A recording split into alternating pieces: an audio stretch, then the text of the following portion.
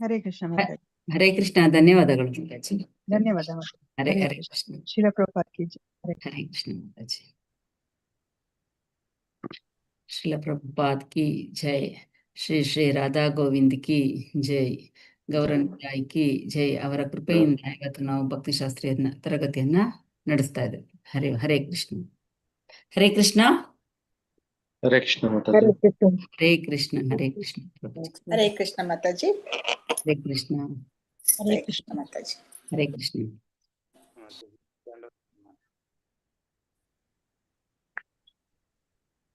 ಇವತ್ತು ಘಟಕ 1 ಅಧ್ಯಾಯ 1ರಿಂದ 6 ಅಲ್ವಾ. ಇದರಲ್ಲಿ ಇವತ್ತು ಪಾಠ 7 ಅಧ್ಯಾಯ 4.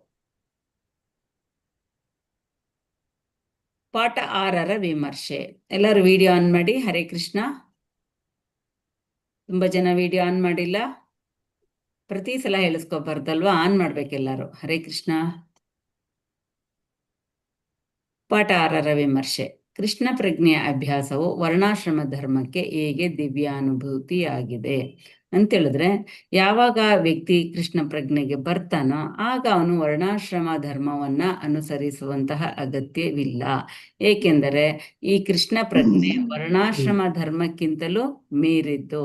ಹಾಗಾಗಿ ಕೃಷ್ಣ ಪ್ರಜ್ಞೆಗೆ ಬಂದಂತಹ ವ್ಯಕ್ತಿ ವರ್ಣಾಶ್ರಮ ಧರ್ಮವನ್ನ ಅನುಸರಿಸುವ ಅಗತ್ಯ ಇಲ್ಲ ಅಂತ ಭಗವಂತ ಹೇಳ್ತಾ ಇದ್ದಾನೆ.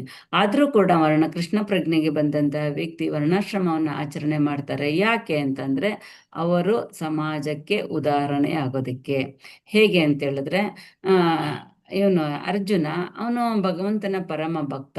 ಅವನು ಯಾವುದೇ ವರ್ಣಾಶ್ರಮ ಪದ್ಧತಿಯನ್ನ ಅನುಸರಿಸಬೇಕಾಗಿರ್ಲಿಲ್ಲ. ಆದ್ರೂ ಕೂಡ ಅವನು ನಾಯಕನಾಗಿರೋದ್ರಿಂದ ಸಮಾಜ ಅವನನ್ನ ಅನುಸರಣೆ ಮಾಡೋದ್ರಿಂದ ಅವನು ವರ್ಣಾಶ್ರಮ ಪದ್ಧತಿಯನ್ನ ಅನುಸರಿಸ್ತಾ ಇದ್ದ. ಹಾಗೇನೆ ಜನಕ ಮಹಾರಾಜ ಅವರು ಕೂಡ ಆತ್ಮ ಸಾಕ್ಷಾತ್ಕಾರ ಮಾಡ್ಕೊಂಡಿದ್ರು. ಅವರು ಕೂಡ ವರ್ಣಾಶ್ರಮ ಪದ್ಧತಿಯನ್ನ ಅನುಸರಿಸ್ತಾ ಇದ್ರು. ಯಾಕೆಂದ್ರೆ ಸಮಾಜಕ್ಕೆ ಒಂದು ಒಳ್ಳೆಯ ಉದಾಹರಣೆಯಾಗಿ ಕೊಡೋದಿಕ್ಕೆ. ಕೃಷ್ಣನು ವರ್ಣಾಶ್ರಮ ಧರ್ಮವನ್ನು ಏಕೆ ಅನುಸರಿಸುತ್ತಾನೆ? ಕೃಷ್ಣ ಕೂಡ ವರ್ಣಾಶ್ರಮ ಧರ್ಮವನ್ನ ಅನುಸರಿಸ್ತಾ ಇರ್ತಾನೆ. ಯಾಕೆಂದ್ರೆ ಕೃಷ್ಣನೇ ಅನುಸರಿಸ್ಲಿಲ್ಲ ಅಂತಂದ್ರೆ ಜನರು ಕೃಷ್ಣನ ನೋಡಿ ಯಾವುದನ್ನು ಕಲಿಯೋದಿಲ್ಲ. ಹಾಗಾಗಿ ಜನರಿಗೆ ತಪ್ಪು ಮಾರ್ಗದರ್ಶನ ಕೊಟ್ಟ ಹಾಗಾಗುತ್ತೆ. ಹಾಗೆ ಕೃಷ್ಣನು ಕೂಡ ಅವನು ಗೃಹಸ್ಥನಾಗಿ ಹೇಗಿರಬೇಕು, ರಾಜಕಾರಣಿಯಾಗಿ ಹೇಗಿರ್ಬೇಕು, ಅದೇ ರೀತಿ ಅವನು ತನ್ನ ಒಂದು ಅರ್ಹತೆಗೆ ತಕ್ಕಂತೆ ಹೇಗಿರ್ಬೇಕೋ ಆ ರೀತಿ ಅವನು ನಡ್ಕೋತಾನೆ. ಇಸ್ಕಾನಿನಲ್ಲಿ ವರ್ಣಾಶ್ರಮ ಧರ್ಮವನ್ನು ಅನುಸರಿಸುವುದು. ಅಲ್ಲೂ ಸಹ ಬೆಳಗ್ಗೆ 4:15 ಹೇಳ್ತಾರೆ, ಮಂಗಳಾರತಿ ಮಾಡ್ತಾರೆ, ಮತ್ತೆ ಎಲ್ಲರಿಗೂ ಪ್ರಸಾದವನ್ನ ಹಂಚ್ತಾರೆ, ಸಂಕೀರ್ತನೆಗಳು ನಡೆಯುತ್ತೆ. ಅಲ್ಲೂ ಕೂಡ ವರ್ಣಾಶ್ರಮ ಪದ್ಧತಿಯನ್ನು ಅನುಸರಿಸ್ತಾರೆ. ಯುದ್ಧ ಮಾಡದಿರಲು ಅರ್ಜುನನ 4ನೇ ಕಾರಣಕ್ಕೆ ಕೃಷ್ಣನ ಪ್ರತಿಕ್ರಿಯೆಗಳು. ಅರ್ಜುನ ಕೊಟ್ಟಂತಹ 4ನೇ ಕಾರಣ ಯಾವುದು ಹೇಳ್ತೀರಾ? ಹರೇ ಕೃಷ್ಣ. ರಾಜವಂಶ ನಾಶವಾಗುತ್ತೆ. ರಾಜವಂಶ ನಾಶ ಆಗುತ್ತೆ ಅಂತ 4ನೇ ಕಾರಣ ಕೊಡ್ತಾನೆ.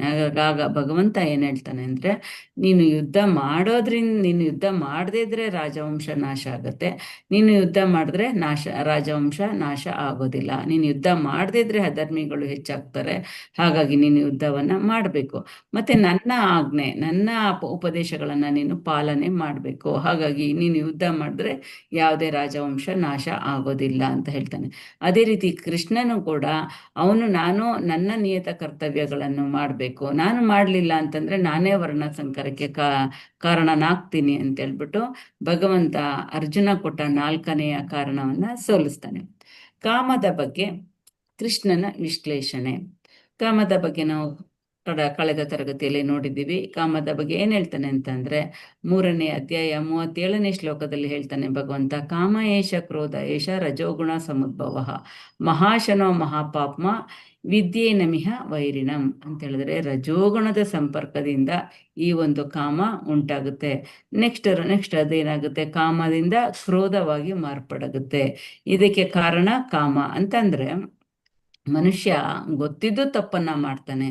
ಯಾಕೆ ತಪ್ಪನ್ನ ಮಾಡ್ತಾನೆ ಅಂತಂದ್ರೆ ಅದು ಕಾಮದಿಂದ ಅವನು ತಪ್ಪನ್ನ ಮಾಡ್ತಾನೆ. ಈಗ ಒಂದು ಉದಾಹರಣೆಗೆ ಒಂದು ಸಿಗರೇಟ್ ಪ್ಯಾಕ್ ನೋಡ್ಬೋದು, ಅದರಲ್ಲಿ ಧೂಮಪಾನ ಆರೋಗ್ಯಕ್ಕೆ ಹಾನಿಕರ ಅಂತಿರುತ್ತೆ. ಆ ಜೊತೆಗೆ ಅಲ್ಲಿ ಒಂದು ಕ್ಯಾನ್ಸರ್ದು ಒಂದು ಚಿತ್ರವನ್ನು ಕೊಟ್ಟಿರ್ತಾರೆ. ಆದ್ರೂ ತಪ್ಪನ್ನ ಮಾಡ್ತಾನೆ. ಯಾಕೆ ಅಂತಂದ್ರೆ ಅದು ಕಾಮ, ಅವನಲ್ಲಿ ಆಸೆ ಬಯಕೆ ಹೆಚ್ಚಾಗಿರುತ್ತೆ. ಅದರಿಂದ ಅವನು ಗೊತ್ತಾಗಿನೂ ತಪ್ಪನ್ನ ಮಾಡ್ತಾನೆ. ಹಾಗಾಗಿ ಈ ಕಾಮವನ್ನ ಗೆಲ್ಬೇಕು ಅಂದ್ರೆ ಏನ್ ಮಾಡ್ಬೇಕು? ಈ ಕಾಮವನ್ನ ಗೆಲ್ಬೇಕು ಅಂತಂದ್ರೆ ನಾವು ಜ್ಞಾನವನ್ನ ಬೆಳೆಸ್ಕೋಬೇಕು. ಯಾವ ಜ್ಞಾನವನ್ನ ಬೆಳೆಸ್ಕೋಬೇಕು ಅನ್ನೋದೇ ಇವತ್ತಿನ ತರಗತಿಯಲ್ಲಿ ನಾವು ಕಲಿಯುತ್ತಿರುವಂತಹ ಒಂದು ವಿಷಯ. ಹರೇ ಕೃಷ್ಣ. ಏವಂ ಪರಂಪರಾ ಪ್ರಾಪ್ತಂ ಅಂತಂದ್ರೆ ಇಳಿದು ಬಂದಿರುವಂತಹ ಒಂದು ಜ್ಞಾನ. ಈಗ ನಾವು ಜ್ಞಾನವನ್ನ ತಿಳ್ಕೊಳ್ಳೋದಕ್ಕೆ 2 ರೀತಿಯ ವಿಧಾನಗಳಿವೆ. ಹೇಳ್ತೀರಾ ಯಾರಾದ್ರೂ? ಹರೇ ಕೃಷ್ಣ. 2 ರೀತಿಯಲ್ಲಿ ನಾವು ಜ್ಞಾನವನ್ನ ತಿಳ್ಕೋಬಹುದು. ಯಾವ್ದ್ಯಾವ್ದು? ಒಂದು ಪರಂಪರೆಯಿಂದ, ಆ ಮಾತಾಜಿ. ಇನ್ನೊಂದು ಬೇರೆ ಇದರಿಂದ. ಒಂದು ಜ್ಞಾನವನ್ನ ನಾವು 2 ರೀತಿಯಲ್ಲಿ ತಿಳ್ಕೋಬಹುದು. ಒಂದು ಆರೋಹಣ ಪದ್ಧತಿ, ಇನ್ನೊಂದು ಅವರೋಹಣ ಪದ್ಧತಿ. ಆರೋಹಣ ಪದ್ಧತಿ ಅಂತ ಹೇಳಿದ್ರೆ ಅದನ್ನ ನಾವೇ ಪ್ರಯತ್ನ ಪಟ್ಟು ಆ ಜ್ಞಾನವನ್ನ ತಿಳ್ಕೊಳ್ಳೋ ಅಂಥದ್ದು. ಅವರೋಹಣ ಅಂತ ಹೇಳಿದ್ರೆ ಭಗವಂತನಿಂದ ಅಪೌರುಷೇಯ ಗ್ರಂಥಗಳಿಂದ ಬಂದಿರುವಂತಹ ಒಂದು ಜ್ಞಾನ. ಆರೋಹಣದಲ್ಲಿ ನಾವು ಎಲ್ಲವನ್ನ ಕಂಡಿಡಿದು ನಾವು ಜ್ಞಾನ ತಿಳ್ಕೊಳ್ಳೋದಕ್ಕೆ ಸಾಧ್ಯ ಆಗೋದಿಲ್ಲ. ಏಕೆಂದ್ರೆ ಕಲಿಯುಗದಲ್ಲಿ ಆಯಸ್ಸು ತುಂಬಾ ಕಡಿಮೆ ಇರುತ್ತೆ. ಹಾಗಾಗಿ ಎಲ್ಲವನ್ನ ಪರೀಕ್ಷೆ ಮಾಡಿ ನಾವು ಜ್ಞಾನವನ್ನ ಪಡ್ಕೊಳ್ಳೋದಕ್ಕೆ ಸಾಧ್ಯ ಇಲ್ಲ. ಹಾಗಾಗಿ ಅದು ಸರಿಯಾದ ವಿಧಾನ ಅಲ್ಲ. ಸರಿಯಾದ ವಿಧಾನ ಯಾವುದು ಅಂತ ಹೇಳಿದ್ರೆ ಅಪೌರುಷೇಯ ಗ್ರಂಥಗಳಿಂದ ಭಗವಂತನ ಬಾಯಿಯಿಂದ ನೇರವಾಗಿ ಬಂದಿರುವಂತಹ ಜ್ಞಾನ, ಇದು ಸರಿಯಾದ ಒಂದು ವಿಧಾನ. ಏವಂ ಪರಂಪರಾ ಪ್ರಾಪ್ತಂ ಅಂತ ಹೇಳಿದ್ರೆ ಇದು ಇಳಿದು ಬಂದಿದೆ ಜ್ಞಾನ. ಎಲ್ಲಿಂದ ಬಂದಿದೆ? ಭಗವಂತನಿಂದ. ಈಗ ಪರಂಪರೆ, ನಾವು ಯಾವುದೇ ಜ್ಞಾನವನ್ನ ಪಡ್ಕೋಬೇಕು ಅಂತಂದ್ರು ಪರಂಪರೆಯಿಂದ ಬಂದಿರಬೇಕು ಜ್ಞಾನ. ಪರಂಪರೆ ಅಂತಂದ್ರೆ ಏನು ಅಂತಂದ್ರೆ ನಮ್ಗೆ ಒಬ್ರು ಗುರು ಇರ್ತಾರೆ, ಅವರಿಗೆ ಒಬ್ರು ಗುರು, ಅವರಿಗೆ ಒಬ್ರು ಗುರು, ಅವರಿಗೆ ಒಬ್ರು ಗುರು, ಅದು ಹೋಗಿ ಕೊನೆಗೆ ಭಗವಂತ ಶ್ರೀಕೃಷ್ಣನನ್ನೇ ಮುಟ್ಟತ್ತೆ. ಅಂತಂದ್ರೆ ಭಗವಂತ ಈ ಒಂದು ಜ್ಞಾನವನ್ನ 4 ಜನಕ್ಕೆ ಕೊಡ್ತಾನೆ. ಯಾರ್ಯಾರಿಗೆ ಕೊಡ್ತಾನೆ? ಬ್ರಹ್ಮನಿಗೆ ಕೊಡ್ತಾನೆ, ಶಿವನಿಗೆ ಕೊಡ್ತಾನೆ, ಲಕ್ಷ್ಮಿಗೆ ಕೊಡ್ತಾನೆ, 4 ಜನ ಕುಮಾರರಿಗೆ ಕೊಡ್ತಾನೆ. ಬ್ರಹ್ಮನಿಗೆ ಕೊಟ್ಟ ಜ್ಞಾನ ಬ್ರಹ್ಮ ಮಧ್ವ ಗೌಡಿಯ ಸಂಪ್ರದಾಯ, 4 ಸಂಪ್ರದಾಯಗಳು. ಅದಾದ್ಮೇಲೆ ಶಿವನಿಗೆ ಕೊಡ್ತಾನೆ, ಅದು ರುದ್ರ ಸಂಪ್ರದಾಯ. ಮತ್ತೆ ಲಕ್ಷ್ಮಿಗೆ ಕೊಡ್ತಾರೆ, ಅದು ಶ್ರೀ ಸಂಪ್ರದಾಯ. ಮತ್ತೆ ಇವರಿಗೆ 4 ಜನ ಕುಮಾರರಿಗೆ ಕೊಡ್ತಾರೆ, ಅದು ಕುಮಾರ ಸಂಪ್ರದಾಯ. ಮಧ್ವ ಗೌಡಿಯ ಸಂಪ್ರದಾಯದಲ್ಲಿ ಅಲ್ಲಿ ಮುಖ್ಯಸ್ಥರು ಯಾರಂದ್ರೆ ಮಧ್ವಾಚಾರ್ಯರು. ಬ್ರಹ್ಮ ಮಧ್ವ ಗೌಡಿಯ ಸಂಪ್ರದಾಯ ಈಗ ನಾವೆಲ್ಲರೂ ಅನುಸರಿಸ್ತಾ ಇದ್ದೀವಲ್ವಾ, ಎಲ್ಲ ಇಸ್ಕಾನ್ಗಳಲ್ಲೂ ಈ ಒಂದು ಸಂಪ್ರದಾಯವನ್ನೇ ಅನುಸರಿಸುವಂಥದ್ದು. ಹಾಗೇನೆ ಶ್ರೀ ಸಂಪ್ರದಾಯ ಅಲ್ಲಿ ಮುಖ್ಯರಾದವರು ರಾಮಾನುಜಾಚಾರ್ಯರು. ಇನ್ನು ಕುಮಾರ ಸಂಪ್ರದಾಯ ಅಲ್ಲಿ ಮುಖ್ಯರಾದವರು ನಿಂಬಾರ್ಕಾಚಾರ್ಯರು. ಇನ್ನು ರುದ್ರ ಸಂಪ್ರದಾಯದಲ್ಲಿ ಮುಖ್ಯರಾದವರು ವಿಷ್ಣು ಸ್ವಾಮಿ. ಈ 4 ಸಂಪ್ರದಾಯಗಳಿಂದ ಬಂದಂತಹ ಜ್ಞಾನವನ್ನ ನಾವು ಪಡ್ಕೊಂಡ್ರೆ ಅದು ಸರಿಯಾದ ಜ್ಞಾನ. ಹೇಳ್ತೀರಾ 4 ಸಂಪ್ರದಾಯ ಯಾವ್ದ್ಯಾವ್ದು ಅಂತ? ಹರೇ ಕೃಷ್ಣ. ಬ್ರಹ್ಮ ಮಧ್ವ ಸಂಪ್ರದಾಯ, ಸಂಪ್ರದಾಯ, ಶ್ರೀ ಸಂಪ್ರದಾಯ, ಕುಮಾರ ಸಂಪ್ರದಾಯ. 4 ಸಂಪ್ರದಾಯಗಳಿಂದ ಈ ಒಂದು ಜ್ಞಾನ ಬಂದಿದೆ. ಕೃಷ್ಣ ವಿವಸ್ವಾನ್, ಈ ಒಂದು ಜ್ಞಾನವನ್ನ ವಿವಸ್ವಾನ್ ಅಂದ್ರೆ ಸೂರ್ಯ ದೇವನಿಗೆ 120 ದಶಲಕ್ಷ ವರ್ಷಗಳ ಹಿಂದೆ ಕೃಷ್ಣ ಹೇಳ್ತಾನೆ. ನಾವು 5000 ವರ್ಷಗಳ ಹಿಂದೆ ಕೃಷ್ಣ ಭಗವದ್ಗೀತೆಯನ್ನ ಬೋಧನೆಯನ್ನ ಮಾಡಿರೋದನ್ನ ನೋಡ್ತೀವಿ. ಆದ್ರೆ ಈ ಒಂದು ಜ್ಞಾನ ಇನ್ನು 120 ದಶಲಕ್ಷ ವರ್ಷಗಳ ಹಿಂದೆ ವಿವಸ್ವಾನನಿಗೆ ಈ ಒಂದು ಭಗವದ್ಗೀತೆಯ ಜ್ಞಾನವನ್ನ ಕೊಡ್ತಾನೆ. ಮತ್ತೆ ಆ ವಿವಸ್ವಾನ್ ಏನ್ ಮಾಡ್ತಾನೆ, ಅವನ ಮಗ ಮನುವಿಗೆ 2 ದಶಲಕ್ಷ ವರ್ಷಗಳ ಹಿಂದೆ ಕೊಡ್ತಾನೆ ಇದೇ ಜ್ಞಾನವನ್ನ. ಆ ಮನು ಏನ್ ಮಾಡ್ತಾನೆ, ಅವನ ಮಗ ಇಕ್ಷ್ವಾಕುವಿಗೆ ಉಪದೇಶ ಮಾಡ್ತಾನೆ. ಇದು ರಘುವಂಶದ ಮೂಲ ಪುರುಷ ಇಕ್ಷ್ವಾಕು. ಇವನು ಇಕ್ಷ್ವಾಕು ಅಲ್ವಾ. ಇದೇ ಒಂದು ವಂಶದಲ್ಲಿ ನಮ್ಮ ಶ್ರೀರಾಮಚಂದ್ರ ಕೂಡ ಇದೇ ವಂಶದಲ್ಲಿ ಜನಿಸ್ತಾನೆ. ಇದೇ ವಂಶದಲ್ಲಿ ಬರ್ತಾನೆ. ಅಂತಂದ್ರೆ ಈ 4 ಭಗವಂತ ಕೃಷ್ಣನಿಂದ ವಿವಸ್ವಾನ್ಗೆ ಬರುತ್ತೆ, ವಿವಸ್ವಾನಿಂದ ಮನುಗೆ ಬರುತ್ತೆ ಈ ಒಂದು ವಿಜ್ಞಾನ, ಮತ್ತೆ ಮನುವಿನಿಂದ ಇಕ್ಷ್ವಾಕುವಿಗೆ ಬರುತ್ತೆ. ಇಮಂ ರಾಜರ್ಷಯೋ ವಿದುಹು ಅಂತ ಹೇಳಿದ್ರೆ ಈ ಒಂದು ಜ್ಞಾನವನ್ನ ಎಲ್ಲ ರಾಜರ್ಷಿಗಳಿಗೆ ಕೊಡಲಾಗಿತ್ತು. ಯಾಕೆ ಅಂದ್ರೆ ರಾಜರುಗಳು ಪ್ರಜೆಗಳ ರಕ್ಷಣೆಯನ್ನ ಮಾಡ್ತಾರೆ, ಪ್ರಜೆಗಳ ಆಳ್ವಿಕೆಯನ್ನ ಮಾಡ್ತಾರೆ ಅಲ್ವಾ. ಹಾಗಾಗಿ ಮೊದಲು ಅವರು ಈ ಒಂದು ಕೃಷ್ಣ ವಿಜ್ಞಾನವನ್ನ ತಿಳ್ಕೊಂಡು ಜನರಿಗೂ ಕೂಡ ಈ ಒಂದು ವಿಜ್ಞಾನವನ್ನ ಅವರು ಬೋಧನೆ ಮಾಡಬೇಕು. ಯಾಕೆಂದ್ರೆ ಜನರನ್ನ ಈ ಒಂದು ಐಹಿಕ ಕಾಮದಿಂದ ರಕ್ಷಿಸ್ಬೇಕು ಅಂತಂದ್ರೆ ಈ ಒಂದು ಜ್ಞಾನವನ್ನ ಅವರು ಕೊಡ್ಬೇಕಾಗಿತ್ತು. ಹೀಗೆ ಕೊಡುವಾಗ ಏನಾಗುತ್ತೆ, ಜನರಿಗೆ ಅವರು ಈ ಜನ್ಮದಲ್ಲೂ ಒಳ್ಳೇದಾಗುತ್ತೆ. ಈ ಒಂದು ಭಗವದ್ಗೀತೆಯ ಮುಖಾಂತರ ಅವರು ಕರ್ಮಗಳನ್ನ ಮಾಡೋದ್ರಿಂದ ಅವ್ರಿಗೆ ಈ ಜನ್ಮದಲ್ಲೂ ಒಳ್ಳೇದಾಗುತ್ತೆ, ಮುಂದಿನ ಜನ್ಮದಲ್ಲೂ ಕೂಡ ಒಳ್ಳೇದಾಗುತ್ತೆ. ಇದೇ ರೀತಿ ರಾಜರುಗಳು ಕೂಡ ಕೊಡ್ತಾ ಇದ್ರು. ಉದಾಹರಣೆ ಜನಕ ಮಹಾರಾಜ ಆಗ್ಬೋದು, ಯುಧಿಷ್ಠಿರ ಮಹಾರಾಜ ಆಗಿರ್ಬೋದು. ಇವರೆಲ್ಲ ಅವರೇ ಭಕ್ತಿಯಲ್ಲಿ ಇದ್ದಿದ್ರಿಂದ ಅವರು ಈ ಜ್ಞಾನವನ್ನ ತಮ್ಮ ಪ್ರಜೆಗಳಿಗೂ ಕೊಡ್ತಾ ಇದ್ರು.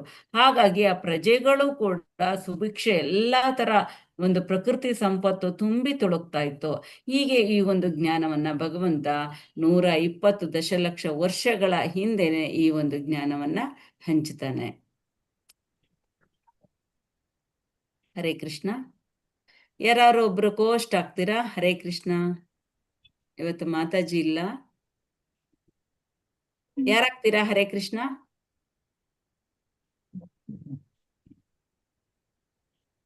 ಹರೇ ಕೃಷ್ಣ ಮಾತಾಜಿ. ಆಗ್ತೀನಿ ಮಾತಾಜಿ.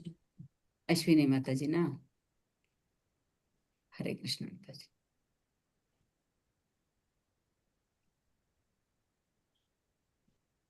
ಕೋಸ್ಟ್ ಮಾಡಿದ್ದೀನಿ ಮಾತಾಜಿ ನಿಮ್ನ. ಅಶ್ವಿನಿ ಮಾತಾಜಿ. ಓಕೆ ಮಾತಾಜಿ. ಹರೇ ಕೃಷ್ಣ. ಓದೋರು ಕೈ ಮೇಲೆ ಐತಿ.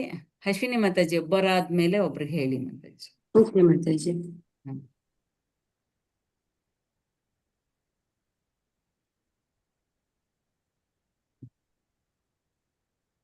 ಗೀತಾ ಮಾತಾಜಿ ಓದಿ ಮಾತಾಜಿ. ಹರೇ ಕೃಷ್ಣ ಮಾತಾಜಿ. ಹರೇ ಕೃಷ್ಣ ಮಾತಾಜಿ. ಮಾತಾಜಿ ಸ್ವಲ್ಪ ಸ್ಕ್ರೀನ್ ದೊಡ್ಡದ್ ಮಾಡಿ. ಆಗ್ತೈತೆ. ಏವಂ ಪರ ಪ್ರಾಪ್ತಂ ಸಕಾಲೇನೇಹ ಮಹತ ಯೋಗೋ ನಷ್ಟ ಪರಂತಪಃ. ಕಾಲಕ್ರಮದಲ್ಲಿ ಈ ಪರಂಪರೆಯು ಛೇದವಾಯಿತು, ಆದುದರಿಂದ ಈ ವಿಜ್ಞಾನವು ನಷ್ಟವಾದಂತೆ ಕಾಣುತ್ತದೆ. ಭಗವದ್ಗೀತೆ 4.2 4.2. ಅಂದ್ರೆ ಈ ಒಂದು ಜ್ಞಾನ ಏನಾಯ್ತು, ಕಾಲಾನುಕ್ರಮದಲ್ಲಿ ಅಂದ್ರೆ ರಾಜರು ಹೇಳ್ತಾ ಇರ್ತಾರೆ, ಮಧ್ಯದಲ್ಲಿ ಏನಾಗುತ್ತೆ, ಅಲ್ಲಿ ಒಂದು ಛೇದ ಆಗುತ್ತೆ, ಆ ಒಂದು ಜ್ಞಾನ ನಾಶ ಆಗ್ಬಿಡತ್ತೆ. ಅಂತಂದ್ರೆ ಎಲ್ಲಾ ರಾಜರುಗಳು ಭಕ್ತರೇ ಬಂದಾಗ ಆ ಜ್ಞಾನ ಬರ್ತಾ ಇತ್ತು, ಬರ್ತಾ ಇತ್ತು. ಅಲ್ಲಿ ಮಧ್ಯದಲ್ಲಿ ಯಾರಾದ್ರೂ ಬೇರೆ ಮಾಯಾವಾದಿಗಳು ಅಥವಾ ಭಗವಂತನ ಬಗ್ಗೆ ಇಂಟ್ರೆಸ್ಟ್ ಇಲ್ದಿದ್ದವರು, ಆಸಕ್ತಿ ಇಲ್ದಿದ್ದವರು ರಾಜ್ಯಭಾರ ಮಾಡುವಾಗ ಅದು ಛೇದ ಆಗುತ್ತೆ. ಹಾಗಾಗಿ ಈ ಪರಂಪರೆಯು ಛೇದವಾಯಿತು, ಆದುದರಿಂದ ಈ ವಿಜ್ಞಾನವು ನಷ್ಟವಾದಂತೆ ಕಾಣುತ್ತದೆ. ಈ ಒಂದು ಜ್ಞಾನ ಭಗವಂತನಿಗೆ ಗೊತ್ತಾಯ್ತು, 5000 ವರ್ಷಗಳ ಹಿಂದೆ ಈ ಒಂದು ಜ್ಞಾನ ನಷ್ಟ ಆಗಿದೆ ಅಂತನ್ಬಿಟ್ಟು. ಕಾಲೇನೇಹ ಮಹತ ಯೋಗೋ ನಷ್ಟ ಪರಂತಪ. ಮತ್ತೆ ಈ ಜ್ಞಾನ ಏನ್ ನಷ್ಟ ಆಗಿರೋದು ಭಗವಂತನಿಗೆ ಗೊತ್ತಾಗುತ್ತೆ. ಆಗ ಏನ್ ಮಾಡ್ತಾನೆ ಭಗವಂತ, ಅದನ್ನ ಮುಂದಿನ ಸ್ಲೈಡ್ ಅಲ್ಲಿ ನೋಡೋಣ. ಓದಿ ಮಾತಾಜಿ. ಹರೇ ಕೃಷ್ಣ. ನಾಮರೂಪಿಣಿ ಮಾತಾಜಿ ಓದಿ ಮಾತಾಜಿ. ಹರೇ ಕೃಷ್ಣ. ಹರೇ ಕೃಷ್ಣ ಮಾತಾಜಿ.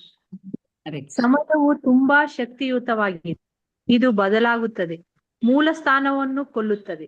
ನಿಮಗೆ ಅನುಭವವಿದೆ, ನೀವು ಯಾವುದನ್ನಾದರೂ ಖರೀದಿಸುತ್ತೀರಿ, ಇದು ತುಂಬಾ ತಾಜಾ ಹೊಸದು, ಆದರೆ ಸಮಯ ಅದನ್ನು ಕೊಲ್ಲುತ್ತದೆ, ಅದು ಕೊಳಕು ಆಗುತ್ತದೆ. ಇದು ಒಂದು ಸಮಯದಲ್ಲಿ, ಸರಿಯಾದ ಸಮಯದಲ್ಲಿ ನಿಷ್ಪ್ರಯೋಜಕವಾಗುತ್ತದೆ.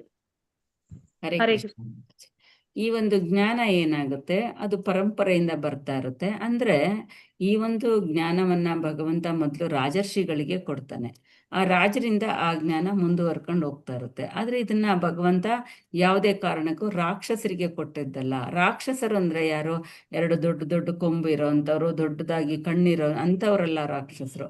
ಯಾರು ಆಸುರರು ಅಂತ ಹೇಳಿದ್ರೆ ಯಾರು ಭಗವಂತನನ್ನ ನಂಬೋದಿಲ್ವೋ ಅಂಥವ್ರನ್ನ ಇಲ್ಲಿ ಅಸುರರು ಅಂತ ಹೇಳ್ತಾ ಇರೋದು. ಅವ್ರೇನ್ ಮಾಡ್ತಾರೆ, ಈ ಒಂದು ಜ್ಞಾನವನ್ನ ಅವ್ರ ಕೈಗೆ ಸಿಕ್ಕಿದ್ರೆ ಅವರು ತಮ್ಮದೇ ಆದ ಒಂದು ಸ್ವಂತ ವ್ಯಾಖ್ಯಾನಗಳನ್ನ ಕೊಟ್ಟು ಈ ಒಂದು ಭಗವಂತನ ಒಂದು ವಿಜ್ಞಾನ ಯಾರಿಗೂ ಪ್ರಯೋಜನವಾಗದೇ ಇರೋ ಹಾಗೆ ಮಾಡಿಬಿಡ್ತಾರೆ. ಹಾಗಾಗಿ ಈ ಒಂದು ಜ್ಞಾನ ಕೊಟ್ಟಿದ್ದು ಭಗವಂತ ನೇರವಾಗಿ ರಾಜರ್ಷಿಗಳಿಗೆ. ಅವರು ಜನರನ್ನ ರಕ್ಷಣೆ ಮಾಡ್ತಾ ಈ ಜ್ಞಾನವನ್ನು ಅವರಿಗೂ ಹಂಚಿ ಅದು ಅವರು ಈ ಒಂದು ಐಹಿಕ ಬಂಧನದಿಂದ ಬಿಡುಗಡೆ ಹೊಂದಿ ಭಗವಂತನಲ್ಲಿ ಅವರು ಭಗವಂತನ ಸಂಬಂಧದಲ್ಲಿ ಆಧ್ಯಾತ್ಮಿಕ ಜ್ಞಾನವನ್ನ ಹೆಚ್ಚು ಮಾಡಿಕೊಂಡು ತನ್ನ ಧಾಮಕ್ಕೆ ಬರಲಿ ಎಂಬ ಉದ್ದೇಶದಿಂದ ಈ ಒಂದು ಜ್ಞಾನವನ್ನ ಕೊಡ್ತಾನೆ. ಆದರೆ ಸಮಯವು ತುಂಬಾ ಶಕ್ತಿಯುತವಾಗಿದೆ, ಇದು ಬದಲಾಗುತ್ತದೆ, ಮೂಲ ಸ್ಥಾನವನ್ನು ಕೊಲ್ಲುತ್ತದೆ. ಈ ಒಂದು ಜ್ಞಾನ ನಾಶ ಆಗ್ತಾ ಹೋಗುತ್ತೆ. ಹೇಗೆ ಅಂದ್ರೆ ಈಗ ನಾವು ಯಾವುದೇ ಒಂದು ಪದಾರ್ಥವನ್ನ ತಗೊಂಬಂದ್ರೆ ತಂದಾಗ ಮಾತ್ರ ಅದು ಹೊಸ್ತಾಗುತ್ತೆ, ಆಮೇಲೆ ಅದು ನಮ್ಗೆ ಹಳೇದಾಗಿ ಕಾಣುತ್ತೆ. ಜ್ಞಾನವು ಇಲ್ಲಿ ಇದೇ ರೀತಿ ನಷ್ಟ ಆಗಿದೆ, ಮೂಲ ಸ್ಥಾನವನ್ನ ಕೊಲ್ಲುತ್ತದೆ. ನಿಮಗೆ ಅನುಭವವಿದೆ, ನೀವು ಯಾವುದನ್ನಾದರೂ ಖರೀದಿಸುತ್ತೀರಿ, ಅದು ತುಂಬಾ ತಾಜಾ ಹೊಸದು, ಆದರೆ ಸಮಯ ಅದನ್ನು ಕೊಲ್ಲುತ್ತದೆ. ಈಗ ನಾವು ಒಂದು ಹಣ್ಣು ತಗೊಂಡ್ಬರ್ತೀವಿ, ಒಂದು ತರಕಾರಿ ತಂದಿರ್ತೀವಿ, ತಂದಾಗ ಅದು ಹೊಸದಾಗಿ ಫ್ರೆಶ್ ಆಗಿರುತ್ತೆ. ಅದೇ ಒಂದ್ 2-3 ದಿನ ನೋಡಿದ್ರೆ ಅದು ತನ್ನ ತಾಜಾತನವನ್ನ ಕಳ್ಕೊಂಡ್ಬಿಟ್ಟಿರುತ್ತೆ. ಹಾಗೆಯೇ ಕೂಡ ಇಲ್ಲ, ಜ್ಞಾನವು ಕೂಡ ಇಲ್ಲಿ ತನ್ನ ಒಂದು ಮೂಲ ಸ್ಥಾನವನ್ನ ಕಳ್ಕೊಂಡ್ಬಿಟ್ಟಿದೆ. ಈಗ ಬೇರೆ ಬೇರೆ ವ್ಯಾಖ್ಯಾನಗಾರರು ಅವ್ರೇನ್ ಮಾಡ್ತಾರೆ, ಭಗವದ್ಗೀತೆಗೆ ಬೇರೆ ಬೇರೆ ಅರ್ಥವನ್ನ ಕೊಟ್ಟು ತಮ್ಮದೇ ಆದ ವ್ಯಾಖ್ಯಾನವನ್ನ ಕೊಟ್ಟು ಆ ಮೂಲ ಭಗವದ್ಗೀತೆ ಏನಿದೆ ಅದರ ಒಂದು ಸಾರಾಂಶವನ್ನೇ ತಿರುಚಿಬಿಟ್ಟಿರ್ತಾರೆ. ಹಾಗಾಗಿ ಅದು ಅದರ ಸ್ಥಾನವನ್ನ ಕಳ್ಕೊಂಡ್ಬಿಟ್ಟಿರುತ್ತೆ, ಅದು ಕೊಳಕು ಆಗುತ್ತದೆ. ಇದು ಒಂದು ಸಮಯದಲ್ಲಿ, ಸರಿಯಾದ ಸಮಯದಲ್ಲಿ ನಿಷ್ಪ್ರಯೋಜಕವಾಗುತ್ತದೆ. ಅದು ಕೂಡ ನಮಗೆ ಬೇಕಾದಂತಹ ಸಮಯದಲ್ಲಿ ಅದು ನಿಷ್ಪ್ರಯೋಜಕ ಆಗುತ್ತೆ. ನೆಕ್ಸ್ಟ್ ಓದಿ. ಹರೇ ಕೃಷ್ಣ. ಚಂದ್ರ ಮಾತಾಜಿ ಓದಿ ಪ್ರಭುಜಿ. ಹರೇ ಕೃಷ್ಣ ಮಾತಾಜಿ. ಹರೇ ಈ ಕೃಷ್ಣ. ಭೌತಿಕ ಸಮಯ, ಇದನ್ನು ಕಾಲ ಎಂದು ಕರೆಯಲಾಗುತ್ತದೆ. ಈ ಕಾಲವು ಕೃಷ್ಣನ ಇನ್ನೊಂದು ರೂಪವಾಗಿದೆ. ಆದ್ದರಿಂದ ಕಾಲೇನ ಮಹತ, ಆದ್ದರಿಂದ ಇದನ್ನು ಮಹತ ಎಂದು ಕರೆಯಲಾಗುತ್ತದೆ. ಇದು ತುಂಬಾ ಶಕ್ತಿಯುತವಾಗಿದೆ. ಇದು ಸಾಮಾನ್ಯ ವಿಷಯವಲ್ಲ. ಮಹತ ನಾಶ ಮಾಡುವುದೇ ಇದರ ವ್ಯವಹಾರ. ಹರೇ ಕೃಷ್ಣ ಪ್ರಭುಜಿ. ಈ ಭೌತಿಕ ಸಮಯ, ಈ ಸಮಯ ಇದು ಕಾಲ, ಇದು ಕೂಡ ಕೃಷ್ಣನ ಇನ್ನೊಂದು ರೂಪ. ಆದ್ದರಿಂದ ಕಾಲೇನ ಮಹತ, ಆದ್ದರಿಂದ ಇದನ್ನು ಮಹತ ಎಂದು ಕರೆಯಲಾಗುತ್ತದೆ. ಈ ಸಮಯವು ಕೂಡ ತುಂಬಾ ಮಹತ್ತರವಾದದ್ದು. ಈ ಸಮಯ ಹೋದ ಹಾಗೆ ಈ ಒಂದು ಜ್ಞಾನವು ಕೂಡ ನಾಶ ಆಗಿ ಹೋಗಿದೆ. ಎಷ್ಟೇ ದೊಡ್ಡ ಸಾಮ್ರಾಜ್ಯಗಳಿದ್ದರೂ, ಎಷ್ಟೇ ದೊಡ್ಡ ದಕ್ಷ ಆಡಳಿತಗಾರರು, ರಾಜರು ಇದ್ರೂ ಕೂಡ ಎಲ್ಲರೂ ಕೂಡ ನಾಶ ಆಗ್ತಾರೆ. ಯಾವುದು ಕಾರಣ? ಅದಕ್ಕೆ ಕಾಲದ ಮಹಿಮೆ. ಇದು ತುಂಬಾ ಶಕ್ತಿಯುತವಾಗಿದೆ, ಇದು ಸಾಮಾನ್ಯ ವಿಷಯವಲ್ಲ. ಮಹತ, ನಾಶ ಮಾಡುವುದೇ ಇದರ ವ್ಯವಹಾರ. ಎಂಥದ್ದೇ ರಾಜ ಮಹಾರಾಜರಿರ್ಲಿ, ಎಂಥವರೇ ಇರಲಿ, ಎಲ್ಲವೂ ಕೂಡ ಈ ಐಹಿಕ ಪ್ರಪಂಚದಲ್ಲಿ ನಾಶ ಆಗ್ತಾ ಹೋಗುತ್ತೆ. ಇದಕ್ಕೆ ಕಾರಣ ಕಾಲದ ಪ್ರಭಾವ. ಇದು ಕೂಡ ಕೃಷ್ಣನ ಒಂದು ರೂಪವಾಗಿದೆ. ಹರೇ ಕೃಷ್ಣ. ನಿರ್ಮಲಾ ಮಾತಾಜಿ ಓದಿ ಮಾತಾಜಿ. ಗುರು ಪರಂಪರೆಯು ಛೇದವಾಯಿತೆಂದು ಭಗವಂತನೇ 5,000 ವರ್ಷಗಳ ಹಿಂದೆ ಕಂಡುಕೊಂಡನು. ಆದುದರಿಂದ ಅವನ ಗೀತೆಯ ಉದ್ದೇಶವು ನಷ್ಟವಾಯಿತು ಎಂದು ಸಾರಿದ. ಅದೇ ರೀತಿ ಈಗಲೂ ಗೀತೆಯ ಎಷ್ಟೋ ಆವೃತ್ತಿಗಳಿವೆ, ಆದರೆ ಅವುಗಳಲ್ಲಿ ಅನೇಕ ಆವೃತ್ತಿಗಳು ಯಾವ ಅಧಿಕೃತ ಗುರು ಪರಂಪರೆಗೂ ಅನುಗುಣವಾಗಿಲ್ಲ. ಹರೇ ಕೃಷ್ಣ. ಹರೇ ಕೃಷ್ಣ. ಗುರು ಪರಂಪರೆಯು ಛೇದವಾಯಿತೆಂದು ಭಗವಂತನೇ 5,000 ವರ್ಷಗಳ ಹಿಂದೆ ಕಂಡುಕೊಂಡನು. ಆದುದರಿಂದ ಅವನ ಗೀತೆಯ ಉದ್ದೇಶವು ನಷ್ಟವಾಯಿತು ಎಂದು ಸಾರಿದ. ಅದೇ ರೀತಿ ಈಗಲೂ ಗೀತೆಯ ಎಷ್ಟೋ ಆವೃತ್ತಿಗಳಿವೆ, ಆದರೆ ಅವುಗಳಲ್ಲಿ ಅನೇಕ ಆವೃತ್ತಿಗಳು ಯಾವ ಅಧಿಕೃತ ಗುರು ಪರಂಪರೆಗೂ ಅನುಗುಣವಾಗಿಲ್ಲ. ಶ್ರೀಲ ಪ್ರಭುಪಾದರು ಅಮೆರಿಕದಲ್ಲಿ ಈ ಒಂದು ಭಗವದ್ಗೀತೆಯನ್ನ ಬರೆಯುವಾಗ ಅವ್ರಿಗೆ ಒಂದು 650 750 ಭಗವದ್ಗೀತೆಯ ಆವೃತ್ತಿಗಳು ಇತ್ತು. ಎಲ್ಲವೂ ಕೂಡ ಹೆಡ್ಡಿಂಗ್ ನಲ್ಲಿ ಭಗವದ್ಗೀತೆ ಅಂತ ಇತ್ತು. ಆದ್ರೆ ಒಳಗಡೆ ತಿರ್ಚಿ ನೋಡಿದ್ರೆ ಅಲ್ಲಿ ಭಗವಂತನ ಬಗ್ಗೆ ಏನೇನು ಇರಲಿಲ್ಲ. ಎಲ್ಲರೂ ಕೂಡ ತಮ್ಮ ಅಭಿರುಚಿಗೆ ತಕ್ಕಂತೆ ತಮ್ಮ ಮನಸ್ಸಿಗೆ ಬಂದಂತೆ ಈ ಒಂದು ಭಗವದ್ಗೀತೆಯ ಜ್ಞಾನ ಭಗವದ್ಗೀತೆಯ ಜ್ಞಾನ ಮೂಲ ಜ್ಞಾನ ಇರಲಿಲ್ಲ, ತಮ್ಮ ಮನಸ್ಸಿಗೆ ಬಂದಂತೆ ಅಲ್ಲಿ ಬರೆದಿದ್ರು. ಹಾಗಾಗಿ ನಾವು ಯಾವುದೇ ಜ್ಞಾನವನ್ನ ಪಡ್ಕೊಂಡ್ರು ನಾವೇನ್ ಮಾಡ್ಬೇಕು, ಮೂಲ ಭಗವದ್ಗೀತೆ ಏನಿದೆ ಆ ಯಥಾರೂಪ ಅಲ್ಲಿಂದ ಭಗವದ್ಗೀತೆಯನ್ನ ಪಡ್ಕೋಬೇಕು. ಹೇಗೆ ಅರ್ಥ ಮಾಡ್ಕೋಬೇಕು ಅಂತಂದ್ರೆ, ಈಗ ನಾವು ಒಂದು ಚಿನ್ನ ತಗೋತೀವಿ, ಅದರಲ್ಲಿ ರಿಯಲ್ ಗೋಲ್ಡೇ ಬೇರೆ ಇರುತ್ತೆ, ಡೂಪ್ಲಿಕೇಟ್ ಗೋಲ್ಡ್ ಬೇರೆ ಇರುತ್ತೆ. ಆ ಡೂಪ್ಲಿಕೇಟ್ ಗೋಲ್ಡ್ ಹೇಗಿರುತ್ತೆ, ಸೇಮ್ ರಿಯಲ್ ಗೋಲ್ಡ್ ತರನೇ ಇರುತ್ತೆ. ನಾವು ಹಣ ಕೊಟ್ಟು ಆ ಡೂಪ್ಲಿಕೇಟ್ ಗೋಲ್ಡ್ ತಗೊಂಬಂದ್ರೆ ನಮ್ಗೆ ಎಷ್ಟು ಲಾಸ್ ಆಗುತ್ತೆ ಅಲ್ವಾ? ಅದು ಕ್ವಾಲಿಟಿನೂ ಇರಲ್ಲ. ಚಿನ್ನನೇ, ಹಿತ್ತಾಳೆನೆ. ಅದೇ ರೀತಿಯಲ್ಲಿ ನಾವು ಭಗವದ್ಗೀತೆ ಓದ್ತೀವಿ ಅನ್ನುವಂತಹ ಒಂದು ಮನಸ್ಥಿತಿ ಬಂದಾಗ ನಾವು ಬೇರೆ ಬೇರೆ ಭಗವದ್ಗೀತೆ ಪರಂಪರೆಯಿಂದ ಬಂದಿಲ್ಲದಂತಹ ಜ್ಞಾನವನ್ನ ನಾವು ಪಡ್ಕೊಂಡಾಗ ಏನಾಗುತ್ತೆ, ನಮ್ಗೆ ಇರುವಂತಹ ಸ್ವಲ್ಪ ಭಕ್ತಿಯು ಕೂಡ ನಾಶ ಆಗ್ತಾ ಹೋಗುತ್ತೆ. ಹಾಗಾಗಿ ತುಂಬಾ ಭಗವದ್ಗೀತೆಯನ್ನ ಬರೆದಿದ್ದಾರೆ. ಹಾಗಾಗಿ ನಾವು ಭಗವದ್ಗೀತೆಯನ್ನ ನಮ್ಮ ಭಕ್ತಿಯ ಒಂದು ಆಧ್ಯಾತ್ಮಿಕ ಮಟ್ಟ, ಉನ್ನತ ಮಟ್ಟಕ್ಕೆ ಹೋಗ್ಬೇಕು ಅಂತಂದ್ರೆ ಭಗವದ್ಗೀತೆ ಯಥಾರೂಪವನ್ನ ಓದ್ಬೇಕು. ಏಕೆಂದ್ರೆ ಯಥಾರೂಪದಲ್ಲಿ ಶ್ರೀಕೃಷ್ಣ ಭಗವಂತನಿಗೆ ಉಪದೇಶ ಮಾಡಿದ, ಯಾವ ರೀತಿ ಉಪದೇಶ ಮಾಡ್ದ ಅದೇ ಉಪದೇಶಗಳು ಈ ಒಂದು ಮೂಲ ಭಗವದ್ಗೀತೆಯಲ್ಲಿ ಇದೆ. ಆದ್ರೆ ಬೇರೆಯವರು ತಮ್ಮ ಮನಸ್ಥಿತಿಗೆ ತಕ್ಕಂತೆ ವ್ಯಾಖ್ಯಾನವನ್ನು ಕೊಟ್ಟಿರೋದ್ರಿಂದ ಅಂತಹ ಭಗವದ್ಗೀತೆಯನ್ನು ಓದೋದ್ರಿಂದ ನಮ್ಮ ಭಕ್ತಿಯಲ್ಲಿ ಪ್ರಗತಿಯನ್ನ ಸಾಧಿಸೋದಕ್ಕೆ ಸಾಧ್ಯ ಆಗೋದಿಲ್ಲ. ಹರೇ ಕೃಷ್ಣ. ಮಂಜುಳಾ ಮಾತಾಜಿ.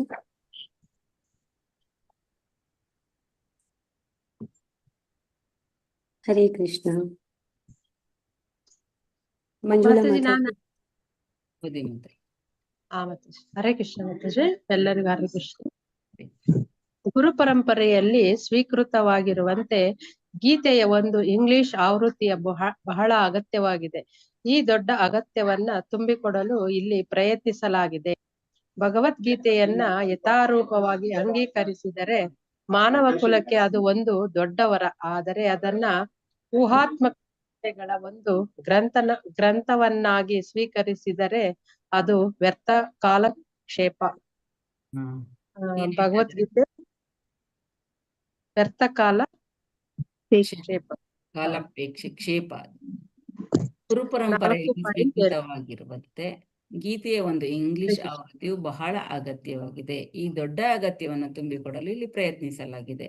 ಭಗವದ್ಗೀತೆಯನ್ನು ಯಥಾರೂಪವಾಗಿ ಅಂಗೀಕರಿಸಿದರೆ ಮಾನವ ಕುಲಕ್ಕೆ ಅದು ಒಂದು ದೊಡ್ಡ ವರ. ಆದರೆ ಅದನ್ನು ಊಹಾತ್ಮಕ ಚಿಂತನೆಗಳ ಒಂದು ಗ್ರಂಥವನ್ನಾಗಿ ಸ್ವೀಕರಿಸಿದರೆ ಅದು ವ್ಯರ್ಥ ಕಾಲಕ್ಷೇಪ.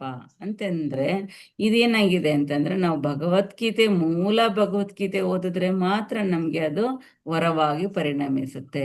ಅದೇ ನಾವು ಬೇರೆ ಊಹಾತ್ಮಕ ಚಿಂತನೆಗಳಿಂದ ಅವರ ಮನಸ್ಸಿಗೆ ತಕ್ಕಂತೆ ಈಗ ಕೆಲವರೆಲ್ಲ ಈಗ ಭಗವದ್ಗೀತೆ ಶ್ರೀಲ ಪ್ರಭುಪಾದರು ಬರ್ದಿದ್ದಾರೆ. ಹೇಗೆ ಬರ್ದಿದ್ದಾರೆ ಅಂತ ಹೇಳಿದ್ರೆ, ಅವರು ಯಾವುದೇ ಒಂದು ಅನಾಲಜಿಸ್ ಸಾದೃಶ್ಯಗಳಾಗಿರ್ಬೋದು, ಅವ್ರು ಏನೇ ಬರ್ದಿದ್ರು ಅದಕ್ಕೆ ಅಲ್ಲಿ ಒಂದು ಪ್ರಮಾಣವನ್ನ ಕೊಟ್ಟಿರ್ತಾರೆ.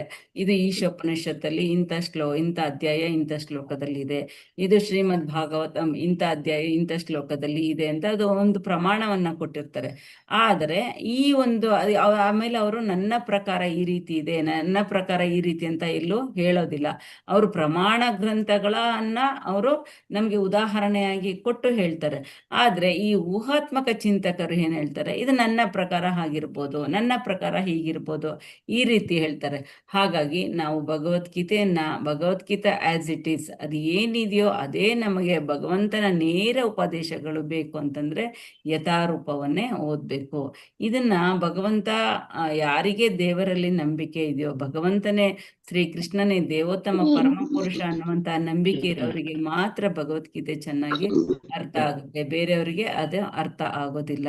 ಹಾಗಾಗಿ ಭಗವದ್ಗೀತೆಯನ್ನ ಊಹಾತ್ಮಕ ಚಿಂತನೆಗಳ ಮೂಲಕ ಯಾರು ಬರ್ದಿರ್ತಾರೋ ಅಂತಹ ಭಗವದ್ಗೀತೆಯನ್ನ ನಾವು ಸ್ವೀಕಾರ ಮಾಡಬಾರ್ದು ಅಂತ ಇಲ್ಲಿ ಪ್ರಭುಪಾದರು ನಮಗೆ ಜ್ಞಾನವನ್ನ ಪಡೆದುಕೊಳ್ಳುವ ದಾರಿಯನ್ನ ಎಚ್ಚರಿಸ್ತಾ ಇದ್ದಾರೆ.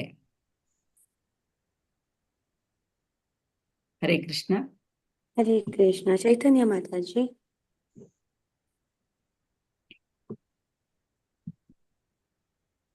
ಹರೇ ಕೃಷ್ಣ ಮಾತಾಜಿ. ಓದ್ತೀರಾ ಮಾತಾಜಿ? ಶ್ಯಾಮರೂಪಿಣಿ ಮಾತಾಜಿ ಓದಿ ಮಾತಾಜಿ. ಮಾತಾಜಿ ಓದ್ಬೇಕಾ? ಓದಿ ಮಾತಾಜಿ. ಚೈತನ್ಯ ಮಾತಾಜಿ ಓದಿ. ಸೂರ್ಯದೇವನಾದ ವಿವಸ್ವಾನನು ನಿನಗಿಂತ ಮೊದಲು ಹುಟ್ಟಿದವನು. ಆದಿಯಲ್ಲಿ ನೀನು ಅವನಿಗೆ ಈ ಶಾಸ್ತ್ರವನ್ನು ಬೋಧಿಸಿದೆ ಎಂದು ನಾನು ಹೇಗೆ ತಿಳಿದುಕೊಳ್ಳಲಿ? ಭಗವದ್ಗೀತಾ 4.4. ಹರೇ ಕೃಷ್ಣ. ಹರೇ ಕೃಷ್ಣ ಮಾತು. ಇಲ್ಲಿ ಅರ್ಜುನ ಪ್ರಶ್ನೆಯನ್ನ ಕೇಳ್ತಾ ಇದ್ದಾನೆ. ಏನಂತ ಕೇಳ್ತಾ ಇದ್ದಾನೆ? ಸೂರ್ಯದೇವನಾದ ವಿವಸ್ವಾನನು ನಿನಗಿಂತ ಮೊದಲು ಹುಟ್ಟಿದವನು.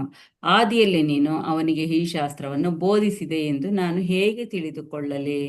ಯಾತಕ್ಕೋಸ್ಕರ ಕೇಳ್ತಾ ಇದ್ದಾನೆ ಅರ್ಜುನ ಅಂದ್ರೆ, ಅರ್ಜುನ ಭಗವಂತನ ಭಕ್ತ, ಅವನಿಗೆ ಕೃಷ್ಣನ ಬಗ್ಗೆ ಎಲ್ಲ ಕೂಡ ತಿಳಿದಿದೆ. ಆದರೆ ಈ ರಾಕ್ಷಸರು ಕೃಷ್ಣನ ಬಗ್ಗೆ ತಿಳಿದಿರೋದಿಲ್ಲ. ಅವರು ಕೃಷ್ಣನ ಚಿತ್ರವನ್ನೇ ಬೇಕಾದ್ರೆ ಹೇಗೆ ಬಿಡಿಸ್ಬಿಡ್ತಾರೆ, ಮತ್ತೆ ಆ ವ್ಯಾಖ್ಯಾನಗಳನ್ನು ಕೂಡ ತಿರುಮುರು ಮಾಡ್ಬಿಡ್ತಾರೆ. ಹಾಗಾಗಿ ಕೃಷ್ಣನೇ ತನ್ನ ಒಂದು ಏನೇನು ಸಿರಿಗಳಿದೆಯೋ ಅದನ್ನ ಅವನ ಬಾಯಿಯಿಂದಲೇ ಹೇಳ್ಬೇಕು, ಎಲ್ಲರಿಗೂ ಕೂಡ ಅರ್ಥ ಆಗ್ಬೇಕು ಅನ್ನುವಂತಹ ದೃಷ್ಟಿಯಿಂದ ಅರ್ಜುನ ಈ ಒಂದು ಪ್ರಶ್ನೆಯನ್ನ ಕೇಳ್ತಾ ಇದ್ದಾನೆ. ನಮಗೆಲ್ಲರಿಗೂ ಅರ್ಥ ಆಗ್ಬೇಕು ಕೃಷ್ಣನ ಬಗ್ಗೆ, ಏಕೆಂದ್ರೆ ಕೃಷ್ಣ ಹೇಳ್ಕೊಂಡ್ರೆ ಮಾತ್ರ ಕೃಷ್ಣನ ಬಗ್ಗೆ ಅರ್ಥ ಆಗುವಂಥದ್ದು. ಹಾಗೆ ಅಸುರರು ಯಾರ್ಯಾರಿದೆಯೋ ಅವ್ರಿಗೂ ಕೂಡ ಅರ್ಥ ಆಗ್ಬೇಕು ಕೃಷ್ಣನ ಸಿರಿಗಳು ಏನೇನಿದೆಯೋ. ಯಾವಾಗ ಕೃಷ್ಣ ಈ ಒಂದು ಭಗವದ್ಗೀತೆಯನ್ನ ವಿವಸ್ವಾನನಿಗೆ ಬೋಧನೆ ಮಾಡ್ದ ಅಂತ ಅವನು ತಿಳ್ಕೊಳ್ಳೋದಕ್ಕೋಸ್ಕರ, ಅವನು ತಿಳ್ಕೊಳ್ಳೋದಕ್ಕಲ್ಲ ನಮ್ಗೆ ಅರ್ಥ ಮಾಡಿಸೋದಕ್ಕೆ ಈ ಒಂದು ಪ್ರಶ್ನೆಯನ್ನ ಕೇಳ್ತಾನೆ. ಅಂತ ಹೇಳಿದ್ರೆ ಸೂರ್ಯದೇವನಾದ ವಿವಸ್ವಾನನು ನಿನಗಿಂತ ಮೊದಲು ಹುಟ್ಟಿದವನು. ಆದಿಯಲ್ಲಿ ನೀನು ಅವನಿಗೆ ಈ ಶಾಸ್ತ್ರವನ್ನು ಬೋಧಿಸಿದೆ ಎಂದು ನಾನು ಹೇಗೆ ತಿಳಿದುಕೊಳ್ಳಲಿ? ಈಗ ನಮ್ಮ ಇಬ್ಬರಿಗೂ ಕೂಡ ಒಂದೇ ವಯಸ್ಸಿದೆ, ನಾವಿಬ್ರು ಒಂದೇ ವಯಸ್ಸಿದ್ವಿ. ಹಾಗಿರುವಾಗ ನೀನು ಆಗ ಸೂರ್ಯದೇವನಿಗೆ ಹೇಗೆ ಬೋಧನೆಯನ್ನ ಮಾಡಿದೆ ಅಂತ ಕೇಳ್ತಾ ಇದ್ದಾನೆ. ಅಂತ ಹೇಳಿದ್ರೆ ಈಗ ನಾವು ಅರ್ಥ ಮಾಡ್ಕೋಬೇಕು ಅಂತಂದ್ರೆ ಯುಗಗಳ ಬಗ್ಗೆ ನಾವು ಅರ್ಥ ಮಾಡ್ಕೋಬೇಕಾಗುತ್ತೆ. ಈಗ 4 ಯುಗಗಳಿದೆ. ಯಾವ್ದ್ಯಾವ್ದು 4 ಯುಗಗಳು ಹೇಳ್ತೀರಾ? ಹರೇ ಕೃಷ್ಣ. ಸತ್ಯಯುಗ, ಸತ್ಯಯುಗ, ತ್ರೇತಾಯುಗ, ದ್ವಾಪರ ಯುಗ, ಕಲಿಯುಗ. ಕಲಿಯುಗ. 4 ಯುಗಗಳಿದೆ. ಕಲಿಯುಗದಲ್ಲಿ ಎಷ್ಟು ವರ್ಷಗಳಿದೆ ಹೇಳ್ತೀರಾ? 4,32,000. ದ್ವಾಪರ ಯುಗದಲ್ಲಿ 8,64,000. ಕಲಿಯುಗದ 2 ಪಟ್ಟು ದ್ವಾಪರ ಯುಗ, ಮತ್ತೆ ಕಲಿಯುಗದ 3 ಪಟ್ಟು ತ್ರೇತಾಯುಗ, ಕಲಿಯುಗದ 4 ಪಟ್ಟು ಸತ್ಯಯುಗ ಅಲ್ವಾ? ಈ 4 ಯುಗಗಳು ಸೇರಿದ್ರೆ ಒಂದು ಮಹಾಯುಗ. ಈ 4 ಯುಗಗಳು ಸೇರಿದ್ರೆ ಯಾವುದು? ಒಂದು ಮಹಾಯುಗ. ಆ ಒಂದು ಮಹಾಯುಗ ಅಂತಂದ್ರೆ ಅಂತಹ 1000 ಮಹಾಯುಗಗಳು ಬ್ರಹ್ಮನ ಒಂದು ಅಗಲು. ಹೇಳ್ತೀರಾ? ಇದನ್ನ ಚೆನ್ನಾಗಿ ಅರ್ಥ ಮಾಡ್ಕೋಬೇಕು ನೀವು. 1000 ಮಹಾಯುಗಗಳು ಬ್ರಹ್ಮನ ಒಂದು ಹಗಲು. ಅವನ ರಾತ್ರಿಯೂ ಕೂಡ ಅಷ್ಟೇ 1000 ಮಹಾಯುಗಗಳು. ಬ್ರಹ್ಮನ ಹಗಲು ಎಷ್ಟು ಯುಗಗಳು? 1000 ಮಹಾಯುಗಗಳು. ಆಮೇಲೆ ಈ ರೀತಿಯ 71 ಯುಗಗಳು ಒಂದು ಮನ್ವಂತರ. ಅರ್ಥ ಮಾಡ್ಕೋಬೇಕು. 71 ಯುಗಗಳು ಸೇರಿದ್ರೆ ಒಂದು ಮನ್ವಂತರ ಆಗುತ್ತೆ. ಆ ಒಂದು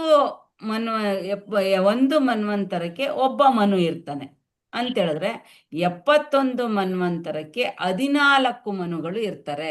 ಅರ್ಥ ಆಗ್ತಾ ಇದೆಯಾ? 71 ಯುಗಗಳಿಗೆ 14 ಮನುಗಳಿರ್ತಾರೆ ಅಂತಂದ್ರೆ ನೀವು 71 × 14 ಮಾಡಿದ್ರೆ ನಿಮ್ಗೆ ಅಲ್ಲಿಗೆ 1000 ಬಂದ್ಬಿಡತ್ತೆ. ಹಾಗಾಗಿ ಬ್ರಹ್ಮನ ಒಂದು ಹಗಲು 1000 ಮಹಾಯುಗಗಳು, 71 ಯುಗಗಳು ಒಂದು ಮನ್ವಂತರ, ಒಂದು ಮನ್ವಂತರಕ್ಕೆ ಒಬ್ಬ ಮನು ಅಂತಂದ್ರೆ 14 ಮನುಗಳು ಇರ್ತಾರೆ. ಈಗ ಯಾವ ಮನು? 7ನೆಯ ಮನು. ಈಗ ನಮ್ಮ 7ನೆಯ ಮನ್ವಂತರ ನಮ್ದು ನಡೀತಾ ಇದೆ. ವೈವತ್ತರ ಮನು ನಡೀತಾ ಇದೆ ಅಲ್ವಾ? ಹಾಗಾಗಿ ಈ ಬ್ರಹ್ಮನ ಒಂದು ನಾವು ಹೇಳಿದ್ವಲ್ಲ, ಒಂದು ದಿನ 100 ಮಹಾಯುಗಗಳು, 1000 ಮಹಾಯುಗಗಳು ಬ್ರಹ್ಮನ ಒಂದು ದಿನ, ಅದನ್ನ ಒಂದು ಕಲ್ಪ ಅಂತಾನು ಕರೀತಾರೆ. ಹಾಗಾದ್ರೆ ಕೃಷ್ಣ ಯಾವ ಒಂದು ಯುಗದಲ್ಲಿ ಬರ್ತಾನೆ ಅನ್ನೋದು ಗೊತ್ತಿದೆಯಾ ನಿಮ್ಗೆ? ತ್ರೇತಾಯುಗದಲ್ಲಿ ಮಾತಾಡಿ. ತ್ರೇತಾಯುಗದಲ್ಲಿ ಬರ್ತಾನ ಕೃಷ್ಣ? ದ್ವಾಪರ ಯುಗ. ದ್ವಾಪರ ಯುಗದಲ್ಲಿ 28ನೆಯ ಚತುರ್ಯುಗ 7ನೇ ಮನ್ವಂತರದಲ್ಲಿ ಕೃಷ್ಣ ಬಂದಿದ್ದು. ಈಗ ನಾವು ಯಾವ 7ನೇ ಮನ್ವಂತರದಲ್ಲಿ ನಾವು ಇದ್ದೀವಿ ಅಂದ್ರೆ, ಈಗ ನಮ್ಮ ಮನ್ವಂತರ ನಡೀತಾ ಇರೋಂಥದ್ದು ಈಗ 7ನೆಯ ವೈವಸ್ವತ ಮನ್ವಂತರ ಅಂತ. ಅಂದ್ರೆ ಏನಂತ ಈಗ ಅರ್ಥ ಆಯ್ತಾ ಇದು? ಹರೇ ಕೃಷ್ಣ. ಹೇಳಿ. ಈಗ ಒಂದು ಮಹಾಯುಗ ಅಂದ್ರೆ ಎಷ್ಟು ಯುಗಗಳು? 1000 ನಾಲ್ಕು ಒಂದು ಮಹಾಯುಗ. ಒಂದು ಬ್ರಹ್ಮನ ಒಂದು ಹಗಲು ಎಷ್ಟು ಯುಗಗಳು? 1000 ಯುಗಗಳು. ಮನ್ವಂತರದಲ್ಲಿ ಎಷ್ಟು ಮಹಾಯುಗಗಳಿರುತ್ತೆ? 71 ಎಷ್ಟು ಜನ ಮನುಗಳಿರ್ತಾರೆ? 14. ಅಂದ್ರೆ ಈಗ ನಮ್ಮ ಮನು ಯಾವ ಮನ್ವಂತರ ನಡೀತಾ ಇದೆ? ಅಲ್ಲಿಗೆ ಬ್ರಹ್ಮನ ಯಾವ ಸಮಯ ಆಗಿರುತ್ತೆ ಇದು? 51 ವರ್ಷ. ಬ್ರಹ್ಮನ ಈಗ ಮಧ್ಯಾಹ್ನದ ಸಮಯ ಅಂತ ನಾವು ಅರ್ಥ ಮಾಡ್ಕೋಬಹುದು ಅಲ್ವಾ? ಅಂತ ಅಂದ್ರೆ ಭಗವಂತ ಸೂರ್ಯ ದೇವನಿಗೆ ಹೇಳಿದ್ದು 12,04,00,000 ವರ್ಷಗಳ ಹಿಂದೆ. ಆದ್ರೆ ಈ ಒಂದು ಐಹಿಕ ಲೋಕಕ್ಕೆ ಸಿಕ್ಕಿದ್ದು ಈ ಒಂದು ಜ್ಞಾನ 20 ಲಕ್ಷ ವರ್ಷಗಳ ಹಿಂದೆ. ಎಷ್ಟೊಂದು ಹಳೆಯ ಭಗವಂತ ಹೇಗೆ ಅವನು ಆ ಒಂದು ಜ್ಞಾನವನ್ನ ಕೊಟ್ಟಿದ್ದಾನೆ, ಅದು ಹೇಗೆ ಉಳ್ಕೊಂಡ್ ಬಂದಿದೆ ನಾವು ಯೋಚನೆ ಮಾಡ್ಬೇಕು ಅಲ್ವಾ? ಅಂತ ಹೇಳಿದ್ರೆ ಮಾನವ ಕುಲದಲ್ಲಿ ಈ ಒಂದು ಜ್ಞಾನ 20 ಲಕ್ಷ ವರ್ಷಗಳಿಂದ ಬಂದಿದೆ. ಆ ಒಂದು ಜ್ಞಾನ 5,000 ವರ್ಷಗಳಿಂದ ನಷ್ಟ ಆಗಿದೆ. ಈಗ ಭಗವಂತ ಇದಕ್ಕೆ ಏನು ಉತ್ತರ ಕೊಡ್ತಾನೆ ಅನ್ನೋದಾದ್ರೆ, ಈಗ ಅರ್ಜುನ ಪ್ರಶ್ನೆ ಕೇಳ್ತಾ ಇದ್ದಾನೆ, ನೀನು ಸೂರ್ಯದೇವನಾದ ವಿವಸ್ವಾನಿಗೆ ಹೇಳಿದ್ಯಾ, ನಿನಗಿಂತ ಅವನು ಮೊದಲು ಹುಟ್ಟಿದವನು, ಆದಿಯಲ್ಲಿ ನೀನು ಅವನಿಗೆ ಈ ಶಾಸ್ತ್ರವನ್ನ ಬೋಧಿಸಿದೆ ಎಂದು ನಾನ್ ಹೇಗ್ ತಿಳಿದುಕೊಳ್ಳಿ, ನನಗೆ ಹೆಂಗ್ ಗೊತ್ತಾಗ್ಬೇಕು ಅಂತ ಇಲ್ಲಿ ಅರ್ಜುನ ಕೇಳ್ತಾ ಇದ್ದಾನೆ. ಭಗವಂತ ಏನು ಉತ್ತರ ಕೊಡ್ತಾನೆ ಅದಕ್ಕೆ? ಓದಿ ಹರೇ ಕೃಷ್ಣ. ರಾಮರೂಪಿಣಿ ಮಾತಾಜಿ. ಜನ್ಮ ಕರ್ಮ ಚ ಮೇ ದಿವ್ಯಂ ಬಹೂನಿ ಮೇ ವ್ಯತೀತಾನಿ ಜನ್ಮಾನಿ ತವ ಚಾರ್ಜುನ ತನ್ಯಹಂ ವೇದ ಸರ್ವಾಣಿ ನ ತತ್ವವೇತ್ವಂ ಪರಂತಪ. ಶತ್ರುದಮನಾದ ಅರ್ಜುನನೇ, ನಾನು ಅನೇಕ ಜನ್ಮಗಳನ್ನು ಕಳೆದಿವೆ. ನನಗೆ ಅವೆಲ್ಲ ಜನ್ಮಗಳ ನೆನಪಿದೆ, ಆದರೆ ನಿನಗಿಲ್ಲ. ಹರೇ ಕೃಷ್ಣ ಮಾತಾಜಿ. ಹರೇ ಕೃಷ್ಣ. ಇಲ್ಲಿ ಭಗವಂತ ಏನ್ ಹೇಳ್ತಾ ಇದ್ದಾನೆ? ಶತ್ರುದಮನನಾದ ಅರ್ಜುನನೇ, ನಾನು ಅನೇಕ ಜನ್ಮಗಳನ್ನ ಕಳೆದಿದ್ದೇವೆ. ಅಂದ್ರೆ ಕೋಟ್ಯಂತರ ವರ್ಷಗಳ ಹಿಂದೆ ಭಗವಂತ ಈ ಒಂದು ಭಗವದ್ಗೀತೆಯನ್ನ ಸೂರ್ಯದೇವನಿಗೆ ಬೋಧನೆ ಮಾಡುವಾಗ ಅಲ್ಲಿ ಅರ್ಜುನ ಬೇರೊಂದು ರೂಪದಲ್ಲಿ ಇದ್ದ. ಆದರೆ ಭಗವಂತನಿಗೆ ಎಲ್ಲಾ ಜನ್ಮಗಳ ನೆನಪಿದೆ, ಆದರೆ ಅರ್ಜುನನಿಗೆ ಇಲ್ಲ. ಕಾರಣ ಯಾರಾದ್ರೂ ಹೇಳ್ತೀರಾ? ಹರೇ ಕೃಷ್ಣ. ಯಾಕೆ ಅಕ್ಕ ಭಗವಂತನಿಗೆ ನೆನಪಿದೆ, ಅರ್ಜುನನಿಗೆ ಯಾಕಿಲ್ಲ? ಭಗವಂತ ಸಚ್ಚಿದಾನಂದ ವಿಗ್ರಹ. ಸಚ್ಚಿದಾನಂದ ವಿಗ್ರಹ. ಭಗವಂತ ಎಲ್ಲ ಆತ್ಮವನ್ನು ಬಲ್ಲಿದವನು, ಅವನು ಒಬ್ಬನೇ. ಸೊ ಬಾಕಿ ಎಲ್ಲ ಜೀವರಾಶಿಗಳು ತುಂಬಾ ಇದೆ ಆತ್ಮ. ಸೊ ಅವರು ಪ್ರತಿಯೊಂದು ಗರ್ಭ ಆದ್ಮೇಲೆ ಮತ್ತೆ ಭೂಮಿಗೆ ಬರುವಾಗ ಪ್ರಕೃತಿಯ ಗುಣದಿಂದಾಗಿ ಅವರು ಮರ್ತು ಹೋಗ್ತಾರೆ ದೇಹಧಾರಿಯಾದಾಗ. ಮತ್ತೆ ಹರೇ ಕೃಷ್ಣ. ಏನಂತ ಅಂದ್ರೆ ಭಗವಂತನ ದೇಹ ಸಚ್ಚಿದಾನಂದ ವಿಗ್ರಹ. ಸಚ್ಚಿದಾನಂದ ಅಂತಂದ್ರೆ ಸತ್ ಅಂದ್ರೆ ಶಾಶ್ವತವಾಗಿ ಇರೋಂಥದ್ದು. ಚಿತ್ ಅಂತಂದ್ರೆ ಜ್ಞಾನಮಯನಾದವನು, ಜ್ಞಾನ ಪೂರ್ಣನಾದವನು. ಆನಂದ ಅಂತಂದ್ರೆ ಯಾವಾಗಲೂ ಆನಂದ ರೂಪಿಯಾದವನು. ಭಗವಂತನ ಶರೀರ ಸಚ್ಚಿದಾನಂದ. ಆದ್ರೆ ನಮ್ಮ ಶರೀರ ಯಾವ್ದ್ರಿಂದ ಆಗಿದೆ? ಪಂಚಭೂತಗಳಿಂದ ನಮ್ಮ ಶರೀರ ಪಂಚಭೂತಗಳಿಂದ ಆಗಿದೆ. ನಮ್ಮ ಶರೀರ ರಕ್ತ, ಮೂಳೆ, ಮಾಂಸ, ಮಜ್ಜೆಯಿಂದ ಆಗಿದೆ. ಆದ್ರೆ ಭೌತಿಕ ಶರೀರ ಇದು. ಭಗವಂತನ ಶರೀರ ಆಧ್ಯಾತ್ಮಿಕ ಆಧ್ಯಾತ್ಮಿಕ ಶರೀರ. ನಮ್ಮ ಶರೀರಕ್ಕೆ ಆತ್ಮ ಬೇರೆ, ದೇಹ ಬೇರೆ ಅಲ್ವಾ? ಆದ್ರೆ ಹ್ಮ್. ಭಗವಂತನ ಶರೀರಕ್ಕೆ ಆತ್ಮ, ದೇಹ ಎಲ್ಲವೂ ಒಂದೇ ಅಂತ ಹೇಳಿದ್ರೆ, ಒಂದು ಸಕ್ಕರೆ ಹಚ್ಚನ್ನ ನಾವು ನೋಡಿದ್ರೆ ಆ ಸಕ್ಕರೆ ಹಚ್ಚು ಎಲ್ಲಾ ಭಾಗವು ಹೇಗೆ ಸಿಹಿಯಾಗಿರುತ್ತೋ ಹಾಗೆಯೇ ಭಗವಂತನ ದೇಹವು ಕೂಡ ಪೂರ್ಣವಾಗಿ ಆಧ್ಯಾತ್ಮಿಕವಾಗಿರುತ್ತೆ. ಅಲ್ಲಿ ದೇಹ ಬೇರೆ, ಆತ್ಮ ಬೇರೆ ಅಂತ ಇಲ್ಲ. ಭಗವಂತ ಇಲ್ಲಿಗೆ ಇಳಿದು ಬರೋದು ಯಾತಕ್ಕೋಸ್ಕರ ಬರ್ತಾನೆ ಹೇಳ್ತೀರಾ? ಹರೇ ಕೃಷ್ಣ. ಧರ್ಮ ದುಷ್ಟರನ್ನು ರಕ್ಷಿಸಲು ಸಜ್ಜನರನ್ನು ರಕ್ಷಿಸಿ ದುಷ್ಟರನ್ನು ಜನರ ನಾಶ ರಕ್ಷಿಸೋದಕ್ಕೆ ಮಾಡಲು. ಮಾತಾಜಿ. ನಾವ್ ಯಾತಕ್ಕೋಸ್ಕರ ಬಂದಿದೀವಿ? ಕರ್ಮ ಕಲಿಯಕ್ಕೆ. ಕರ್ಮ ಕಲಿಯೋದಕ್ ಬಂದಿದೀವಾ? ಹೌದು. ಹೋದ್ ಜನ್ಮದಲ್ಲಿ ಕರ್ಮ ಮಾಡಿದ್ದೀವಿ. ಅಂತ ಬರೋಂಥದ್ದು ನಾವು ಸಜ್ಜನರನ್ನ ರಕ್ಷಣೆ ಮಾಡಿ ದುಷ್ಟರನ್ನ ಶಿಕ್ಷೆ ಮಾಡೋದಕ್ಕೆ ಮತ್ತೆ ಸಜ್ಜನರನ್ನ ರಕ್ಷಣೆ ಮಾಡೋದಕ್ಕೆ ಬರ್ತಾನೆ. ಮತ್ತೆ ಆ ಭಗವಂತ ಬಂದಾಗ ಅವನಿಗೇನಾದ್ರೂ ಐಹಿಕ ಕ್ಲೇಶಗಳು ತಾಕತ್ತಾ? ಇಲ್ಲ ಮಾತಾಜಿ. ಯಾಕೆ? ಅವನ್ ಸಚ್ಚಿದಾನಂದ ದೇಹ.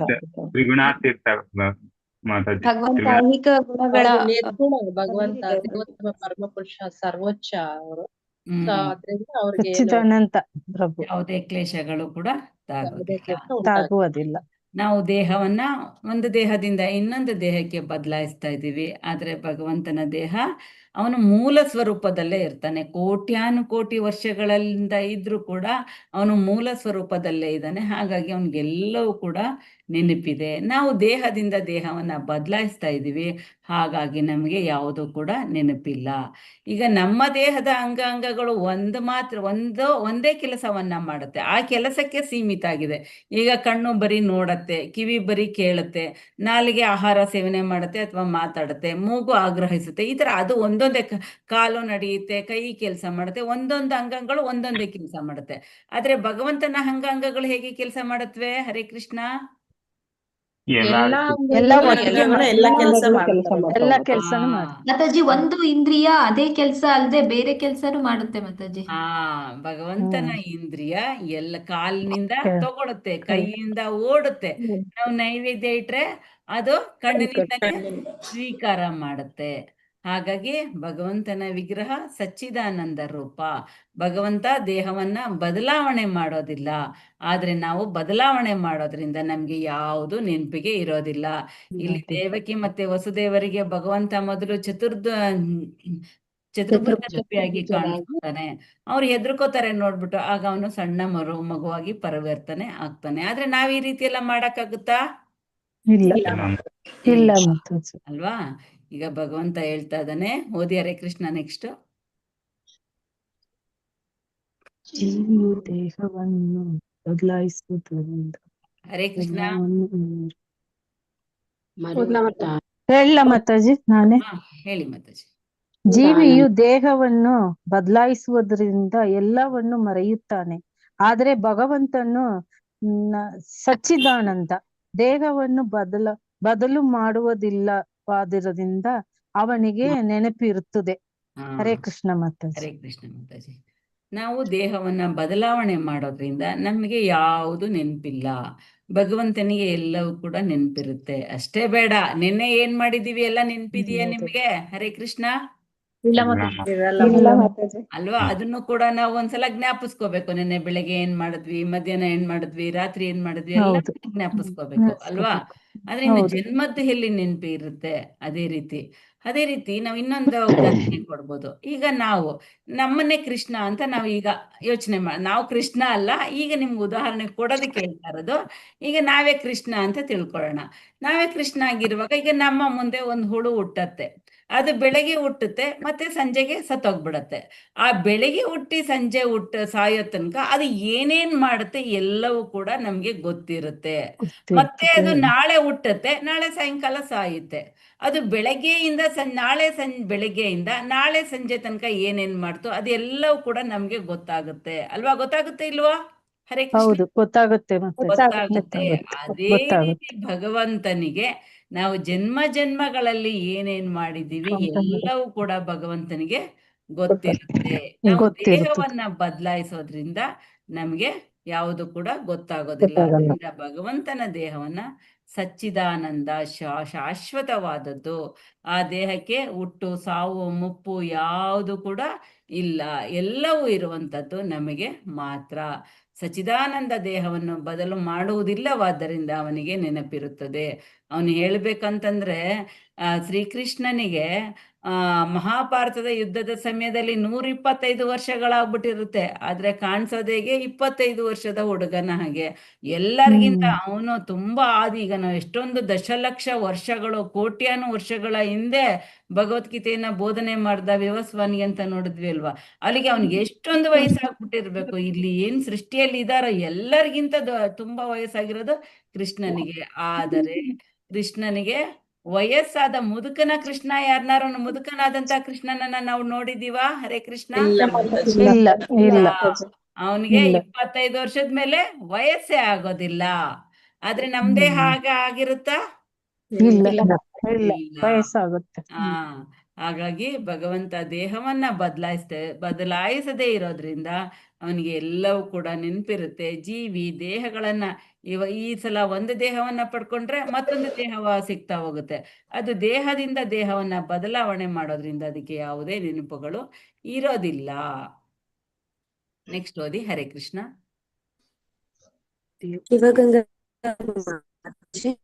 ಹರೇ ಕೃಷ್ಣ ಮಾತಾಜಿ.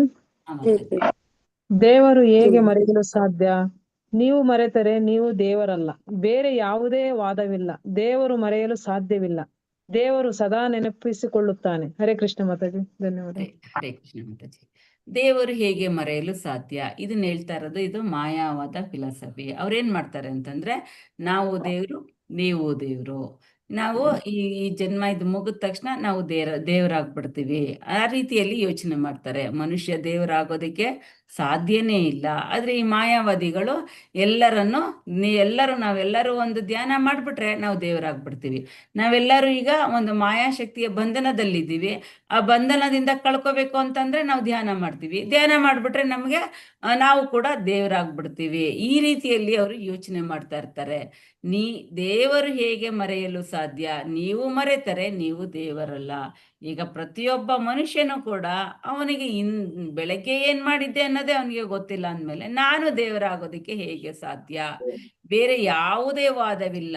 ದೇವರು ಮರೆಯಲು ಸಾಧ್ಯವಿಲ್ಲ. ದೇವರು ಸದಾ ನೆನಪಿಸಿಕೊಳ್ಳುತ್ತಾನೆ. ಈ ಮಾಯಾವಾದಿಗಳು ಏನ್ ಮಾಡ್ತಾರೆ, ನಾವೇ ದೇವರಾಗ್ಬಿಡ್ತೀವಿ ಅಂತ ಅಂದ್ಬಿಟ್ಟು ಈ ರೀತಿ ಯೋಚನೆ ಮಾಡಿ ಅವರು ಭಗವಂತನನ್ನ ನಂಬೋದಿಲ್ಲ, ಶ್ರೀಕೃಷ್ಣನನ್ನ ಅವರು ನಂಬೋದಿಲ್ಲ. ಹಾಗಾಗಿ ಅವ್ರು ಏನ್ ಮಾಡ್ತಾರೆ, ಆ ಒಂದು ಬ್ರಹ್ಮಜ್ಯೋತಿಗೆ ತಲುಪ್ತಾರೆ. ಅವ್ರ ದೇಹ ಬಿಟ್ಟ ಮೇಲೆ ಬ್ರಹ್ಮಜ್ಯೋತಿ ತನಕ ತಲುಪಬಹುದು. ಅಲ್ಲಿ ಹೋದ್ರು ಕೂಡ ಅಲ್ಲಿನೂ ಅವರು ಇರೋದಕ್ಕೆ ಸಾಧ್ಯ ಆಗೋದಿಲ್ಲ. ಯಾಕೆಂದ್ರೆ ಅಲ್ಲಿ ಬರೀ ಬೆಳಕು ಮಾತ್ರ ಇದೆ.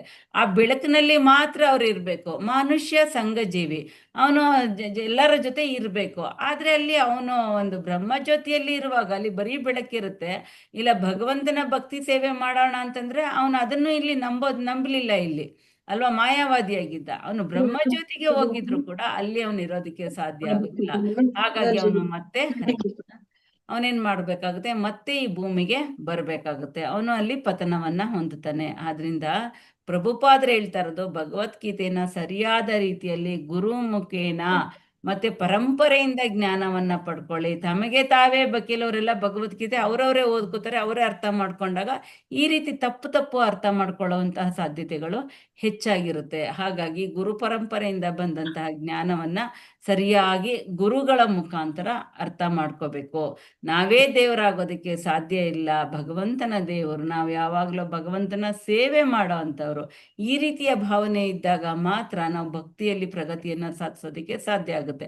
ನಾನೇ ದೇವರಾಗ್ತೀನಿ, ಎಲ್ಲವೂ ನನಗೆ ಗೊತ್ತಿದೆ, ಈ ದೇಹ ಬಿಟ್ಟ ತಕ್ಷಣ ನಾನು ಸ್ವರ್ಗಕ್ಕೆ ಹೊರಟೋಗ್ತೀನಿ, ಈ ರೀತಿ ಎಲ್ಲ ನಾವು ಬೇರೆ ಭ್ರಮೆಯಲ್ಲಿ ಅಜ್ಞಾನದಿಂದ ಯೋಚನೆ ಮಾಡೋದ್ರಿಂದ ನಮ್ಮ ಪತನವನ್ನ ನಾವೇ ತಂದುಕೋಬೇಕಾಗುತ್ತೆ. ಹರೇ ಕೃಷ್ಣ. ಉಮಾ ಅಶೋಕ್ ಮಾತಾಜಿ. ಹರೇ ಕೃಷ್ಣ. ಹರೇ ಕೃಷ್ಣ ಮಾತಾಜಿ. ಹರೇ ಕೃಷ್ಣ ಮಾತಾಜಿ. ಮಾಯವಾದಿ ತತ್ವಜ್ಞಾನಿಯು ನಾನು ದೇವರು, ಈಗ ನಾನು ಮಾಯೆಯ ಭ್ರಮೆಯಲ್ಲಿದ್ದೇನೆ, ನಾನು ನನ್ನನ್ನೇ ಮರೆತು ಬಿಟ್ಟಿದ್ದೇನೆ, ನಾನು ದೇವರು ಮತ್ತು ಧ್ಯಾನದಿಂದ ನಾನು ದೇವರಾಗುತ್ತೇನೆ. ಇದೆಲ್ಲ ಅಸಂಬದ್ಧ. ಯಾರು ದೇವರೋ ಅವರು ತನ್ನನ್ನು ಮರೆಯಲು ಸಾಧ್ಯವಿಲ್ಲ. ಹಾಗಾದರೆ ಅವನು ದೇವರಲ್ಲ. ಹರೇ ಕೃಷ್ಣ. ಈಗ ಅವ್ರು ಹೇಳ್ತಾರೆ ಮಾಯಾವಾದಿಗಳು, ನಾನು ಭ್ರಮೆಯಲ್ಲಿದ್ದೀನಿ. ಇವರು ಒಂದು ಮಾಯೆಯ ಭ್ರಮೆಯಲ್ಲಿದ್ದಾರೆ. ಅವರನ್ನೇ ಅವರು ಮರ್ತ್ಕೊಂಡ್ಬಿಟ್ಟಿದಾರಂತೆ. ಅದಾದ್ಮೇಲೆ ಅವರು ದೇವರಾಗ್ಬಿಟ್ಟು ಧ್ಯಾನ ಮಾಡ್ತಾರಂತೆ, ದೇವರಾಗ್ಬಿಡ್ತಾರಂತೆ. ಈ ರೀತಿ ಆಗೋದಕ್ಕೆ ಸಾಧ್ಯತೆ ಇದೆಯಾ ಹರೇ ಕೃಷ್ಣ? ಇಲ್ಲ ಅಲ್ವಾ? ನಾವು ಭಕ್ತಿ ಸೇವೆಯನ್ನ ಮಾಡ್ಬೇಕು ಅಂತಂದ್ರೇನೆ ತುಂಬಾ ಸಮಯ ತಗೊಳುತ್ತೆ. ಭಗವದ್ಗೀತೆ ಅರ್ಥ ಮಾಡ್ಕೋಬೇಕು ಅಂದ್ರೇನೆ ತುಂಬಾ ಸಮಯ ತಗೊಳುತ್ತೆ. ನಾವು ಧ್ಯಾನ ಮಾಡಿದ ತಕ್ಷಣ ನಾವೇ ದೇವ್ರ ಹಾಗೋ ಆಗಿದ್ರೆ ಈ ಭೂಮಿ ಮೇಲೆ ಮನುಷ್ಯ ಜೀವಿನೇ ಇರ್ತಾ ಇರ್ಲಿಲ್ಲ, ಎಲ್ಲರೂ ದೇವರಾಗ್ಬಿಡ್ತಾ ಇದ್ರು ಅಲ್ವಾ? ಹೀಗಾಗಿ ಈ ಮಾಯಾವಾದಿ ತತ್ವ ಏನಿದೆಯೋ ಅದನ್ನ ಸರಿಯಾದ ರೀತಿಯಲ್ಲಿ ಅರ್ಥ ಮಾಡ್ಕೋಬೇಕು. ಹಾಗಾಗಿ ನಾವು ಭಗವದ್ಗೀತೆಯನ್ನ ಸರಿಯಾದ ಗುರು ಪರಂಪರೆಯಿಂದ ಬಂದಂತಹ ಜ್ಞಾನವನ್ನ ಸ್ವೀಕರಿಸ್ಬೇಕು. ಪರಂಪರೆಯಿಂದ ಬಂದಿರಬೇಕು. ಪರಂಪರೆಯಿಂದ ಬಂದಿದ್ರೆ ಅದು ನೇರವಾಗಿ ಕೃಷ್ಣನಿಂದ ಬಂದಿರುತ್ತೆ. ಅದು ನಮ್ಮನ್ನ ಸರಿಯಾದ ದಾರಿಗೆ ಕರ್ಕೊಂಡೋಗುತ್ತೆ.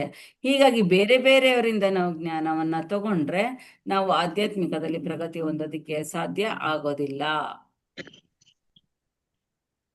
ಹರೇ ಕೃಷ್ಣ. ಚಂದ್ರು ಪ್ರಭುಜಿ, ಉಂಕಿ ಪ್ರಭುಜಿ. ನಿಮ್ಗೆ ಈಗ ಒಂದು ಬ್ರೇಕ್ಔಟ್ ರೂಮ್ ಇರುತ್ತೆ. ಜನ್ಮ ಕರ್ಮ ಚ ಮೇ ದಿವ್ಯಂ ಅಂತ ಹೇಳಿದ್ರೆ ಭಗವಂತನ ಜನ್ಮ, ಭಗವಂತನ ಕರ್ಮ ಇದೆಲ್ಲವೂ ಕೂಡ ದಿವ್ಯವಾಗಿದೆ. ಹೇಗೆ ಅಂತಂದ್ರೆ, ಈಗ ನಾವು ಭಗವದ್ಗೀತೆ ಒಂದ್ಸಲ ಓದಿದೀವಿ, ಮತ್ತೆ ಮತ್ತೆ ಓದ್ಬೇಕಾ ಅಂತ ಅನ್ಕೋಬಾರ್ದು. ಭಗವದ್ಗೀತೆ 100 ಸಲ ಓದಿದ್ರು ಮತ್ತೆ ಮತ್ತೆ ಅದನ್ನೇ ಓದ್ಬೇಕು, ಅದನ್ನೇ ಕೇಳ್ಬೇಕು, ಅದನ್ನೇ ಶ್ರವಣ ಮಾಡ್ಬೇಕು. ಭಗವಂತನ ಲೀಲೆ, ಗೋವರ್ಧನ ಲೀಲೆ ಇದನ್ನ ನೋಡಿದೀನಿ, ನನಗ್ ಗೊತ್ತು, ಆದ್ರೂ ಕೇಳ್ಬೇಕು. ಹೀಗೆ ಮಾಡೋದ್ರಿಂದ ನಮ್ಮ ಅಸ್ತಿತ್ವದ ಶುದ್ಧಿ ಆಗ್ತಾ ಹೋಗುತ್ತೆ. ಎಲ್ಲ ಪಾಪ ಕರ್ಮಗಳು ಕೂಡ ನಾಶ ಆಗ್ತಾ ಹೋಗುತ್ತೆ. ಹಾಗಾಗಿ ಇವನ್ನ ಭಗವಂತನ ಜನ್ಮ ಕರ್ಮ ಏನಿದೆಯೋ ಅದನ್ನ ಸರಿಯಾದ ರೀತಿಯಲ್ಲಿ ಅರ್ಥ ಮಾಡ್ಕೊಂಡ್ರೆ ಅವನಿಗೂ ಕೂಡ ಅದರಲ್ಲಿ ಯಾವುದೇ ಪಾಪದ ಬಂಧನ ಇರೋದಿಲ್ಲ. ಅವನಿಗೂ ಕೂಡ ಕರ್ಮಗಳು ನಾಶ ಆಗ್ತಾ ಹೋಗುತ್ತೆ. ಹಾಗಾಗಿ ಭಗವಂತನ ಜನ್ಮ ಆಗಿರ್ಬೋದು, ಅವನ ಕರ್ಮಗಳೇ ಆಗಿರ್ಬೋದು, ಇವೆಲ್ಲವೂ ಕೂಡ ದಿವ್ಯವಾದದ್ದು ಮತ್ತೆ ಭವ್ಯವಾದದ್ದು. ಇದನ್ನ ಎಷ್ಟು ಸಲ ಕೇಳಿದ್ರು ನಾನು ಕೇಳಿದೀನಿ, ನನ್ಗೆ ಗೊತ್ತು ಅನ್ನುವಂತಹ ಮನಸ್ಥಿತಿ ಇರಬಾರ್ದು. ಪದೇ ಪದೇ ಪದೇ ಪದೇ ಇದು ಕಿವಿಗೆ ಬೀಳ್ತಾನೆ ಇರಬೇಕು. ಈಗ ಯಾವುದೇ ಒಂದು ಹಿತ್ತಾಳೆಯ ಪದಾರ್ಥವನ್ನ ಸಾಮಾನು ತಗೊಳ್ಳಿ, ಅದನ್ನ ನಾವೇನಾದ್ರು ತೊಳಿಬೇಕಂತಂದ್ರೆ ಮೊದಲು ಹುಣಸೆ ಹಣ್ಣು ಹಾಕಿ ಉಜ್ಜುತ್ತೀವಿ, ಮತ್ತೆ ಬೇರೆ ಬೇರೆ ಪದಾರ್ಥಗಳಾಕಿ ಅದು ಉಜ್ಜಿ ಆಮೇಲೆ ಅದು ಬೆಳ್ಳಗಾಗುತ್ತೆ. ಅದೇ ರೀತಿ ನಮ್ಮಲ್ಲಿರೋ ಕಶ್ಮಲಗಳು ಒಂದೇ ಸಲ ಭಗವದ್ಗೀತೆ ಕೇಳಿದ ತಕ್ಷಣ ಅದು ನಾಶ ಆಗೋದಕ್ಕೆ ಸಾಧ್ಯ ಆಗೋದಿಲ್ಲ. ಹಾಗಾಗಿ ನಾವು ಪದೇ ಪದೇ ಪದೇ ಪದೇ ಕೇಳ್ತಾ ಇರೋದ್ರಿಂದ ನಮ್ಮಲ್ಲಿರುವ ಕಶ್ಮಲಗಳೆಲ್ಲವೂ ಸ್ವಲ್ಪ ಸ್ವಲ್ಪ ನಾಶ ಆಗ್ತಾ ಹೋಗುತ್ತೆ. ಹಾಗಾಗಿ ಭಗವಂತನ ಜನ್ಮ ಕರ್ಮ ಇವೆಲ್ಲವನ್ನ ಮತ್ತೆ ಮತ್ತೆ ಓದ್ಬೇಕು, ಮತ್ತೆ ಮತ್ತೆ ಅರ್ಥ ಮಾಡ್ಕೋಬೇಕು. ಮತ್ತೆ ಅದನ್ನ ನಾವು ಕೂಡ ಅನುಷ್ಠಾನಕ್ಕೆ ತಂದ್ರೆ ಅದರಲ್ಲಿ ನಮ್ಗೆ ಯಾವುದೇ ಕರ್ಮ ಬಂಧನ ಇರೋದಿಲ್ಲ. ಈಗ ನಿಮ್ಗೆ ಬ್ರೇಕ್ಔಟ್ ರೂಮ್ ಅಲ್ಲಿ ಏನು ಚಟುವಟಿಕೆ ಕೊಡ್ತಾ ಇದ್ದಾರೆ ಅಂದ್ರೆ, ಭಗವದ್ಗೀತೆ 4ನೇ ಅಧ್ಯಾಯ 6ರಿಂದ 9ನೇ ಶ್ಲೋಕ ತನಕ, ಅಲ್ಲಿಗೆ 6, 7, 8, 9.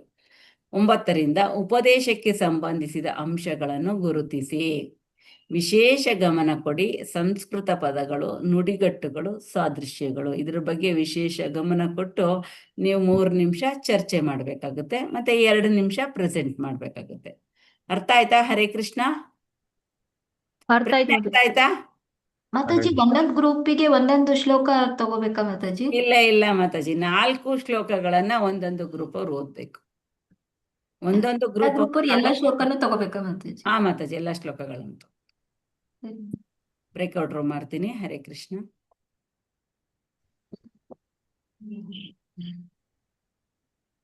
ಎಷ್ಟು ಜನ ಇದ್ದೀರಾ? 28 ಜನ ಇದ್ದೀರಲ್ವಾ?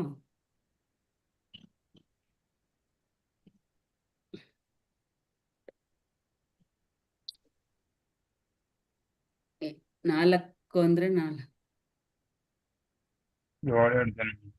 7 ಜನ ಜಾಸ್ತಿ ಆಗುತ್ತಲ್ವಾ? 7 ಜನ ನೀವು ಚರ್ಚೆ 5, 4 7 ಗ್ರೂಪ್ ಮಾಡ್ತೀನಿ.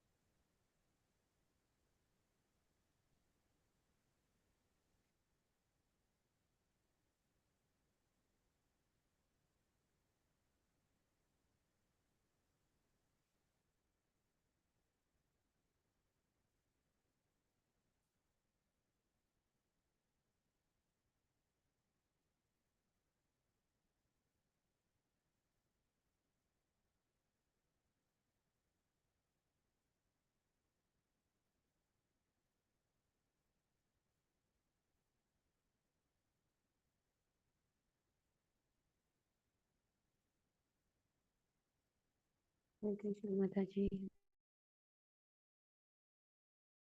ಆಗ್ತಾ ಇಲ್ಲ ಮಾತಾಜಿ.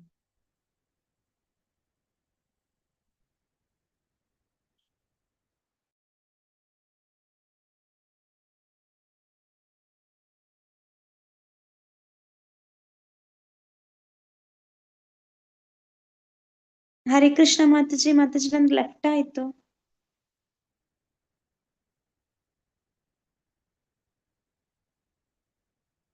ಹರೇ ಕೃಷ್ಣ ಮಾತಾಜಿ. ಹರೇ ಕೃಷ್ಣ ಮಾತಾಜಿ. ಮಾತಾಜಿ ಲೆಫ್ಟ್ ಆಯ್ತು.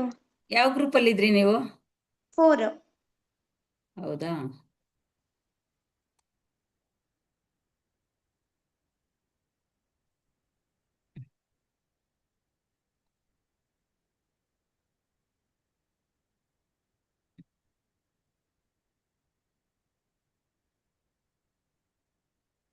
ನಾಟ್ ಜಾಯಿಂಡ್ ಅಂತ ಬರ್ತಿದ್ಯಲ್ಲ.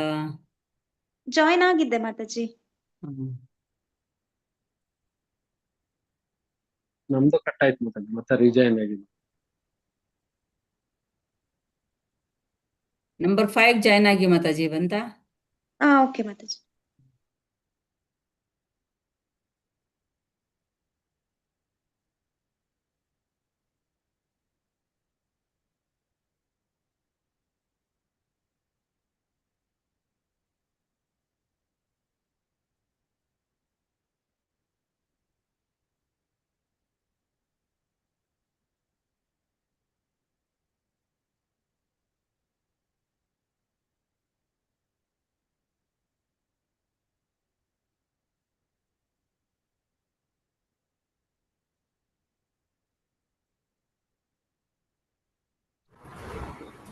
ದುಷ್ಕೃತಾಂ ಎನ್ನುವ ಪದವು ಕೃಷ್ಣ ಪ್ರಜ್ಞೆಗೆ ಲಕ್ಷ್ಯ ಕೊಡದವರಿಗೆ ಅನ್ವಯಿಸುತ್ತದೆ.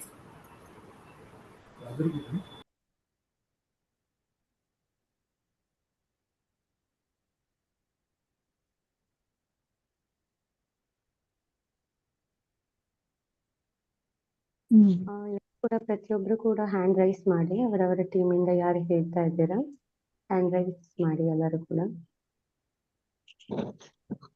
Hare Krishna. Hare Krishna. 7 group ಇತ್ತಲ್ವಾ, hand raise ಮಾಡಿ.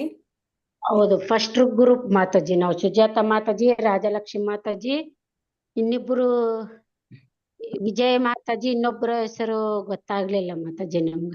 ಒಂದ್ ನಿಮಿಷ ಮಾತಾಜಿ, ಎಲ್ಲರೂ ಹ್ಯಾಂಡ್ ರೈಸ್ ಮಾಡ್ಲಿ. First group Sujata Mataji. Second group ಯಾರು? ಹರೇ ಕೃಷ್ಣ. ನಾನು ಪ್ರವೀಣ್ ಪ್ರಭುಜಿ. ಹರೇ ಕೃಷ್ಣ ಮಾತಾಜಿ. ಫೋರ್ತ್ ಗ್ರೂಪ್ ಯಾರು? ಹರೇ ಕೃಷ್ಣ ಮಾತಾಜಿ. ನಿತ್ಯ ಮಾತಾಜಿ, ಲಕ್ಷ್ಮಿ ಮತ್ತೆ ಪ್ರಣೀತಾ ಮಾತಾಜಿ ಮತ್ತೆ ನಾನು ಮಾತಾಜಿ. ಮಾತಾಜಿ. ಫಿಫ್ತ್? ಹರೇ ಕೃಷ್ಣ. ನಂಬರ್ 5 ಅಲ್ಲಿ ಯಾರಿದ್ರಿ? ಹರೇ ಕೃಷ್ಣ ಮಾತಾಜಿ. ನಮ್ ಮೂರನೇ ಗ್ರೂಪ್ ಇದೆ. ನಂಬರ್ 5, 6, 7 ಅಲ್ಲಿ ಯಾರಿದ್ರಿ? ಹ್ಯಾಂಡ್ ರೈಸ್ ಮಾಡಿ ದಯವಿಟ್ಟು. ಹರೇ ಕೃಷ್ಣ. 7 ಇಲ್ಲಿ ಮಾತಾಜಿ ನಾನು, ರತ್ನಮ್ಮ ಮತ್ತೆ ಉಮಾ ಅಶೋಕ್ ಮತ್ತೆ ಇನ್ನೊಬ್ರು ಇದ್ರು ಮಾತಾಜಿ. 3 ಜನ ಇದ್ವಿ. ಹ್ಯಾಂಡ್ ರೈಸ್ ಮಾಡಿದಿರಲ್ವಾ ನೀವು? ನನಗೆ ಹ್ಯಾಂಡ್ ರೈಸ್ ಮಾಡಕ್ ಬರಲ್ಲ ಮಾತಾಜಿ. ಉಮಾ ಅವ್ರು ಹೇಳ್ಬೋದು ಮಾತಾಜಿ. ಉಮಾ ಅಶೋಕ್ ಅವರು. ಹೌದಾ? ಅವ್ರಿಗೆ ಹೇಳಿ ಹ್ಯಾಂಡ್ ರೈಸ್ ಮಾಡ್ಲಿ. ಉಮಾ ಅಶೋಕ್ ಮಾತಾಜಿಗೆ. ಹರೇ ಕೃಷ್ಣ. ಎಲ್ಲರೂ ಹ್ಯಾಂಡ್ ರೈಸ್ ಮಾಡ್ಬೇಕು ಗ್ರೂಪ್ ನಲ್ಲಿ, ಬೇಗ ಟೈಮ್ ಆಗುತ್ತೆ. ಕಾಮಾಕ್ಷಿ ಮಾತಾಜಿ ಹೇಳ್ತೀರಾ ನೀವು? 7 ನಮ್ದು ಮಾತಾಜಿ. ಹರೇ ಕೃಷ್ಣ. ಕೃಷ್ಣ ಮಾತಾಜಿ ಹೇಳ ಮಾತಾಜಿ. ಸುಜಾತ ಮಾತಾಜಿ ಹೇಳಿ ಮಾತಾಜಿ. ಮಾತಾಜಿ, ಇದು 6ನೇ ಶ್ಲೋಕ. ಮತ್ತೆ ಕೃಷ್ಣ ಅರ್ಜುನಿಗೆ ಕೇಳ್ತಾನ ಮಾತಾಜಿ, ನಾನು ಹುಟ್ಟಿ ಎನ್ನುವುದು ಇಲ್ಲದಿಲ್ಲ, ನಾನು ಆಧ್ಯಾತ್ಮಿಕ ಶರೀರ ಕ್ಷಯಿಸುವುದು ಇಲ್ಲ, ನಾನು ಎಲ್ಲ ಜೀವಿಗಳು ಪ್ರಭು, ಆದರೆ ಪ್ರತಿ ಯುಗದಲ್ಲಿಯೂ ನನ್ನ ಮೂಲ ಆಧ್ಯಾತ್ಮಿಕ ರೂಪ ಅವತರಿಸುತ್ತೇನೆ. ಅಂದ್ರೆ ಪ್ರತಿ ಯುಗಕ್ಕೂ ನಾನು ಅವತರಿಸುತ್ತೇನೆ ಅಂತಂದು ಕೃಷ್ಣ ಅರ್ಜುನಿಗೆ ಹೇಳ್ತಾನ ಮಾತಾಜಿ. 6ನೇ ಶ್ಲೋಕ. 7ನೇ ಶ್ಲೋಕ ಮಾತಾಜಿ, ಭರತ ವಂಶನಾದ ಅರ್ಜುನ ಯಾವಾಗಲೂ ಎಲ್ಲೇ ಅಲ್ಲಿ ಧರ್ಮ ಅವ ಅವ ಅವನತಿಯಾಗುವುದೋ ಮತ್ತು ಆ ಧರ್ಮವು ಹೆಚ್ಚುವುದು ಹಾಗೆ ಸ್ವಯಂ ಅವತರಿಸುತ್ತೇನೆ. ಅಂದ್ರೆ ನಿನಗ ಕೃಷ್ಣ ಕೇಳ್ತಾನ ಮಾತಾಜಿ, ಅರ್ಜುನ ಕೃಷ್ಣನ್ ಕೇಳ್ತಾನ, ಸಾರಿ, ಕೇಳಿದಾಗ ನಿನ್ನ ಹೆಂಗ ನೋಡ್ಬೇಕು ಅಂದ್ರೆ ಅವಾಗ ಅವತಾರ ತೋರಿಸ್ತಾನ ಮಾತಾಜಿ ಕೃಷ್ಣ ಅರ್ಜುನ್ಗೆ. ಇಷ್ಟ ಅರ್ಥ ಆಗಿದೆ ನಮ್ಗ. ಹರೇ ಕೃಷ್ಣ, ಧನ್ಯವಾದಗಳು ಮಾತಾಜಿ. Next first Krishna. ಹರೇ ಕೃಷ್ಣ ಮಾತಾಜಿ. ಹ್ಮ್, ಗ್ರೂಪ್ 2 ಯಾರು ಮಾಡ್ಕೊಳ್ಳಿ ಪ್ರಭುಜಿ. ಹರೇ ಕೃಷ್ಣ. ಹೇಳಿ ಪ್ರಭುಜಿ. ಅದೇ 6ನೇ ಅಧ್ಯಾಯದಲ್ಲಿ, ಸಾರಿ 4ನೇ ಅಧ್ಯಾಯ 6ನೇ ಶ್ಲೋಕದಲ್ಲಿ ನನಗೆ ಹುಟ್ಟು ಎನ್ನುವುದಿಲ್ಲ, ನನ್ನ ಆಧ್ಯಾತ್ಮಿಕ ಶರೀರವು ಕ್ಷಯಿಸುವುದಿಲ್ಲ, ನಾನು ಎಲ್ಲಾ ಜೀವಿಗಳ ಪ್ರಭು, ಆದರೂ ಪ್ರತಿಯುಗದಲ್ಲಿಯೂ ನನ್ನ ಮೂಲ ಆಧ್ಯಾತ್ಮಿಕ ರೂಪದಲ್ಲಿ ಅವತರಿಸುತ್ತೇನೆ. ಅಂದ್ರೆ ಇದ್ರಲ್ಲಿ ಕೃಷ್ಣ ಕ್ಲಿಯರ್ ಆಗಿ ಹೇಳ್ತಾ ಇದ್ದಾನೆ, ನಾನು ಪ್ರತಿ ಸರಿ ಅವತರಿಸಿದಾಗೂ ನನ್ನ ಶರೀರ ಆಧ್ಯಾತ್ಮಿಕ ರೂಪದಲ್ಲಿ ಇರುತ್ತೆ, ನನಗೆ ಹುಟ್ಟು ಸಾವು ಇಲ್ಲ, ಆದ್ರೂನು ನಾನು ಅವತರಿಸ್ತೀನಿ ಅಂತ ಕೃಷ್ಣ ಕ್ಲಿಯರ್ ಆಗಿ ಹೇಳ್ತಾ ಇದ್ದಾರೆ ಮತ್ತೆ 6ನೇ ಶ್ಲೋಕದಲ್ಲಿ. ಅದಾದ್ಮೇಲೆ 7ನೇ ಶ್ಲೋಕದಲ್ಲಿ ಯದಾ ಯದಾ ಹಿ ಧರ್ಮಸ್ಯ ಗ್ಲಾನಿರ್ಭವತಿ ಭಾರತ ಅಭ್ಯುತ್ಥಾನಮ ಧರ್ಮಸ್ಯ ತದಾತ್ಮಾನಂ ಸುಜಾಮ್ಯ. ಅಂದ್ರೆ ಭರತ ವಂಶದ ಅರ್ಜುನನೇ ಯಾವಾಗ ಎಲ್ಲೆಲ್ಲಿ ಧರ್ಮದ ಅವನತಿಯಾಗುತ್ತದೋ ಮತ್ತು ಅಧರ್ಮವು ಹೆಚ್ಚುತ್ತದೋ ಆಗ ಸ್ವಯಂ ಅವತಾರ ಮಾಡುತ್ತೇನೆ. ಅಂದ್ರೆ ಯಾವಾಗೆಲ್ಲ ಅವನತಿ ಆಗುತ್ತೆ ಧರ್ಮ, ಅವಾಗ ಭಗವಂತ ಅವತರಿಸ್ತೀನಿ ಅಂತ ಹೇಳ್ತಾ ಇದ್ದಾನೆ ಅರ್ಜುನನಿಗೆ. ನೆಕ್ಸ್ಟ್ 8ನೇ ಶ್ಲೋಕ ಪರಿತ್ರಾಣಾಯ ಸಾಧೂನಾಂ ವಿನಾಶಾಯ ದುಷ್ಕೃತಾಂ ಧರ್ಮ ಸಂಸ್ಥಾಪನಾರ್ಥಾಯ ಸಂಭವಾಮಿ ಯುಗೆ ಯುಗೆ. ಸಜ್ಜನರನ್ನು ರಕ್ಷಿಸುವುದಕ್ಕಾಗಿಯೂ ದುಷ್ಟರನ್ನು ನಾಶ ಮಾಡುವುದಕ್ಕಾಗಿಯೂ ಮತ್ತು ಧರ್ಮದ ತತ್ವಗಳನ್ನು ಮತ್ತೆ ಸ್ಥಾಪಿಸುವುದಕ್ಕಾಗಿಯೂ ನಾನು ಪ್ರತಿಯುಗದಲ್ಲಿ ಅವತರಿಸುತ್ತೇನೆ ಅಂತ. ಅಂದ್ರೆ ಮೊದಲು ಅವನು ಭಗವಂತ ಬರೋದು ಸಜ್ಜನರ ರಕ್ಷಣೆ ಮಾಡೋದಕ್ಕೆ ಅಂತ, 2ನೇದು ದುಷ್ಟರನ್ನ ನಾಶ ಮಾಡೋಕ್ಕೆ, ಆಮೇಲೆ 3ನೇದು ಧರ್ಮದ ಸ್ಥಾಪನೆ ಮಾಡೋದಕ್ಕೋಸ್ಕರ ಅಂತ ಇಲ್ಲಿ 8ನೇ ಶ್ಲೋಕದಲ್ಲಿ ಹೇಳ್ತಾ ಇದ್ದಾರೆ. ಮತ್ತೆ 9ನೇ ಶ್ಲೋಕದಲ್ಲಿ ಅರ್ಜುನನೇ ಜನ್ಮ ಕರ್ಮಚ ಮೇ ದಿವ್ಯಮೇವಂ ಯೋಮೇತಿ ತತ್ವತಃ ತ್ಯಕ್ತ್ವಾ ದೇಹಂ ಪುನರ್ಜನ್ಮ ನೈತಿ ಮಾಮೇತಿ ಸೋರ್ಜುನ. ಸೊ ಅರ್ಜುನನೇ, ಯಾರು ಹೀಗೆ ನನ್ನ ಹುಟ್ಟಿನ ಮತ್ತು ಕರ್ಮಗಳ ದಿವ್ಯ ಸ್ವರೂಪವನ್ನು ಯಥಾರ್ಥವಾಗಿ ತಿಳಿದುಕೊಳ್ಳುವರೋ ಅವರು ದೇಹತ್ಯಾಗ ಮಾಡಿದ ನಂತರ ಮತ್ತೆ ಈ ಐಹಿಕ ಜಗತ್ತಿನಲ್ಲಿ ಹುಟ್ಟುವುದಿಲ್ಲ, ಅವರು ನನ್ನ ನಿತ್ಯ ನಿವಾಸಕ್ಕೆ ಬರುತ್ತಾರೆ.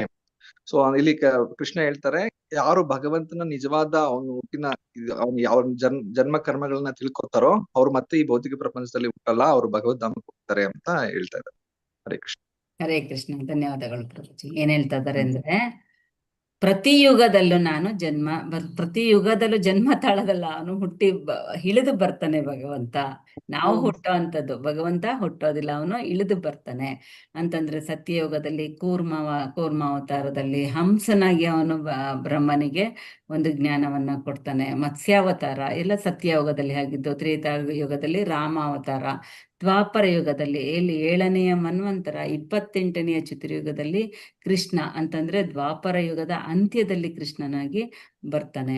ಅದೇ ರೀತಿ ನಮ್ಮ ಈ ಒಂದು ಕಲಿಯುಗದಲ್ಲಿ ಚೈತನ್ಯ ಮಹಾಪ್ರಭುಗಳು 500 ವರ್ಷಗಳ ಹಿಂದೆ ಚೈತನ್ಯ ಮಹಾಪ್ರಭುಗಳು ಬಂದ್ರು ಅಲ್ವಾ, ಅವರು ಕೃಷ್ಣನ ಅವತಾರನೆ. ಹಾಗಾಗಿ ಕೃಷ್ಣನ ಅವತಾರಕ್ಕೆ ನಾವು ತುಂಬಾ ಹತ್ತಿರದಲ್ಲಿ ಇದ್ದೀವಿ. ಅದೇ ರೀತಿ ಸಜ್ಜನರನ್ನ ರಕ್ಷಣೆ ಮಾಡೋದಕ್ಕೆ, ದುರ್ಜನರನ್ನ ಅವರನ್ನ ಶಿಕ್ಷೆ ಕೊಡೋದಕ್ಕೆ ಭಗವಂತ ಬರ್ತಾನೆ. ಹಂಗಂದ್ರೆ ಹಿರಣ್ಯಕಶಿಪು ಮಗ ಯಾರು ಪ್ರಹ್ಲಾದನ್ಗೆ ಎಷ್ಟೊಂದೆಲ್ಲ ತೊಂದರೆ ಕೊಡ್ತಾ ಇರ್ತಾನೆ. ಹಾಗಾಗಿ ಅವನು ಆಸುರನನ್ನ ಕೊಲ್ಲೋದಕ್ಕೆ ಬದಲಾಗಿ ಮೊದಲು ಅವನಿಗೆ ಬೇಕಾಗಿದ್ದು ಅವನ ಭಕ್ತನ ರಕ್ಷಣೆ, ಆ ಪ್ರಹ್ಲಾದನನ್ನ ರಕ್ಷಣೆ ಮಾಡ್ಬೇಕಾಗಿರುತ್ತೆ. ಹಾಗಾಗಿ ಅವನು ಬರ್ತಾನೆ. ಪ್ರಹ್ಲಾದನ ರಕ್ಷಣೆ ಆದ್ಮೇಲೆ ಹಿರಣ್ಯಕಶಿಪುವಿನ ವಧೆ ಆಗುತ್ತೆ. ಹಾಗಾಗಿ ಭಗವಂತ ತನ್ನ ಭಕ್ತರ ರಕ್ಷಣೆ, ತನ್ನ ಯಾರು ಭಕ್ತರಿದ್ದಾರೋ ಅವರ ರಕ್ಷಣೆ ಮಾಡೋದಕ್ಕೆ ಮೊದಲು ಬರ್ತಾನೆ, ಧರ್ಮ ಸಂಸ್ಥಾಪನೆಗೆ ಬರ್ತಾರೆ, ಮತ್ತೆ ಈ ಆಸುರರನ್ನ ಕೊಲ್ಲೋದಕ್ಕೆ ಭಗವಂತ ಬರ್ತಾನೆ. ಹರೇ ಕೃಷ್ಣ. ನೆಕ್ಸ್ಟ್ ಯಾರು ಹೇಳ್ತೀರಾ? ಹರೇ ಕೃಷ್ಣ. ಹರೇ ಕೃಷ್ಣ. ಅಶ್ವಿನಿ ಮಾತಾಜಿ ಯಾರು ನೆಕ್ಸ್ಟ್? ಥರ್ಡ್ ಗ್ರೂಪ್ ಮಾತಾಜಿ, ವರದಾ ಹೆಗ್ಡೆ ಮಾತಾಜಿನ. ನಾನು 3ನೇ ಗ್ರೂಪ್ ಇದೆ ಮಾತಾಜಿ, 3ನೇ ಬಂದಿದ್ದೇನೆ. ಅವರು ಥರ್ಡ್ ಗ್ರೂಪ್ ಹೇಳಿ ಮಾತಾಜಿ. ಪ್ರವೀಣ್ ಪ್ರಭುಜಿ ಸೆಕೆಂಡ್ ಗ್ರೂಪ್ ಅಲ್ವಾ? ಥರ್ಡ್ ಗ್ರೂಪ್ ಯಾರಿದ್ದೀರಾ? ನಾನು ಶ್ರುತಿ ಮಾತಾಜಿ ಮತ್ತೆ ನಿರ್ಮಲಾ ಮಾತಾಜಿ. ಹೇಳಿ ಮಾತಾಜಿ. ಹರೇ ಕೃಷ್ಣ. ನಮ್ದು 6ನೇ ಗ್ರೂಪ್ ಆಗಿತ್ತು ಮಾತಾಜಿ, ನಿರ್ಮಲಾ ಮಾತಾಜಿ. ಆದ್ರೆ ಮತ್ತೆ 4 ಜನ ಇದ್ದಾರೆ, ಹಾಗಾಗಿ ನಂಗೆ ಗೊತ್ತಿಲ್ಲ. ಶ್ರುತಿ ಮಾತಾಜಿ ಇದ್ದಾರೆ, ನಾನಿದ್ದೇನೆ, ಮತ್ತೆ ಶಿವಗಂಗಾ ಮಾತಾಜಿ ಇದ್ದಾರೆ. ಹರೇ ಕೃಷ್ಣ. ಯಾರು ಹೇಳ್ತೀರಾ ಥರ್ಡ್ ಗ್ರೂಪ್ ಇಂದ? ಯಾರಾದ್ರೂ ಒಬ್ರು ಹೇಳಿ ಮಾತಾಡಿ. ನಾನು ಹೇಳ್ತೇನೆ ಹಾಗಾದ್ರೆ. ಹರೇ ಕೃಷ್ಣ ಮಾತಾಜಿ. ಮಾತಾಡಿ. ಜನ್ಮ ಕರ್ಮಚಮಿ ದಿವ್ಯಂ, ಭಗವಂತನಿಗೆ ಹುಟ್ಟಿಲ್ಲ, ಸಾವಿಲ್ಲ, ಮತ್ತೆ ಭಗವಂತನಿಗೆ ಎಲ್ಲವೂ ನೆನಪಿರುತ್ತದೆ. ನಾವು ಮರೆಯುತ್ತೇವೆ. ಭಗವಂತನು ಸಚ್ಚಿದಾನಂದ. ಮತ್ತೆ ವೇದದ ಗುರಿ ಏನ್ ಹೇಳುತ್ತೆ ಅಂದ್ರೆ ಎಲ್ಲವನ್ನು ಕೃಷ್ಣನಿಗೆ ಶರಣಾಗುವುದು ಮತ್ತೆ ಕೃಷ್ಣನನ್ನು ಅರಿಯುವುದು ವೇದ ಹೇಳುತ್ತೆ. ಅದು ಭಗವದ್ಗೀತೆಯನ್ನು ಅರ್ಜುನಿಗೆ ಯಾಕೆ ಬೋಧಿಸಲಾಯಿತು ಅಂದ್ರೆ ಅವನು ಸಾಮಾನ್ಯರಿಂದ ಭಿನ್ನ. ಮತ್ತೆ ಭೌತಿಕ ಅವನು ಸಾಮಾನ್ಯರಿಗಿಂತ ಭಿನ್ನ ಹೇಳ್ಕೊಂಡು ಅವನಿಗೆ ಬೋಧಿಸಲಾಯಿತು. ನಮ್ಮಂತವ್ರನ್ನ ಬದ್ಧಾತ್ಮರೊಂದಿಗೆ ತಿಳಿಯಲಿಕ್ಕೆ ಹೇಳಿ ಬೋಧಿಸಲಾಯಿತು. ಭೌತಿಕ ಶರೀರ ಬಂಧನದಿಂದ ನಾವು ಮುಕ್ತರಾಗಲು ಮತ್ತೆ ಭಗವಂತನಿಗೆ ಶರಣಾಗತರಾಗೋದ್ರಿಂದ ಮತ್ತು ಅವನ ಸೇವಕನಾಗುವುದು ಅಂದ್ರೆ ನಾವು ಅವನ ಸೇವಕನಾಗಿ ಅವನನ್ನು ಪರಿಪೂರ್ಣ ಅರ್ಥ ಮಾಡಿಕೊಳ್ಳಬಹುದು. ಮತ್ತೆ ಮೂಲ ಆಧ್ಯಾತ್ಮಿಕದವನು ಯಾಕೆ ಅವತರಿಸ್ತಾನಂದ್ರೆ ಹೀಗೆ ಸೂರ್ಯ ಹೇಗೆ ಉದಯಿಸ್ತಾನೆ ಹಾಗೆ ಅವನು ಉದಯಿಸ್ತಾನೆ ಮತ್ತೆ ಸಂಜೆ ಮುಳುಗ್ತಾನೆ. ಅದು ನಾವು ತಗೊಳ್ತೇವೆ ಅವನು ಮುಳುಗಿದು ಹೋದ ಅಂತ. ಆದ್ರೆ ಅವನು ಮುಳುಗಿ ಇರುವುದಿಲ್ಲ. ಅವನು ಮತ್ತೊಂದು ಕಡೆಯಲ್ಲಿ ಅವನು ಮತ್ತೊಂದು ಉದಯ ಆಗುತ್ತೆ.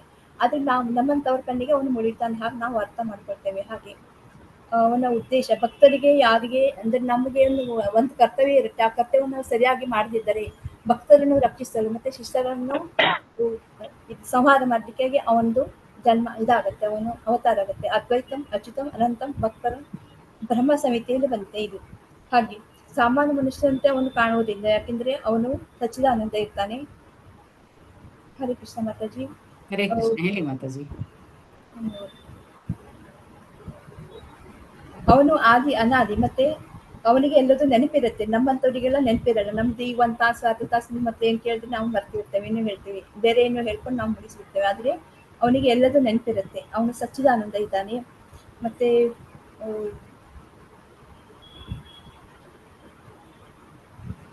ಕೃಷ್ಣಂದು ಆಧ್ಯಾತ್ಮಿಕ ಶರೀರ ಮಾತಾಜಿ. ನಮ್ದು ದೇಹ ಮಾಂಸದಿಂದ ಆಗಿರೋದು. ನಮ್ದು ಶಾಶ್ವತ ಅಶಾಶ್ವತ ಇದೆ, ಒಂದು ಆಧ್ಯಾತ್ಮಿಕ ಶರೀರ ಇದೆ, ಅದೇ ಭಿನ್ನ ಇದೆ. ಮತ್ತೊಂದು ತೆಕ್ತ ದೇಹಂ ಪುನರ್ಜನ್ಮ ನೈತಿ ನಾಮೇತಿ ಪಾಂಡವ. ನಮ್ಮ ಹುಟ್ಟಿನ ಕರ್ಮಗಳ ದಿವ್ಯ ಸ್ವರೂಪವು ಯಥಾರ್ಥವಾಗಿ ತಿಳಿದುಕೊಳ್ಳುವುದು. ದೇಹತ್ಯಾಗ ಮಾಡಿದ ನಂತರ ನಮ್ದು ಅಶಾಶ್ವತ ಅಂದ್ರೆ ನಾವು ಕ್ಷೀಣಿಸ್ತೇವೆ. ಆದ್ರೆ ಭಗವಂತನದ್ದು ಅವನು ಕ್ಷೀಣಿಸುವುದಿಲ್ಲ. ಅವನದು ಅನಾದಿ ಅಂದ್ರೆ ಅವನು ಹುಟ್ಟುವುದಿಲ್ಲ, ಸಾಯುವುದು ಇಲ್ಲ, ಅಂದ್ರೆ ಅವನದು ಶಾಶ್ವತ ಶರೀರ ಇದೆ. ಹರೇ ಕೃಷ್ಣ ಮಾತಾಜಿ. ಹರೇ ಕೃಷ್ಣ. ಧನ್ಯವಾದಗಳು ಮಾತಾಜಿ. ಧನ್ಯವಾದಗಳು. Next Hare Krishna. Hare Krishna Mataji. Group of 4 Mataji. ಇಲ್ಲಿ ಪ್ರಣೀತಾ ಮಾತಾಜಿ ಅವರು ಇದ್ರು, ಅದೇ ರೀತಿ ನಿತ್ಯ ಮಾತಾಜಿ, ಲಕ್ಷ್ಮೀ ಮಾತಾಜಿ ಅವರು ಇದ್ರು. ಶ್ಲೋಕ 6ರಲ್ಲಿ ಏನ್ ಹೇಳ್ತಾ ಇದ್ದಾರೆ ಹೇಳಿದ್ರೆ ಭಗವಂತನ ಜನ್ಮದ ವೈಚಿತ್ರ್ಯವನ್ನು ಹೇಳ್ತಾ ಇದ್ದಾರೆ. ಎಲ್ಲರೂ ಹೇಳ್ತಾರೆ ಭಗವಂತ ಹುಟ್ಟಾನೆ ಅಂತ ಹೇಳಿದ್ರೆ, ಭಗವಂತ ಹುಟ್ಟೋದು ಎಲ್ಲಿಂದ ಹುಟ್ಟೋದು? ಅವತರತೆ ಇತಿ ಅವತಾರಂ. ಮೂಲದಿಂದ ಯಾವಾಗ ಅಗತ್ಯ ಇದೆ ಆವಾಗ ಅಲ್ಲಿಂದ ಒಂದು ಅಂಶ ಇಳಿದು ಬರುತ್ತೆ, ಧರೆಗಿಳಿದು ಬರುತ್ತೆ. ಅದನ್ನು ನಾವು ಅವತಾರ ಅಂತ ಹೇಳ್ತೇವೆ. ಭಗವಂತ ಯಾವಾಗ ಅವತಾರ ಎತ್ತಿ ಬರ್ತಾನೆ ಅಂತ ಹೇಳಿದ್ರೆ ಧರ್ಮ ಯಾವಾಗ ಕ್ಷೀಣಿಸುತ್ತೆ, ಧರ್ಮ ನಾಶ ಆದಾಗ ಅಲ್ಲ. ಧರ್ಮ ನಾಶ ಆಗೋ ತನಕ ಭಗವಂತ ಕಾದ್ಕೊಂಡು ಕೂತ್ಕೊಳ್ಳಲ್ಲ ಕೈ ಕಟ್ಟಿ. ಧರ್ಮ ಕ್ಷೀಣಿಸುವಾಗ ಭಗವಂತ ಬರ್ತಾನೆ. ಅದೇ ರೀತಿ ದುಷ್ಟರನ್ನು ಶಿಕ್ಷಿಸ್ಲಿಕ್ಕೆ ಬರ್ತಾನೆ, ಅದೇ ರೀತಿ ಒಳ್ಳೆಯವರನ್ನು ರಕ್ಷಿಸ್ಲಿಕ್ಕೆ ಅಂತ ಭಗವಂತ ಬರ್ತಾರೆ. ಅದನ್ನು ಮುಂದಿನ 7ನೆಯ ಶ್ಲೋಕದಲ್ಲಿ ಹೇಳ್ತಾರೆ. ಹಾಗಿದ್ರೆ ಭಗವಂತ ಅಂದ್ರೆ ಏನು, ಮನುಷ್ಯ ಸಾಧಾರಣ ಜೀವಿಗೆ ಇರುವಂತಹ ವ್ಯತ್ಯಾಸ ಏನು, ಅದನ್ನು ಕೂಡ 6ನೆಯ ಶ್ಲೋಕದಲ್ಲಿ ಹೇಳ್ತಾ ಇದ್ದಾರೆ. ಭಗವಂತ ಹೇಳಿದ್ರೆ ಸಚ್ಚಿದಾನಂದ ವಿಗ್ರಹ. ಅವನ ಶರೀರ ಅನ್ನೋದು ಕ್ಷೀಣಿಸುವುದಿಲ್ಲ. ಆದ್ರೆ ಸಾಧಾರಣ ಜೀವಿ ಏನು 84 ಲಕ್ಷ ಜೀವರಾಶಿಗಳಿದೆ, ಅದರ ದೇಹ ಅಂತ ಹೇಳೋದು ಕ್ಷೀಣಿಸುತ್ತೆ. ನಮ್ಮ ಇಂದ್ರಿಯಗಳು ಹೇಳುವಂತಹ ಕೆಲಸ ಮಾತ್ರ, ಇಂದ್ರಿಯ ವಸ್ತು ಅಂತ ಇರುತ್ತೆ ಒಂದೊಂದಕ್ಕೆ, ಅದು ಮಾತ್ರ ಮಾಡುತ್ತೆ. ಆದ್ರೆ ಸಚ್ಚಿದಾನಂದ ವಿಗ್ರಹನಾದ ಪರಮಾತ್ಮನ ಇಂದ್ರಿಯ ಅಂತ ಹೇಳಿದ್ರೆ ಅದು ಆಧ್ಯಾತ್ಮಿಕ ಶರೀರ ಅವನದ್ದು. ಕಣ್ಣು ನೋಡೋದು ಮಾತ್ರ ಅಲ್ಲ, ಕಣ್ಣಲ್ಲಿ ತಿನ್ಬಹುದು ಭಗವಂತ, ಕೈಯಲ್ಲಿ ಕೇಳ್ಬಹುದು ಭಗವಂತ. ಅವನ ಶರೀರ ಅನ್ನೋದು ಇಡೀ ವಿಶ್ವದೆಲ್ಲೆಡೆ ವ್ಯಾಪಿಸಿದೆ. ಆಧ್ಯಾತ್ಮಿಕ ಶರೀರ ಭಗವಂತನದ್ದು. ಈ ಎಲ್ಲ ಅವನ ಹುಟ್ಟಿನ ಒಂದು ವೈಚಿತ್ರ್ಯತೆಯನ್ನು ಈ ಒಂದು 6ನೇ ಶ್ಲೋಕ ವರ್ಣಿಸುತ್ತೆ. ಇನ್ನು ಉಪದೇಶಕ್ಕೆ ಸಂಬಂಧಪಟ್ಟಂತದ್ದು ಏನಿದೆ ಅಪ್ಪ ಇದ್ರಲ್ಲಿ, ಇದು ಒಂದು ಪೀಠಿಕೆ ತರ 6ನೇ ಶ್ಲೋಕ. ಯಾವಾಗ ಭಗವಂತ ಹುಟ್ಟದ ಅಂತ, ಯಾವ ತರ ಹುಟ್ಟುತ್ತಾರೆ, ಇದು ಅವನ ಶರೀರ ಏನು, ಎಲ್ಲವನ್ನು 6ನೇ ಶ್ಲೋಕ ಹೇಳಿ ಇಲ್ಲಿ ಮುಂದುವರಿದು 7ನೇ ಶ್ಲೋಕದಲ್ಲಿ ಹೇಳ್ತಾ ಇದ್ದಾರೆ. ಯಾವಾಗ ಭಗವಂತ ಹುಟ್ಟುತ್ತಾನೆ ಅಂತ ಹೇಳಿದ್ರೆ ಅಲ್ಲಿ ಉಪದೇಶಕ್ಕೆ ಬೇಕಾಗಿ ಭಗವಂತ ಹುಟ್ಟುತ್ತಾನೆ. ಏನನ್ನು ಉಪದೇಶ ಮಾಡ್ಲಿಕ್ಕೆ? ಧರ್ಮವನ್ನು ಉಪದೇಶ ಮಾಡ್ಲಿಕ್ಕೆ. ಯದಾ ಯದಾ ಹಿ ಧರ್ಮಸ್ಯ ಗ್ಲಾನಿರ್ಭವತಿ ಭಾರತ ಅಭ್ಯುದಾನಂ ಅಧರ್ಮಸ್ಯ ತದಾತ್ಮಾನಂ ಸೃಜಾಮ್ಯಹಂ. ಯದಾ ಯದಾ ಹಿ ಧರ್ಮಸ್ಯ ಗ್ಲಾನಿರ್ಭವತಿ ಅಂದ್ರೆ ಹೇಳಿದ್ರೆ ಇಲ್ಲಿ ಧರ್ಮ ಕ್ಷೀಣಿಸುವಾಗ ಭಗವಂತ ಬರ್ತಾನೆ. ಧರ್ಮ ನಾಶವಾಗುವಾಗ ಕಾದು ಕೂತ್ಕೊಳ್ಳಲ್ಲ ಭಗವಂತ. ಕ್ಷೀಣಿಸ್ತಾ ಇರುವಾಗನೇ ಅದ್ರ ಮರುಸ್ಥಾಪನೆ ಅಗತ್ಯ ಇದೆ, ಅದು ನಾನು ಅವರಿಗೆ ಧರ್ಮವನ್ನು ಉಪದೇಶಿಸ್ಬೇಕು ಅಂತ ಹೇಳುವಂತಹ ಸಂದರ್ಭದಲ್ಲಿ ಭಗವಂತ ಅವತಾರ ಎತ್ತಿ ಈ ಧರೆಗಿಳಿದು ಬರ್ತಾನೆ ಭಗವಂತ. ಹಾಗಿದ್ರೆ ಧರ್ಮ ಅಂದ್ರೆ ಏನಪ್ಪಾ? ಧರ್ಮ ಅಂತ ಹೇಳಿದ್ರೆ ಮನುಷ್ಯ ಇದೇ ರೀತಿ ಬದುಕಬೇಕು, ಇದೇ ಧರ್ಮ. ನನಗೆ ಹಿತವಾಗಿರ್ಬೇಕು, ಬೇರೆಯವರಿಗೂ ಹಿತವಾಗಿ ಇರಬೇಕು, ಅದು ಧರ್ಮ. ಕ್ಷಮತೆ ಇರ್ಬೇಕು, ಅದು ಧರ್ಮ. ಕೋಪಗೊಳ್ಬಾರ್ದು, ಅದು ಧರ್ಮ. ಈ ರೀತಿ ಮನುಷ್ಯ ಬದುಕಬೇಕು. ಭಗವಂತ ಸರ್ವ ಕಾರಣಂ ಹುಟ್ಟಿಸ್ಬಿಟ್ಟು ಕೈ ಕಟ್ಟಿ ಕೂತ್ರೆ ಕೆಲಸ ಆಗೋದಿಲ್ಲ. ಮನುಷ್ಯ ಅಂತ ಹೇಳಿದ್ರೆ ಹೀಗೆ ಬದುಕಬೇಕು ಅಂತ, ಅದು ಧರ್ಮ. ಅದು ಈ ರೀತಿ ಬದುಕಬೇಕು. ಈ ರೀತಿ ಬದುಕಿಲ್ಲ ಅಂತ ಹೇಳಿದ್ರೆ ಅಲ್ಲಿ ಧರ್ಮ ಕ್ಷೀಣಿಸ್ತಾ ಇದೆ ಅಂತ ಅರ್ಥ. ಅಲ್ಲಿ ಹಿಂಸೆ ಬರುತ್ತೆ, ಕೋಪ ಬರುತ್ತೆ, ಇನ್ನೊಬ್ಬರ ಹಿತ ಬಯಸೋದಿಲ್ಲ, ಅಲ್ಲಿ ಅಹಿತಕರವಾದದ್ದೇ ಬಯಸ್ತಾ ಇರ್ತೀವಿ. ಇದೆಲ್ಲ ಆಗುವಾಗ ಅದು ಅಧರ್ಮ ಆಗತ್ತೆ. ಆವಾಗ ಮತ್ತೆ ಧರ್ಮ ಸಂಸ್ಥಾಪನೆ ಮಾಡುವಂತ ಅಗತ್ಯ ಇರುತ್ತೆ. ಭಗವಂತ ಅವತಾರ ಎತ್ತಿ ಬರ್ತಾನೆ ಭಗವಂತ ಭೂಮಿಗೆ. ಆ ತರ ಆ ಒಂದು ಧರ್ಮವನ್ನು ಮರುಸ್ಥಾಪನೆ ಮಾಡ್ತಾನೆ. ಇನ್ನು ಪರಿತ್ರಾಣಾಯ ಸಾಧೂನಾಂ 8ನೇ ಶ್ಲೋಕ, ಅದ್ರಲ್ಲಿ ಹೇಳ್ತಾರೆ ಸ್ಪಷ್ಟವಾಗಿ 3 ಕಾರಣಕ್ಕೆ ಭಗವಂತ ಅವತಾರವೆತ್ತು ಬಿಟ್ಟು ಬರ್ತಾನೆ. ಯಾವ್ದೆಲ್ಲ? ಸಾಧು ರಕ್ಷಣ, ದುಷ್ಟ ಶಿಕ್ಷಣ, ಧರ್ಮೋದ್ಧಾರಕಕ್ಕೆ ಬೇಕಾಗಿ ಬರ್ತಾನೆ. ಇದೇ ನಮಗೆ ಹಿಂದಿನ ಶ್ಲೋಕದಲ್ಲೂ ಕೂಡ ನಾವು ಅರ್ಥ ಮಾಡ್ಕೊಂಡ್ವಿ. ನಾವು ನೋಡಿರ್ಬಹುದು ಭಗವಂತನ ಹಲವಾರು ಅವತಾರಗಳಿದೆ. ಎಷ್ಟು ಮಂದಿಗೆ ಗೊತ್ತಿದೆ ಅಂತ ಗೊತ್ತಿಲ್ಲ. ಬುದ್ಧ ಶರೀರ, ಜಯದೇವ ಕವಿ ಹೇಳ್ತಾರೆ, ಬುದ್ಧ ಶರೀರ ಕೂಡ ಭಗವಂತನ ಅವತಾರ, ಶ್ರೀಕೃಷ್ಣ ಅವತಾರ. ಆವಾಗ ಆ ಕಾಲಕ್ಕೆ, ಆ ದೇಶ, ಆ ಕಾಲ, ಆ ಸಮಯಕ್ಕೆ ಯಾವ ಪಾತ್ರ ಬೇಕಿತ್ತು ಆ ತರ ಭಗವಂತ ಬಂದು ಬಿಟ್ಟು ಅಲ್ಲಿ ಧರ್ಮ ಸಂಸ್ಥಾಪನೆ ಮಾಡ್ಬಿಟ್ಟು ಹೋಗ್ತಾರೆ. ಅದೇ ರೀತಿ ಶಂಕರಾಚಾರ್ಯ ಮಾಯಾವಾದಿ ಸಿದ್ಧಾಂತ ಹರೇ ಕೃಷ್ಣ. ನಿಮ್ಮ ಸಮಯ ಆಯ್ತು ಮಾತಾಜಿ, 2 ನಿಮಿಷ. ಹರೇ ಕೃಷ್ಣ. ಕೊನೆಯದೊಂದು ಹೇಳ್ಬಿಡ್ತೀನಿ ಮಾತಾಜಿ. ಅಂದ್ರೆ ಯಾರು ಭಗವಂತನನ್ನು ಎಲ್ಲರೂ ಒಂದೇ ರೀತಿ ಅರ್ಥ ಮಾಡ್ಕೊಳ್ಲಿಕ್ಕೆ ಸಾಧ್ಯ ಆಗೋದಿಲ್ಲ. ಅದಕ್ಕೆ ಕೊನೆಯ ಶ್ಲೋಕದಲ್ಲಿ ಹೇಳ್ತಾ ಇದ್ದಾರೆ, ಯಾರು ನನ್ನನ್ನು ನಾನು ಇರುವಂತೆ ಅರ್ಥ ಮಾಡ್ಕೊಳ್ತಾನೆ ಅವನು ಭಗವದ್ಧಾಮವನ್ನು ಸೇರ್ತಾನೆ, ಅಂದ್ರೆ ಮುಕ್ತಿ ಪ್ರಾಪ್ತ ಮಾಡ್ಕೊಳ್ಳಿಕ್ಕೆ ಸಾಧ್ಯ ಆಗುತ್ತೆ ಅಂತ ಕೊನೆಯ ಶ್ಲೋಕದಲ್ಲಿ ಭಗವಂತ ಹೇಳ್ತಾರೆ. ಹರೇ ಕೃಷ್ಣ. ಹರೇ ಕೃಷ್ಣ. ಧನ್ಯವಾದಗಳು ಮಾತಾಜಿ. ಹರೇ ಕೃಷ್ಣ. ನೆಕ್ಸ್ಟ್ ಯಾವ ಗ್ರೂಪ್? ಹರೇ ಕೃಷ್ಣ. ಹರೇ ಕೃಷ್ಣ. ಹರೇ ಕೃಷ್ಣ. 5ನೇ ಗ್ರೂಪ್ ಯಾವ್ದಿದೆ ಹರೇ ಕೃಷ್ಣ ಮಾತಾಜಿ. 5ನೇ ಗ್ರೂಪ್ ಮತ್ತೆ ಯಾರಿದ್ರು ಅಂತ ಗೊತ್ತಿಲ್ಲ. ಹಾಗೆ ನಾನು ಹೋಗುವಾಗ ಡಿಸ್ಕಷನ್ ಮಾಡಿದ್ರ ಗೊತ್ತಿಲ್ಲ. ನನ್ಗೆ ಏನ್ ಅನ್ಸಿತ್ತು ಹೇಳ್ತೇನೆ ಮಾತಾಜಿ. ನಂಗೆ ಏನ್ ಅರ್ಥ ಆಯ್ತು. ಶ್ಲೋಕ 6ರಲ್ಲಿ ಭಗವಂತ ತನ್ನ ಜನ್ಮದ ಬಗ್ಗೆ ಹೇಳ್ತಾ ಇದ್ದಾರೆ. ತನ್ಗೆ ಹುಟ್ಟಿಲ್ಲ, ಮತ್ತೆ ಭಗವಂತಂದು ಆಧ್ಯಾತ್ಮಿಕ ಶರೀರ, ಅವ್ರದ್ದು ಸಚ್ಚಿದಾನಂದ ವಿಗ್ರಹ. ಮತ್ತೆ ಭಗವಂತ ಪ್ರತಿ ಯುಗದಲ್ಲಿ ಅವರು ಅವತರಿಸುವಾಗಲೂ ಅವರ ಮೂಲ ಆಧ್ಯಾತ್ಮಿಕ ರೂಪದಲ್ಲೇ ಅವರು ಅವತರಿಸ್ತಾರೆ. ಅಂದ್ರೆ 2 ಕೈಗಳ ಶ್ಯಾಮಸುಂದರ ರೂಪದಲ್ಲೇ ಕೊಳಲನ್ನು ಹಿಡಿದ ಶ್ಯಾಮಸುಂದರ ರೂಪದಲ್ಲಿ ಭಗವಂತ ಅವತರಿಸ್ತಾರೆ. ಹೇಗೆ ಜೀವಿ ದೇಹದಿಂದ ದೇಹಕ್ಕೆ ಬದಲಾಯಿಸ್ತದ ಜೀವಿ, ಹಾಗೆ ಭಗವಂತ ಯಾವತ್ತೂ ತನ್ನ ದೇಹವನ್ನ ಬದಲಾಯಿಸುವುದಿಲ್ಲ. ಒಂದು ಆಧ್ಯಾತ್ಮಿಕ ಶರೀರ ಅಂತ ಹೇಳ್ತಿದ್ದಾರೆ. ಮತ್ತೆ 7ನೇ ಶ್ಲೋಕದಲ್ಲಿ ಹಾಗಾದ್ರೆ ಈ ಭಗವಂತ ಯಾಕೆ ಅವತರಿಸ್ತಾರೆ ಭೂಮಿ ಮೇಲೆ ಅಂತ ಹೇಳಿದ್ರೆ, ಯಾವಾಗ ಧರ್ಮ ಅವನತಿ ಆಗ್ತದೋ ಆವಾಗ ಮತ್ತೆ ಅಧರ್ಮ ಹೆಚ್ಚುತ್ತದೋ. ಮೊದಲನೇದಾಗಿ ಧರ್ಮದ ಅವನತಿ ಆಗುವಾಗ ಭಗವಂತ ಅವತಾರ ಮಾಡ್ತಾರೆ. ಈ ಧರ್ಮ ಅಂತ ಹೇಳಿದ್ರೆ ಏನು ಅಂತ ಹೇಳಿದ್ರೆ, ಧರ್ಮದ ತತ್ವಗಳು ದೇವೋತ್ತಮ ಪರಮ ಪುರುಷ ನೇರವಾದ ಆಜ್ಞೆಗಳು. ಅಂದ್ರೆ ಧರ್ಮಂತು ಸಾಕ್ಷಾತ್ ಭಗವತ್ ಪ್ರಣೀತಂ. ಧರ್ಮ ಏನು ಅಂತ ಹೇಳಿದ್ರೆ ಅದು ಭಗವಂತ ಏನು ಹೇಳಿದನೋ ಅದೇ ಧರ್ಮ. ಮತ್ತೆ ಭಗವಂತನ ಅವತಾರದ ಮುಖ್ಯ ಉದ್ದೇಶ ಏನು ಅಂತ ಹೇಳಿದ್ರೆ, ಸಜ್ಜನರನ್ನ ರಕ್ಷಿಸುವುದು, ಭಕ್ತರನ್ನ ರಕ್ಷಿಸುವುದು, ದುಷ್ಟರನ್ನ ನಾಶ ಮಾಡುವುದು. ಅದ್ರಲ್ಲೂ ಮುಖ್ಯ ಉದ್ದೇಶ ಏನು ಅಂತ ಹೇಳಿದ್ರೆ ಭಕ್ತರನ್ನ ರಕ್ಷಿಸುವುದು. ಯಾಕೆಂತ ಹೇಳಿದ್ರೆ ಭಗವಂತ ಭಕ್ತ ವತ್ಸಲ. ದುಷ್ಟರನ್ನು ನಾಶ ಮಾಡ್ಲಿಕ್ಕೆ ಅವರ ಪ್ರತಿನಿಧಿಯನ್ನು ಯಾರನ್ನ ಬೇಕಾದ್ರೂ ಕಳಿಸ್ಬೋದು. ಆದ್ರೆ ಭಗವಂತ ತನ್ನ ಭಕ್ತರಿಗೋಸ್ಕರನೇ ಅವತಾರ ಎತ್ತುತ್ತಾರೆ ಪ್ರತಿ ಯುಗದಲ್ಲಿ.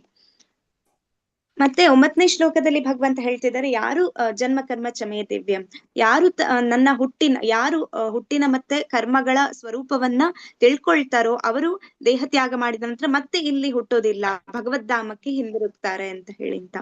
ಅಂದ್ರೆ ನಾವು ಭಗವಂತನ ನಾಮ ರೂಪ ಗುಣ ಲೀಲ ಇದನ್ನು ತಿಳ್ಕೊಂಡ್ರೆ ಸಾಕು ಭಗವದ್ಧಾಮಕ್ಕೆ ತಲುಪಬಹುದು ಅಂತ ಹೇಳ್ತಿದ್ದಾರೆ. ಹರೇ ಕೃಷ್ಣ ಮಾತಾಜಿ. ಹರೇ ಕೃಷ್ಣ, ಧನ್ಯವಾದಗಳು ಮಾತಾಜಿ. ಹರೇ ಕೃಷ್ಣ. ನೆಕ್ಸ್ಟ್ ಯಾವ ಗ್ರೂಪ್? ಮಾತಾಜಿ ನಂದು 6ನೇ ಗ್ರೂಪ್ ಮಾತಾಜಿ. ಹೇಳಿ ಮಾತಾಜಿ. ಹರೇ ಕೃಷ್ಣ. ನನ್ನ ಗ್ರೂಪ್ ಅಲ್ಲಿ ಮಾತಾಜಿ ಆಶ್ರಯ ಮಾತಾಜಿ ಮತ್ತೆ ಚಂದ್ರು ಪ್ರಭುಜಿ ಅವರು, ಕಾಮಾಕ್ಷಿ ಮಾತಾಜಿ ಅವರು ಇದ್ರು, ನಾನು ಇದ್ದೆ. ಇದರಲ್ಲಿ ಶ್ಲೋಕ 6 ಹೇಳ್ತಾರೆ ಮಾತಾಜಿ, ನನಗೆ ಹುಟ್ಟು ಎನ್ನುವುದಿಲ್ಲ ಅಂತ ಹೇಳ್ತಾರೆ. ಇದರಲ್ಲಿ ಏನ್ ಹೇಳಿದ್ದಾರೆ ಅಂದ್ರೆ, ಮನುಷ್ಯನಿಗೆ ಅಂದ್ರೆ ಸಾಮಾನ್ಯ ಜೀವಿಯಾಗತ್ತೆ, ಒಂದು ದೇಹದಿಂದ ಇನ್ನೊಂದು ದೇಹಕ್ಕೆ ಬದಲಾವಣೆ ಮಾಡಿರ್ತಾನೆ ಮನುಷ್ಯ, ಆದ್ರೆ ಭಗವಂತ ಮಾಡೋದಿಲ್ಲ ಅಂತ ಹೇಳಿ ಅದರ ಅರ್ಥ ಕೊಟ್ಟಿದ್ದಾರೆ. ಮತ್ತೆ ಬದ್ಧಾತ್ಮ ಏನ್ ಮಾಡ್ತಾರೆ, ಈ ಜನ್ಮದಾಗ ಒಂದು ಬಗೆಯ ದೇಹನ ಹೊಂದಿದ್ರೆ ಮುಂದಿನ ಜನ್ಮದಲ್ಲಿ ಇನ್ನೊಂದು ಬಗೆಯ ದೇಹನ ಹೊಂದ್ತಾ ಇರ್ತಾನೆ. ಭೌತಿಕ ಜಗತ್ತಿನಲ್ಲಿ ಜೀವಿಗೆ ಸ್ಥಿರ ಒಂದು ದೇಹ ಇರುವುದಿಲ್ಲ ಅಂತ ಹೇಳಿ ಕೊಟ್ಟಿದ್ದಾರೆ. ಆದ್ರೆ ಭಗವಂತ ಹಾಗೆ ಅನ್ನುವುದಿಲ್ಲ. ಅವನ ಅಂತರಂಗ ಶಕ್ತಿಯಿಂದ ತಾನು ಅವತರಿಸಿದಾಗಲೆಲ್ಲ ಒಂದೇ ಮೂಲ ಶರೀರದಲ್ಲಿ ಕಾಣಿಸ್ಕೊಳ್ತಾನ ಅಂತ ಹೇಳಿ ಇಲ್ಲಿ ಉದಾಹರಣೆ ಮೂಲಕ ಹೇಳಿದ್ದಾರೆ. ಹೇಳಿದ್ರೆ ಸೂರ್ಯನ ಒಂದು ಉದಾಹರಣೆ ಕೊಟ್ಟಿದ್ದಾರೆ ಮಾತಾಜಿ. ನಾವು ಈ ಒಂದು ಭೌತಿಕದಲ್ಲಿ ಏನಕ್ಕೆ ಅಂದ್ರೆ ಸೂರ್ಯ ಬೆಳಗ್ಗೆ ಹೋಗ್ತಾನೆ, ಹೋಗ್ತಾನೆ, ಇರುವುದಿಲ್ಲ ಅಂತ ಹೇಳಿ ಒಂದು ಉದಾಹರಣೆ ಕೊಟ್ಟಿದ್ದಾರೆ. ಯಾಕಂದ್ರೆ ನಮ್ಗೆ ಯಾಕೆ ಹಂಗೆ ಅನಿಸುತ್ತೆ ಅಂದ್ರೆ, ನಮ್ಮ ಇಂದ್ರಿಯ ದೋಷಪೂರ್ಣವಾಗಿದೆ, ಸಾಕಷ್ಟು ಸಾಮರ್ಥ್ಯ ಇಲ್ಲ, ಅದಕ್ಕಾಗಿ ನಾವು ಏನ್ ಮಾಡ್ತೀವಿ, ಬೆಳಗ್ಗೆ ಹೋಗ್ತಾನೆ ಸಂಜೆ ಅವನು ಮಾಯ ಆಗ್ತಾನೆ ಅಂತ ತಿಳ್ಕೊತೀವಿ. ಅದೇ ರೀತಿ ಕೃಷ್ಣನ ಬಗ್ಗೆನೂ ನಾವು ಅದೇ ರೀತಿ ತಿಳ್ಕೊತೀವಿ. ಯಾಕಂದ್ರೆ ಇಲ್ಲ ಕೃಷ್ಣ ಹುಟ್ಟಕ್ಕಿಂತ ಮೊದ್ಲು ಇದ್ದ ಅನ್ನೋದನ್ನ ನಮಗೆ ಅದು ತಿಳ್ಕೊಕ್ ಆಗುದಿಲ್ಲ. ಯಾಕಂದ್ರೆ ನಮಕ್ಕನ್ನು ಅಷ್ಟು ಸಾಮರ್ಥ್ಯ ಇಲ್ಲ, ದೋಷಪೂರ್ಣವಾಗಿವೆ. ಆಮೇಲೆ ನಾವು ಈ ಲೋಕದಿಂದ ಬಿಟ್ಟು ಹೋದ್ಮೇಲೂ ನಮಗೆ ಅವ್ ಎಲ್ಲಿ ಹೋದ ಅನ್ನೋದನ್ನ ಕಾಣುವಷ್ಟು ಶಕ್ತಿ ಇಲ್ಲ. ಅದೇ ಉದಾಹರಣೆಯನ್ನ ಇಲ್ಲಿ 6ನೇ ಅದ್ರೊಳಗ ಒಂದು ಶ್ಲೋಕದಲ್ಲಿ ಕೊಟ್ಟಿದ್ದಾರೆ. ಇನ್ನೊಂದ್ ಏನ್ ಹೇಳಿದ್ದಾರೆ ಅಂದ್ರೆ, ಭಾಗವತದಲ್ಲಿ ಆತನು 4 ಕೈಗಳ ಷಡೇಶ್ವರ ಶೋಭಿತನಾಗಿ ನಾರಾಯಣನಾಗಿ ತಾಯಿಗೆ ಕಾಣಿಸ್ಕೊಳ್ತಾನೆ. ಹೀಗೆ ಅವನಿಗೆ ಒಂದು ನಮ್ಮ ಕಣ್ಣುಗಳ ಅದ್ಭುತ ಒಂದು ಶಕ್ತಿ ಇದ್ರೆ ಮಾತ್ರ ಅವನಿಗೆ ಹುಟ್ಟು ಇಲ್ಲ, ಸಾವು ಬರುವುದಿಲ್ಲ ಅವನಿಗೆ ಅಂತ ಹೇಳಿ ನಮ್ಗೆ ಗೊತ್ತಾಗುತ್ತೆ. ಮತ್ತೆ 7ನೇ ಶ್ಲೋಕದಲ್ಲಿ ಸೃಜಾಮಿ ಎಂಬ ಒಂದು ಪದವನ್ನು ಬಳಸಿದ್ದಾರೆ. ಹಂಗಂದ್ರೆ ಭಗವಂತ ತಾನು ಇರುವಂತೆ ಕಾಣಿಸ್ಕೊಳ್ತಾನೆ ಅಂತ ಹೇಳಿದ್ದಾರೆ. ಮತ್ತೆ ಅದರಲ್ಲಿ ಇನ್ನೊಂದು ಹೇಳಿದ್ದಾರೆ, ಧರ್ಮಂತೂ ಸಾಕ್ಷಾತ್ ಭಗವತ್ ಪ್ರಣೀತಂ ಅಂತ ಹೇಳಿ ಒಂದು ವಾಕ್ಯನ ಹೇಳಿದ್ದಾರೆ. ಅಂದ್ರೆ ಎಲ್ಲ ತತ್ವಗಳಾಗಿರ್ಬೋದು, ಒಂದು ಧರ್ಮದ ಯಾವುದೇ ಒಂದು ವೇದಗಳಾಗಿರ್ಬೋದು, ಅದೆಲ್ಲ ಕೃಷ್ಣನಿಂದ ಬಂದಿದ್ದೇವೆ ಅಂತ ಹೇಳಿ ನಮಗೆ ಇಲ್ಲಿ ಗೊತ್ತಾಗುತ್ತೆ. ಮತ್ತೆ ಇದರಲ್ಲಿ 7ನೇ ಶ್ಲೋಕದಲ್ಲಿ ಭಗವಾನ್ ಬುದ್ಧನ ಅವತಾರ ಬಗ್ಗೆ ಹೇಳಿದ್ದಾರೆ. ಯಾಕಂದ್ರೆ ಎಲ್ಲ ಯುಗದಲ್ಲಿ ಒಂದು ಧರ್ಮದ ಒಂದು ರಕ್ಷಣೆಗೋಸ್ಕರ ಬರ್ತಾರೆ ಅಂತ ಹೇಳಿ. ಆ ಯುಗದಲ್ಲಿ ಏನಾಯ್ತಂದ್ರೆ ಹಿಂಸೆಗೆ ಬಹಳ ಒಂದು ಪ್ರಾತಿನಿಧ್ಯ ಕೊಟ್ಟಿದ್ರು, ಪ್ರಾಣಿ ಹಿಂಸೆ ಮಾಡ್ತಾ ಇದ್ರು. ಅದನ್ನ ತಡೆಯೋಕೆ ಬುದ್ಧನ ಅವತಾರಕ್ಕಾಗಿ ಬಂದ್ರು, ಪ್ರಾಣಿ ಬಲೆಯನ್ನು ತಡೆಯೋಕೆ ಬಂದ್ರು ಅಂತ ಹೇಳಿ ಈ ಒಂದು 7ನೇ ಶ್ಲೋಕದಲ್ಲಿ ಕೊಟ್ಟಿದ್ದಾರೆ. 8ನೇ ಶ್ಲೋಕದಲ್ಲಿ ಏನ್ ಹೇಳಿದ್ದಾರೆ ಅಂದ್ರೆ, ಸಜ್ಜನರ ರಕ್ಷಿಸುವುದಕ್ಕಾಗಿ ನಾ ಬರ್ತೀನಿ, ದುಷ್ಟರ ನಾಶಕ್ಕಾಗಿ ಬರ್ತೀನಿ. ಅಂದ್ರೆ ಇಲ್ಲಿ ಏನ್ ಹೇಳಿದ್ದಾರೆ, ರಾವಣ ಆಗಿರ್ಬೋದು, ಕಂಸ ಆಗಿರ್ಬೋದು, ಅವ್ರೆಲ್ಲರೂ ಏನ್ ಮಾಡ್ತಿದ್ರು, ಭಕ್ತರನ್ನ ನಾಶ ಮಾಡೋಕೆ, ಹೀಗಾಗಿ ಅವರ ಒಂದು ನಾಶಕ್ಕಾಗಿ ಏನ್ ಮಾಡಿದಾರೆ, ಅವರು ಒಂದು ಅವತಾರವನ್ನ ತಾಳಿದ್ರು. ಅದಲ್ಲದೆ ಏನ್ ಹೇಳಿದ್ದಾರೆ ಇಲ್ಲಿ, ಚೈತನ್ಯ ಚರಿತಾಮೃತದ ಒಂದು ವಾಕ್ಯಗಳನ್ನು ಸಹ ಕೊಟ್ಟಿದ್ದಾರೆ. ಇದರಲ್ಲಿ ಏನ್ ಹೇಳ್ತಾರೆ ಅಂದ್ರೆ, ಭಗವತ್ ರಾಜ್ಯದಿಂದ ಲೌಕಿಕ ಅಭಿವ್ಯಕ್ತಿಗಾಗಿ ಇಳಿದು ಬರುವುದೇ ಭಗವತ್ ಅವತಾರ ಅಂತ ಹೇಳಿ ಕೊಟ್ಟಿದ್ದಾರೆ. ಅಂದ್ರೆ ಪ್ರತಿಯೊಂದು ಯುಗದಲ್ಲಿಯೂ ತಾನು ಅವತಾರವೆತ್ತುದಾಗಿ ಭಗವಂತ ಇಲ್ಲಿ ಸ್ಪಷ್ಟಪಡಿಸ್ತಾರೆ. 9ನೇ ಶ್ಲೋಕದಲ್ಲಿ ಏನ್ ಹೇಳ್ತಾರೆ ಅಂದ್ರೆ, ಅಧ್ಯಾತ್ಮದ ಅಚ್ಯುತಮ್ಮನ ರೂಪ. ಮ್ಯೂಟ್ ಮಾಡ್ಕೊಳ್ಳಿ. ಹರೇ ಕೃಷ್ಣ. ಇದಲ್ಲದೆ ಈ 9ನೇ ಶ್ಲೋಕದಲ್ಲಿ ಏನ್ ಹೇಳಿದ್ದಾರೆ ಅಂದ್ರೆ, ಪುರುಷ ಬೋಧಿನಿ ಉಪನಿಷತ್ತು ಏಕೋ ದೇವೋ ನಿತ್ಯ ಲೀಲಾನುರಕ್ತೋ ಭಕ್ತವ್ಯಾಪಿ ಹೃದಯ ಆತ್ಮ. ಅಂದ್ರೆ ಹರೇ ಕೃಷ್ಣ. ಅಶ್ವಿನಿ ಮಾತಾಜಿ ಮ್ಯೂಟ್ ಮಾಡಿ. ತನ್ನ ಪರಿಶುದ್ಧ ಭಕ್ತರೊಂದಿಗೆ ಅನೇಕ ದಿವ್ಯ ರೂಪಗಳಲ್ಲಿ ನಿರಂತರವಾಗಿ ಲೀಲೆಗಳೇ ತೊಡಗಿರ್ತಾನೆ ಅಂತ ಹೇಳಿ ಒಂದು ಉದಾಹರಣೆ ಆಗಿದೆ ಮಾತಾಜಿ. ನಿರ್ಮಲಾ ಮಾತಾಜಿ. Thank you. ಮತ್ತೆ ಇನ್ಯಾರಾದ್ರೂ ಇದ್ದೀರಾ? ಯಾವ ಗ್ರೂಪು? ಹರೇ ಕೃಷ್ಣ. ಅಂತಂದ್ರೆ ಹಿಂಸೆ ಅಂತಂದ್ರೆ ಆಗ ಏನಾಗಿತ್ತು ಅಂತ ಹೇಳಿದ್ರೆ, ಒಂದು ಕರ್ಮಕಾಂಡದಲ್ಲಿ ಹೇಳ್ತಾರೆ, ಈ ಯಾರೀಗ ನಾನ್ ವೆಜ್ ತಿಂತಾರೋ ಅವ್ರಿಗೆ ಕರ್ಮಕಾಂಡದಲ್ಲಿ ಅದ್ರ ಮುಖಾಂತರನೇ, ಯಾಕೆಂದ್ರೆ ಅವ್ರಿಗೆ ನಾನ್ ವೆಜ್ ಬಿಡಿ ಅಂತ ಹೇಳೋದಕ್ಕಾಗಲ್ಲ ಮಾಂಸಾಹಾರ ಸೇವನೆಯನ್ನ.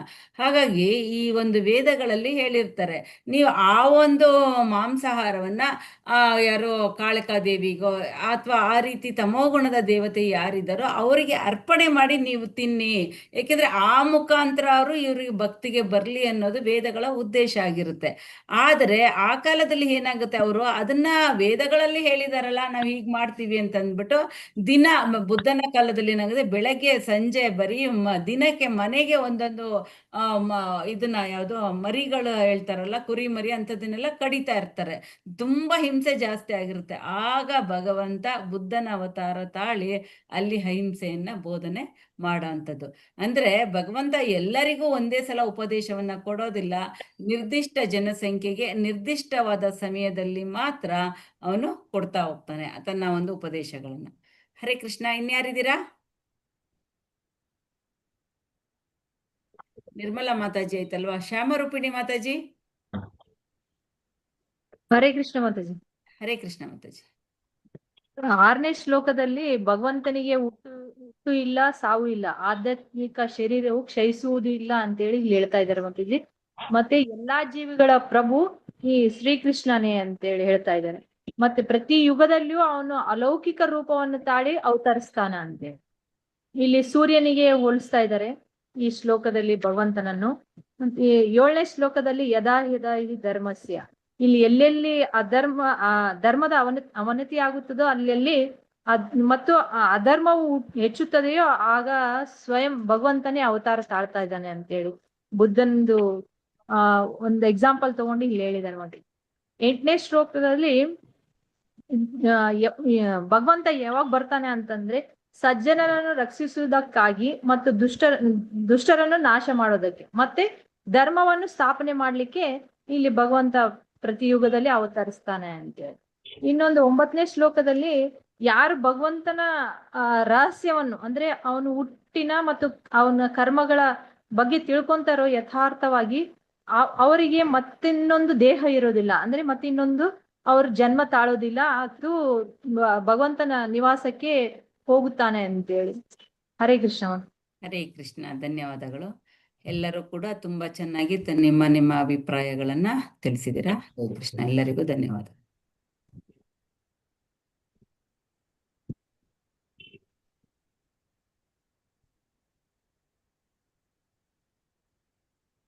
ಓದೋರು ಹ್ಯಾಂಡ್ ರೈಸ್ ಮಾಡಿ. ಹರೇ ಕೃಷ್ಣ.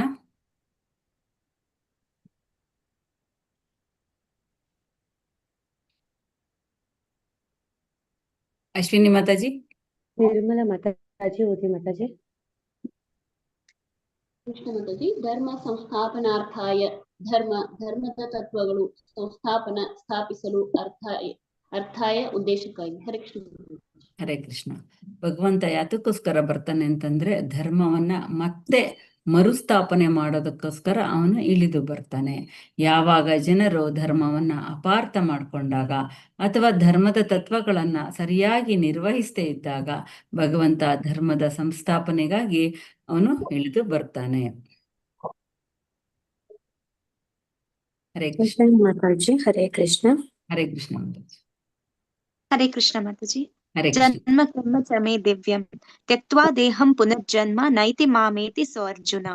ಅರ್ಜುನನೇ, ಯಾರು ಹೀಗೆ ನನ್ನ ಹುಟ್ಟಿನ ಮತ್ತು ಕರ್ಮಗಳ ದಿವ್ಯ ಸ್ವರೂಪವನ್ನು ಯಥಾರ್ಥವಾಗಿ ತಿಳಿದುಕೊಳ್ಳುವರು ಅವರು ದೇಹ ತ್ಯಾಗ ಮಾಡಿದ ನಂತರ ಮತ್ತೆ ಈ ಐಹಿಕ ಜಗತ್ತಿನಲ್ಲಿ ಹುಟ್ಟುವುದಿಲ್ಲ. ಅವರು ನನ್ನ ನಿತ್ಯ ನಿವಾಸಕ್ಕೆ ಬರುತ್ತಾರೆ. ಹರೇ ಕೃಷ್ಣ. ಹರೇ ಕೃಷ್ಣ ಮಾತಾಜಿ.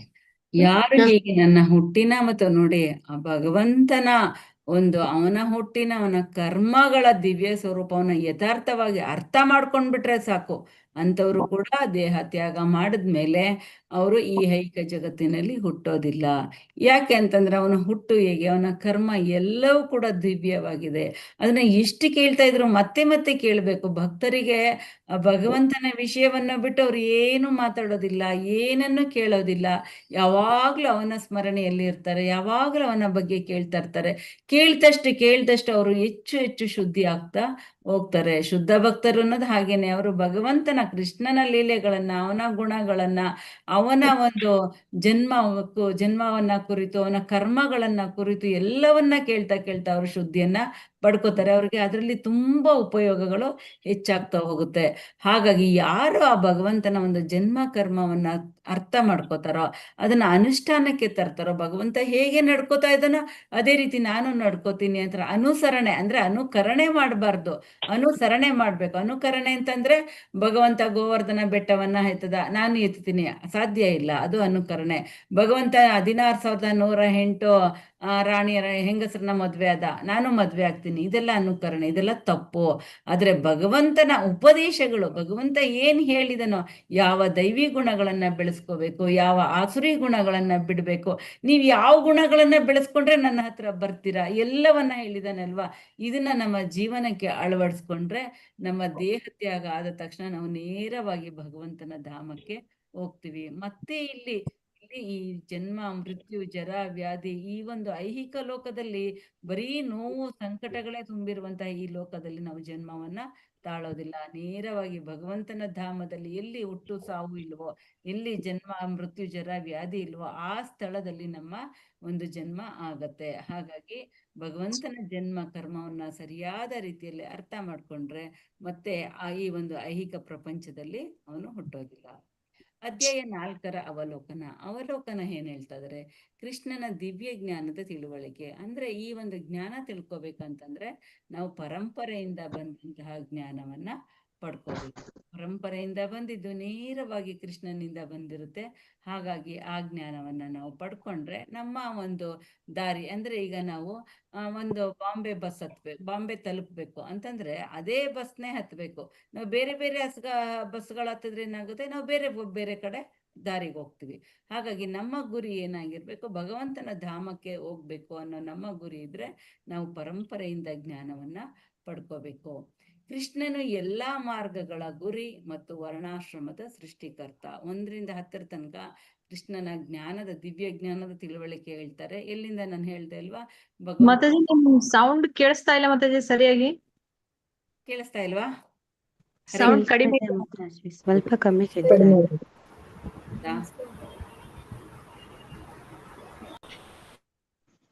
ಈಗ ಹರೇ ಕೃಷ್ಣ ಕೇಳಿಸ್ತಾ ಇದೆ ಮಾತಾಜಿ. ಈಗ ಓಕೆ ಮಾತಾಜಿ.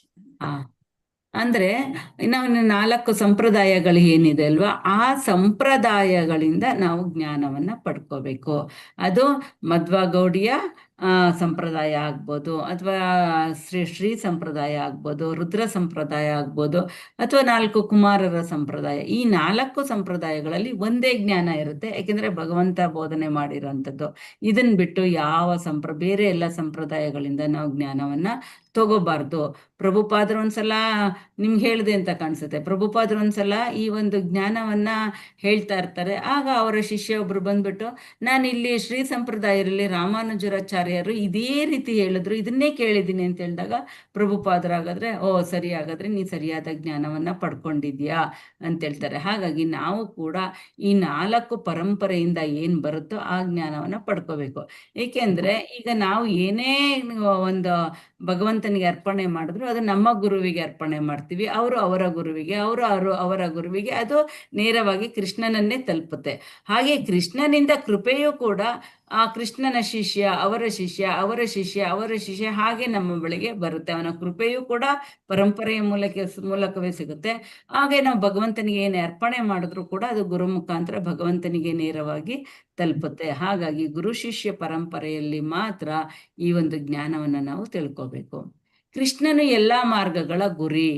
ಅಂದ್ರೆ ಯಾಕೆ ಎಲ್ಲಾ ಮಾರ್ಗಗಳ ಗುರಿ ಅಂತ ಹೇಳ್ತಾ ಇದಾರಂದ್ರೆ, ಈಗ ಜನರು ಏನ್ ಮಾಡ್ತಾರೆ ಗೊತ್ತು, ಭಗವಂತನೇ ದೇವೋತ್ತಮ ಪರಮ ಪುರುಷ, ಅವನ ಧಾಮಕ್ಕೆ ಹೋಗ್ಬೇಕು, ಅದು ಗುರಿಯಾಗಿರುತ್ತೆ. ಆದ್ರೆ ಜನರು ಏನ್ ಮಾಡ್ತಾರೆ, ಅವರಿಗೆ ಈ ಬೇರೆ ಬೇರೆ ದೇವತೆಗಳನ್ನ ಆರಾಧನೆ ಮಾಡ್ತಾರೆ. ಈ ಬೇರೆ ಬೇರೆ ದೇವತೆಗಳನ್ನ ಆರಾಧನೆ ಮಾಡೋದ್ರಿಂದ ಅವ್ರಿಗೆ ಬೇರೆ ಬೇರೆ ಅವ್ರು ಏನ್ ಕೇಳ್ತಾರೋ ಆ ಫಲಗಳು ಬೇಗ ಬೇಗ ಸಿಕ್ಬಿಡುತ್ತೆ. ಯಾಕೆಂದ್ರೆ ದೇವತೆಗಳು ಏನು ಯೋಚನೆ ಮಾಡಲ್ಲ, ನೀವ್ ಯಾವ ಫಲವನ್ನ ಯಾವ್ದನ್ನ ಕೇಳ್ತೀರೋ ಅದನ್ನ ಬೇಗ ಕೊಟ್ಬಿಡ್ತಾರೆ.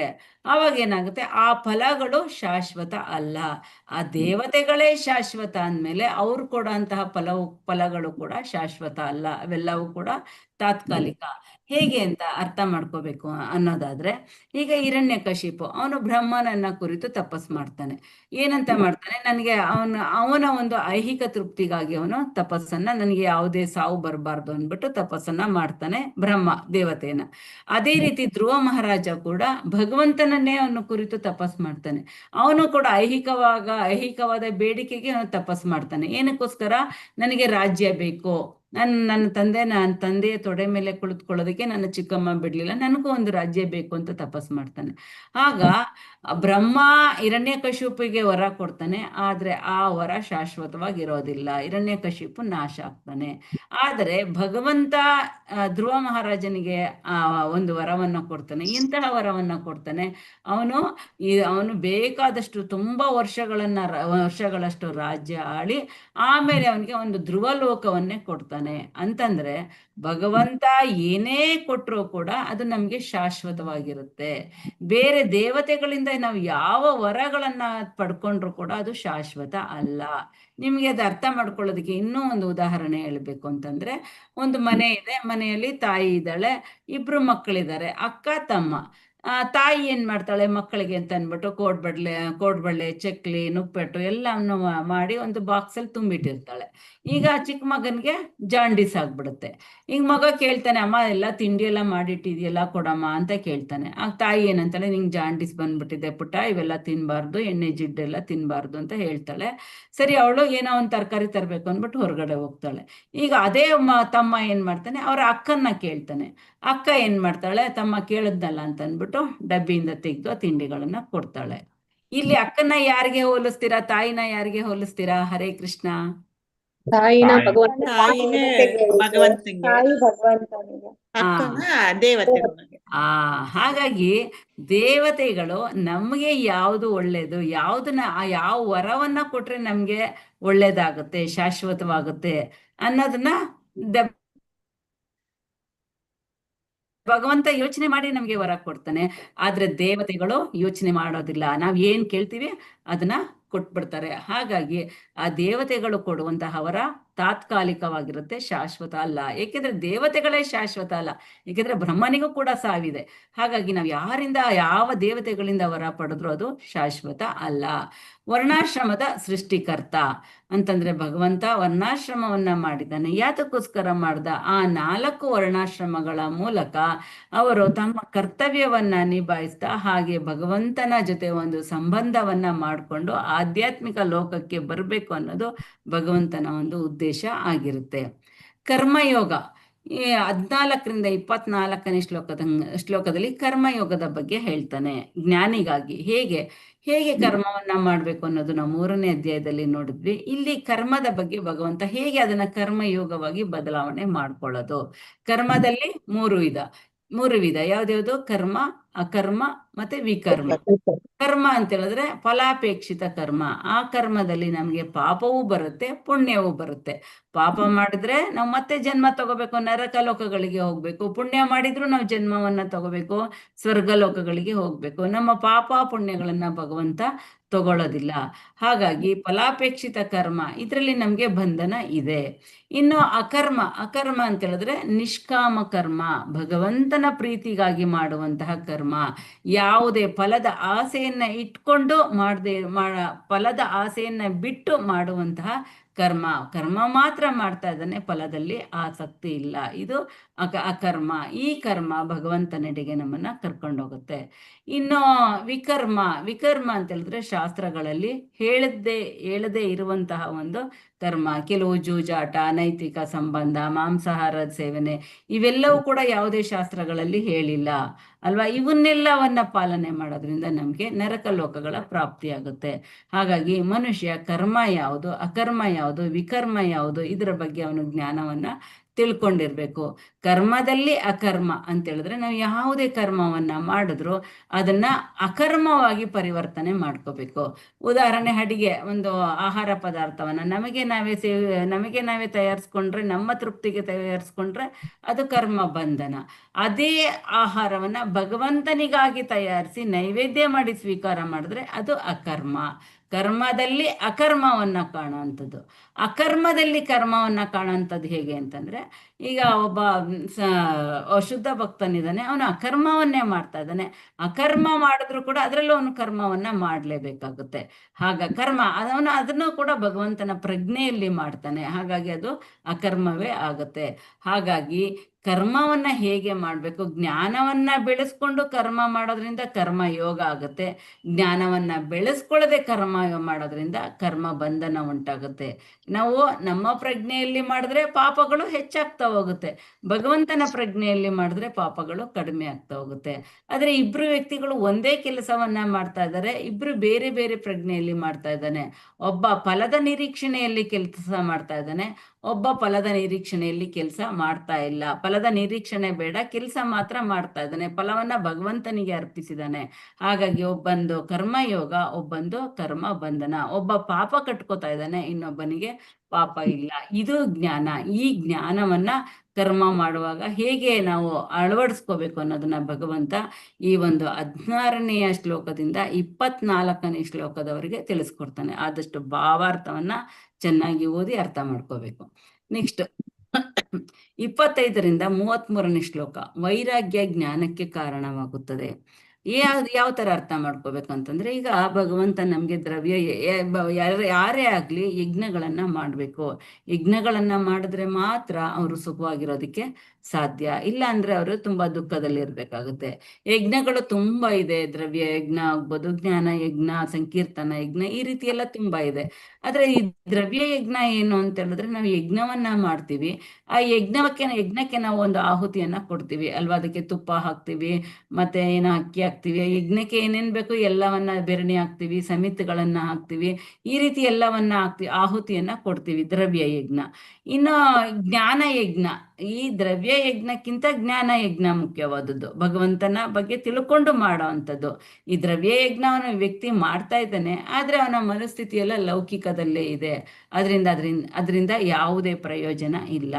ಅದೇ ಯಜ್ಞವನ್ನ, ಜ್ಞಾನವನ್ನ ತಿಳ್ಕೊಂಡು ಮಾಡಿದ್ರೆ ಅದು ಆಧ್ಯಾತ್ಮಿಕ ಯಜ್ಞ ಆಗುತ್ತೆ, ಇದು ಜ್ಞಾನ ಯಜ್ಞ. ಹಾಗಾಗಿ ನಾವು ಯಾವುದೇ ಕೆಲಸವನ್ನ ಮಾಡಿದ್ರು ಅದರಲ್ಲಿ ನಾವು ಜ್ಞಾನವನ್ನ ತಿಳ್ಕೊಂಡು ಮಾಡಿದ್ರೆ ನಾವು ಭಗವಂತನ ಬಳಿಗೆ ಹೋಗ್ಬೋದು. ಆ ಜ್ಞಾನ ಇಲ್ಲದೆ ಮಾಡಿದ್ರೆ, ಅಜ್ಞಾನದಿಂದ ಮಾಡಿದ್ರೆ ಅದು ಐಹಿಕ ಕೆಲಸಗಳಾಗುತ್ತೆ, ಬಂಧನಗಳು ಉಂಟಾಗುತ್ತೆ. ಹಾಗಾಗಿ ವೈರಾಗ್ಯ ಜ್ಞಾನಕ್ಕೆ ಕಾರಣವಾಗುತ್ತದೆ. ನಾವು ಇಲ್ಲಿ ಏನೇ ಮಾಡ್ತೀವಿ ಎಲ್ಲವನ್ನ ತ್ಯಾಗ ಮಾಡಬೇಕು, ಎಲ್ಲವನ್ನ ಭಗವಂತನ ತೃಪ್ತಿಗಾಗಿ ಮಾಡಬೇಕು, ಎಲ್ಲವನ್ನ ಭಗವಂತನ ಒಂದು ಏನೇನಿದೀವಿ, ನಾವು ಏನೇನ್ ಮಾಡ್ತಾ ಇದ್ದೀವಿ ಎಲ್ಲವನ್ನ ಭಗವಂತನ ತೃಪ್ತಿ ಪಡಿಸೋದಕ್ಕೆ ಮಾತ್ರ ಮಾಡಬೇಕು. ಇದು ಜ್ಞಾನ ಯಜ್ಞ, ದಿವ್ಯ ಜ್ಞಾನದ ಸಾರಾಂಶ. ಆದ್ರೆ ಈ ಒಂದು ದಿವ್ಯ ಜ್ಞಾನವನ್ನ ಎಲ್ಲಿಂದ ಪಡ್ಕೋಬೇಕು, ನಾವು ಹೇಗೆ ಪಡ್ಕೋಬೇಕು, ಯಾರಿಂದ ಪಡ್ಕೋಬೇಕು ಅನ್ನೋದನ್ನ ಮುಂದಿನ ಒಂದು ಸ್ಲೈಡ್ ಅಲ್ಲಿ ಪ್ರಭುಪಾದರು ನಮ್ಗೆ ತಿಳಿಸ್ಕೊಡ್ತಾರೆ. ಓದಿ. ಹರೇ ಕೃಷ್ಣ. ಓದಿ ಪ್ರಭುಜಿ. ಹರೇ ಕೃಷ್ಣ. ಸಜ್ಜಿತ್ ಪ್ರಣಿಪಾತೇನ ಪರಿಪ್ರಶ್ನ ಸೇವೆಯ ವಿಡಿಯೋ ಆನ್ ಮಾಡ್ಬೇಕು, ಹೇಳೋರೆಲ್ಲ. ಹರೇ ಕೃಷ್ಣ. ಯಾರು ಓದ್ತಿರೋರೆಲ್ಲ ವಿಡಿಯೋ ಆನ್ ಮಾಡ್ಬೇಕು. ಸಜ್ಜಿತ್ ಪ್ರಣಿಪಾತೇನ ಪರಿಪ್ರಶ್ನ ಸೇವೆಯ ಉಪಾಧ್ಯಕ್ಷ ಸ್ಥಿತಿ ಜ್ಞಾನ ಸತ್ಯ ದರ್ಶನ. ಗುರುವಿನ ಬಳಿಗೆ ಹೋಗಿ ಸತ್ಯವನ್ನು ತಿಳಿದುಕೊಳ್ಳಲು ಪ್ರಯತ್ನಿಸು, ನಮ್ರನಾಗು, ಅವರಿಗೆ ಪ್ರಶ್ನೆ ಮಾಡು ಮತ್ತು ಅವರಿಗೆ ಸೇವೆ ಮಾಡು. ಆತ್ಮ ಸಾಕ್ಷಾತ್ಕಾರ ಪಡೆದ ವ್ಯಕ್ತಿಗಳು ಸತ್ಯವನ್ನು ಕಂಡಿದ್ದಾರೆ, ಆದ್ದರಿಂದ ಅವರು ನಿನ್ನಲ್ಲಿ ಜ್ಞಾನ ಪರೀಕ್ಷೆ ಮಾಡಬಹುದು. 4.34. ಹರೇ ಕೃಷ್ಣ. ಹರೇ ಕೃಷ್ಣ. ತದ್ವಿಧಿ ಪ್ರಣಿಪಾತೇನ ಪರಿಪ್ರಶ್ನೇನ ಸೇವೆಯ ಉಪದೇಕ್ಷಂತಿ ತೇ ಜ್ಞಾನ ಜ್ಞಾನಿನ ತತ್ವದರ್ಶಿನಃ ಅಂತ ಹೇಳಿದ್ರೆ, ಈ ಜ್ಞಾನವನ್ನ, ಈ ದಿವ್ಯ ಜ್ಞಾನವನ್ನ ಹೇಗೆ ನಾವು ಪಡ್ಕೊಳ್ಳೋದು ಅಂತಂದ್ರೆ, ಗುರುವಿನ ಬಳಿಗೆ ಹೋಗಿ ನಾವು ಈ ಒಂದು ಜ್ಞಾನವನ್ನ ಪಡ್ಕೋಬೇಕು. ಆ ಗುರು ಎಲ್ಲಿಂದ ಬಂದಿರ್ಬೇಕು, ಪರಂಪರೆಯಿಂದ ಬಂದಿರ್ಬೇಕು, ಅಂಥವರಿಂದ ನಾವು ಜ್ಞಾನವನ್ನ ಪಡ್ಕೋಬೇಕು. ಹೇಗೆ ಪಡ್ಕೋಬೇಕು, ಅವರಿಗೆ ನಮ್ರರಾಗಿ ವಿಧೇಯತೆಯಿಂದ ನಾವು ಪ್ರಶ್ನೆಗಳನ್ನ ಕೇಳಬೇಕು, ಅವರ ಸೇವೆಯನ್ನ ಮಾಡಬೇಕು. ಆಗ ಅವರು ನಮ್ಗೆ ಆತ್ಮ ಸಾಕ್ಷಾತ್ಕಾರ ಪಡ್ಕೊಂಡಿರ್ತಾರೆ, ಅವರು ನಮ್ಗೆ ಜ್ಞಾನದ ಉಪದೇಶವನ್ನ ಮಾಡ್ತಾರೆ. ಆದ್ರೆ ಗುರುಗಳ ಹತ್ರ ನಾವು ಅಸಂಬದ್ಧವಾಗಿ ಮಾಡಬಾರ್ದು, ಅನಗತ್ಯವಾದ ಪ್ರಶ್ನೆಗಳನ್ನ ಮಾಡಬಾರ್ದು. ನಾವು ಕೇಳುವ ಪ್ರಶ್ನೆ ನಮ್ಮ ಆಧ್ಯಾತ್ಮಿಕ ಉನ್ನತಿಗೆ ಸಹಾಯ ಆಗ್ಬೇಕು, ಅಂತಹ ಪ್ರಶ್ನೆಗಳನ್ನ ಕೇಳಬೇಕು. ಮತ್ತೆ ನಾವು ಈ ಟಿವಿ ಸೀರಿಯಲ್ ಅಲ್ಲಿ ಯಾವ್ದ್ಯಾವ್ದೋ ಪ್ರಶ್ನೆಗಳನ್ನ ಗುರುಗಳ ಮುಂದೆ ಹಾಕ್ಬಾರ್ದು. ಆ ಒಂದು ಏನು ನಾವು ಓದಿ ಅರ್ಥ ಮಾಡ್ಕೊಂಡಿದೀವೋ ಅದಕ್ಕೆ ತಕ್ಕಂತೆ ಪ್ರಶ್ನೆಗಳನ್ನ ಕೇಳಬೇಕು. ಅದು ನಮ್ಮ ಆಧ್ಯಾತ್ಮಿಕ ಉನ್ನತಿಗೆ ಸಹಾಯ ಆಗುವಂತಹ ಪ್ರಶ್ನೆಗಳನ್ನ ಕೇಳಬೇಕು, ಅಸಂಬದ್ಧವಾದ ಪ್ರಶ್ನೆಗಳನ್ನ ಕೇಳಬಾರ್ದು. ಮತ್ತೆ ಅವರಿಗೆ ನಾವು ಸೇವೆ ಮಾಡಬೇಕು, ನಮ್ರತೆ ಇರಬೇಕು, ವಿಧೇಯತೆಯಿಂದ ಗುರುಗಳ ಬಳಿ ಈ ಒಂದು ಜ್ಞಾನವನ್ನ ಪಡ್ಕೋಬೇಕು ಅಂತ ಇಲ್ಲಿ ಭಗವಂತ ಶ್ರೀಕೃಷ್ಣ ಹೇಳ್ತಾ ಇದ್ದಾರೆ. ಯಾವಾಗ ನಾವು ಅವ್ರಿಗೆ ನಮ್ರತೆಯಿಂದ ಸೇವೆ ಮಾಡ್ತೀವೋ ಅವರು ನಮಗೆ ಜ್ಞಾನದ ಉಪದೇಶವನ್ನ ನೀಡ್ತಾರೆ. ಆದ್ರೆ ನಮ್ಮಲ್ಲಿ ನಮ್ರತೆ ವಿಧೇಯತೆ ಇಲ್ಲ ಅಂತಂದ್ರೆ ಮೊದಲು ಅವರಿಗೆ ಆ ಒಬ್ಬ ಶಿಷ್ಯನ ಮೇಲೆ ದೃಢ ವಿಶ್ವಾಸ ಬರಬೇಕು. ವಿಶ್ವಾಸ ಬಂದಾಗ ಅವರು ಒಂದು ಈ ಜ್ಞಾನವನ್ನ ನಮ್ಗೆ ನೀಡ್ತಾ ಹೋಗ್ತಾರೆ. ಹಾಗಾಗಿ ನಮ್ರತೆಯಿಂದ ಮಾಡಬೇಕು, ನಮ್ರತೆಯಿಂದ ಸೇವೆ ಮಾಡಬೇಕು, ವಿಧೇಯತೆಯಿಂದ ಗುರುಗಳ ಬಳಿ ಇರ್ಬೇಕು ಅನ್ನೋದನ್ನ ಇಲ್ಲಿ ಪ್ರಭುಪಾದರು ಹೇಳ್ತಾ ಇದ್ದಾರೆ. ಹರೇ ಕೃಷ್ಣ. ಗೀತಾ ಮಾತಾಡ್ರಿ. ಇದು ಹೇಳಿ, ಇದು ಬೇಡ, ನಾನೇ ಓದ್ತೀನಿ. 4.34 ಉದ್ದೇಶವನ್ನು ಓದಿ ಜೊತೆಗಾರರೊಂದಿಗೆ ಚರ್ಚಿಸಿ ನೀವು ವಿಶೇಷವಾಗಿ ಗಮನಾರ್ಹವಾದುದನ್ನು ಕಂಡುಕೊಳ್ಳುತ್ತೀರಿ. ಈಗ ನಾನು ಬ್ರೇಕ್ಔಟ್ ರೂಮ್ ಮಾಡೋದಿಲ್ಲ, ನೀವೇ ಚರ್ಚೆ ಮಾಡಿ ಈ 4ನೇ ಅಧ್ಯಾಯ 34ನೇ ಶ್ಲೋಕವನ್ನ ಹೇಳ್ಬೇಕಾಗುತ್ತೆ. ಚರ್ಚೆ ಮಾಡಿ ಎಲ್ಲರೂ. ಹರೇ ಕೃಷ್ಣ. 2 ನಿಮಿಷ ಟೈಮ್ ಕೊಡ್ತೀನಿ. ಗುರುವಿನ ಬಳಿಗೆ ಹೋಗಿ ಸತ್ಯವನ್ನು ತಿಳಿದುಕೊಳ್ಳಲು ಪ್ರಯತ್ನಿಸಬೇಕು. ನಮ್ರನಾಗಿರುವವರಿಗೆ ಪ್ರಶ್ನೆ ಮಾಡು, ಇಂಥವರಿಗೆ ಸೇವೆ ಮಾಡು.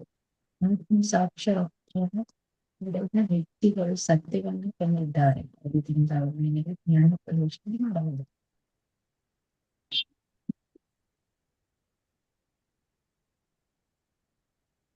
ಚರ್ಚೆ ಮಾಡ್ಬೇಕೆಲ್ಲರೂ. ಹರೇ ಕೃಷ್ಣ.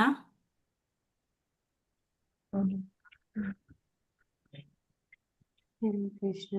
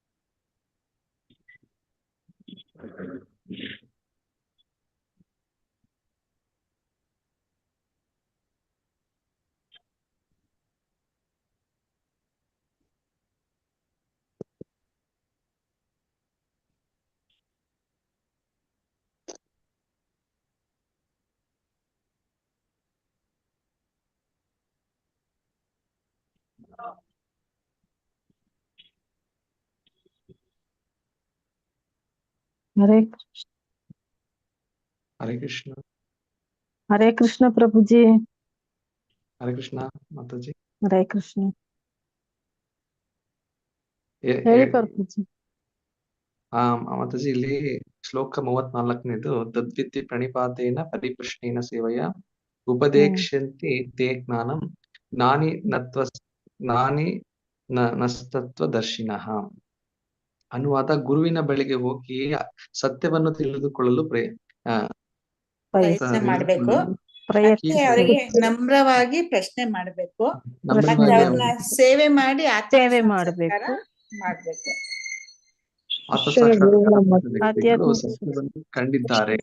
ಯಾಕೆ ಅಂದ್ರೆ ಅವರು ಸತ್ಯವನ್ನ ಕಂಡುಕೊಂಡಿದ್ದಾರೆ. ಆದ್ದರಿಂದ ಅವರು ನಿನಗೆ ಜ್ಞಾನೋಪದೇಶ ಮಾಡಬಲ್ಲರು ಅಂತ. ನಾವ್ ಅಂತವ್ರ ಹತ್ರ ಮಾತ್ರ ನಾವು ಜ್ಞಾನ ಪಡ್ಕೊಳಕ್ ಸಾಧ್ಯ, ಗುರುಗಳ ಹತ್ರ ಅಂತ ಹೇಳ್ತಾ ಇದ್ದಾರೆ. ಭಾವಾರ್ಥದಲ್ಲಿ ಆಧ್ಯಾತ್ಮಿಕ ಸಾಕ್ಷಾತ್ಕಾರದ ಮಾರ್ಗವು ನಿಶ್ಚಯವಾಗಿಯೂ ಕಠಿಣವಾದದ್ದು. ಯಾಕಂದ್ರೆ ಆಧ್ಯಾತ್ಮಿಕದ್ದು ತುಂಬಾ ಕಷ್ಟ ಇರುವಂತದ್ದು. ಆದ್ದರಿಂದ ಭಗವಂತನಿಂದಲೇ ಬಂದ ಗುರು ಪರಂಪರೆಯಲ್ಲಿನ ಒಬ್ಬ ನಿಜವಾದ ಗುರುವಿನ ಬಳಿಗೆ ಹೋಗುವಂತೆ ಭಗವಂತನು ಬುದ್ಧಿ ಹೇಳುತ್ತಾನೆ. ಸೊ ನಾವ್ ಯಾರಂದ್ರೆ ಅವ್ರ ಮಾರ್ಗದರ್ಶನ ತಗೊಂಡ್ರೆ ನಾವ್ ಅದ್ ಗುರಿ ಸಾಧಿಸೋದಕ್ಕಾಗಲ್ಲ, ಆತ್ಮ ಸಾಕ್ಷಾತ್ಕಾರ ಮಾಡ್ಕೊಳಕ್ಕಾಗಲ್ಲ. ಅದಕ್ಕೋಸ್ಕರ ಗುರು ಪರಂಪರೆಯಲ್ಲಿ ಬಂದಿರುವಂತವ್ರ ಹತ್ರನೇ ಪಡಿಬೇಕು. ಗುರುಗಳ ಮಾತುಗಳನ್ನು ವಿಧೇಯತೆಯಿಂದ ಆಲಿಸ್ಬೇಕು. ಗುರುವಿನಿಂದ ಸ್ಪಷ್ಟವಾದ ಅರಿವನ್ನು ಪಡೆಯಬೇಕು ಶಿಷ್ಯನಾದಂತ. ಕುರುಡು ಅನುಕರಣೆ ಮತ್ತು ಅಸಂಬದ್ಧ ಪ್ರಶ್ನೆಗಳನ್ನ ಗುರುಗಳ ಎದುರು ಕೇಳಬಾರ್ದು.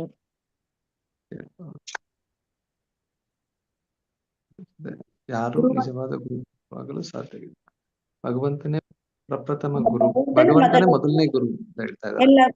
ಅವ್ರು ಗುರು ವಿಮರ್ಶೆ ಪರಂಪರೆಯಲ್ಲಿ ಬಂದ ಗುರುಗಳನ್ನೇ ನಾವು ಹೌದು. ಹುಡುಕಿದ್ರೆ ಅಲ್ಲಿ ಭಗವಂತನೇ ಪ್ರಪ್ರಥಮ ಗುರು ಆಗಿರ್ತಾರೆ. ಆದ ಕಾರಣ ನಾವು ಗುರು ಪರಂಪರೆಯಲ್ಲಿರುವ ಗುರುಗಳನ್ನೇ ಆಯ್ಕೆ ಮಾಡ್ಕೊಳ್ಬೇಕು. ಭಗವಂತನಿಂದ ಗುರುವಿನ ಬಂದಿರುವಂತ ಗುರು ಪರೀಕ್ಷೆಯಲ್ಲಿ ಪರಂಪರೆ ಶ್ರೇಷ್ಠ ಉತ್ತೀರ್ಣನಾಗಬೇಕು. ಅದು ಆಗುತ್ತಲ್ಲ ಅಲ್ಲಿ ಆ ಮಾತಾಜಿ ಸರಪಳಿಯನ್ನು ನೋಡಿದ್ರೆ ಫಸ್ಟಿಗೆ ಕೃಷ್ಣ ಪರಿಣಾಮ. ಇರ್ಬೇಕು. So, ಆ ಛೇದವಾಗಿರ್ಬಾರ್ದು ಎಲ್ಲಿ ಕೂಡ ಗುರು ಶಿಷ್ಯ ಪರಂಪರೆ ಸರಿ. ಅನ್ನೋದು. ಆವಾಗ್ಲೇ ಕೃಷ್ಣನಿಂದ ಬಂದಂತಹ ನೇರವಾದ ವಾಕ್ಯ ಗುರುವಿನ ಮೂಲಕ ನಮಗೆ ಸಿಗ್ಲಿಕ್ಕೆ ಸಾಧ್ಯ. ಛೇದವಾಗದೇ ಇರುವಂತಹ ಗುರು ಶಿಷ್ಯ ಪರಂಪರೆಯಿಂದ ಬಂದಿರ್ಬೇಕು. ಅಲ್ಲಿ ನಾವು ಫಸ್ಟ್ ಹೋಗಿ ನೋಡಿದ್ರೆ ಅಲ್ಲಿ ಕೃಷ್ಣನೇ ಇರ್ಬೇಕು. ಹರೇ ಕೃಷ್ಣ. ಹರೇ ಕೃಷ್ಣ. ದರ್ಶನ ಅಂತ ಹೇಳಿದ್ರೆ ಇನ್ನೊಂದು ಅರ್ಥ ಅಂದ್ರೆ ಪರಮಾತ್ಮನನ್ನು ಸಾಕ್ಷಾತ್ಕಾರ ಮಾಡ್ಕೊಂಡವರು ಅಂತ ಕೂಡ ಆಗುತ್ತೆ. ಅಂದ್ರೆ ಹರೇ ಕೃಷ್ಣ. ಬಾಯಿಯಲ್ಲಿ ಹ್ಯಾಂಡ್ ರೈಸ್ ಮಾಡಿ. ಜ್ಞಾನ. ಹರೇ ಕೃಷ್ಣ. ಹಾ, ಬೇರೆ ಬೇರೆಯವರು ಹ್ಯಾಂಡ್ ರೈಸ್ ಮಾಡ್ಬೇಕು, ಎಲ್ಲರೂ ಹೇಳ್ಬೇಕಲ್ವಾ? ಹರೇ ಕೃಷ್ಣ.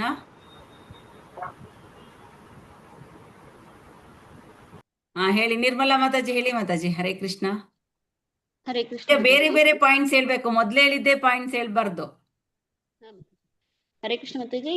ಈ ಒಂದು ಶ್ಲೋಕದ ಅರ್ಥ ಅಂದ್ರೆ ಗುರುವಿನ ಬಳಿಗೆ ನಾವು ಸತ್ಯವನ್ನ ತಿಳ್ಕೋಬೇಕು, ಮತ್ತೆ ಅವರಲ್ಲಿ ನಮ್ರನಾಗಿರ್ಬೇಕು ಅಂತ ಹೇಳಿ ಈ ಒಂದು ಶ್ಲೋಕ ಹೇಳುತ್ತೆ ಮಾತಾಜಿ. ಮತ್ತೆ ಇದರ ಅರ್ಥದಲ್ಲಿ ಏನ್ ಕೊಟ್ಟಿದ್ದಾರೆ ಅಂದ್ರೆ ಎಲ್ಲ ಒಂದು ಧರ್ಮಗಳು ಭಗವಂತನಿಂದನೇ ಬಂದಿರುತ್ತವೆ. ಭಗವಂತ ಯಾರಿಗೆ ಹೇಳಿದ್ದಾರೆ ಅಂದ್ರೆ ಬ್ರಹ್ಮದೇವರಿಗೆ ಹೇಳಿದ್ದಾರೆ. ಹೀಗೆ ಗುರು ಪರಂಪರೆಯಿಂದ ಒಬ್ಬ ಗುರುವಿಂದ ಇನ್ನೊಬ್ಬ ಗುರುವಿಗೆ ಬರ್ತಾ ಇದೆ. ಅದಕ್ಕಾಗಿ ನಾವು ಈ ಕಲಿಯುಗದಲ್ಲಿ ನಾವು ಭಗವಂತನಿಂದ ನೇರವಾಗಿ ಅದನ್ನು ಪಡ್ಕೋಕೆ ಸಾಧ್ಯ ಇಲ್ಲ, ಅಥವಾ ಬ್ರಹ್ಮನಿಂದ ಆಗ್ಲಿ ಅಥವಾ ವ್ಯಾಸ ಮಹರ್ಷಿಗಳಿಂದ ತಿಳ್ಕೊಕೆ ಸಾಧ್ಯ ಇಲ್ಲ.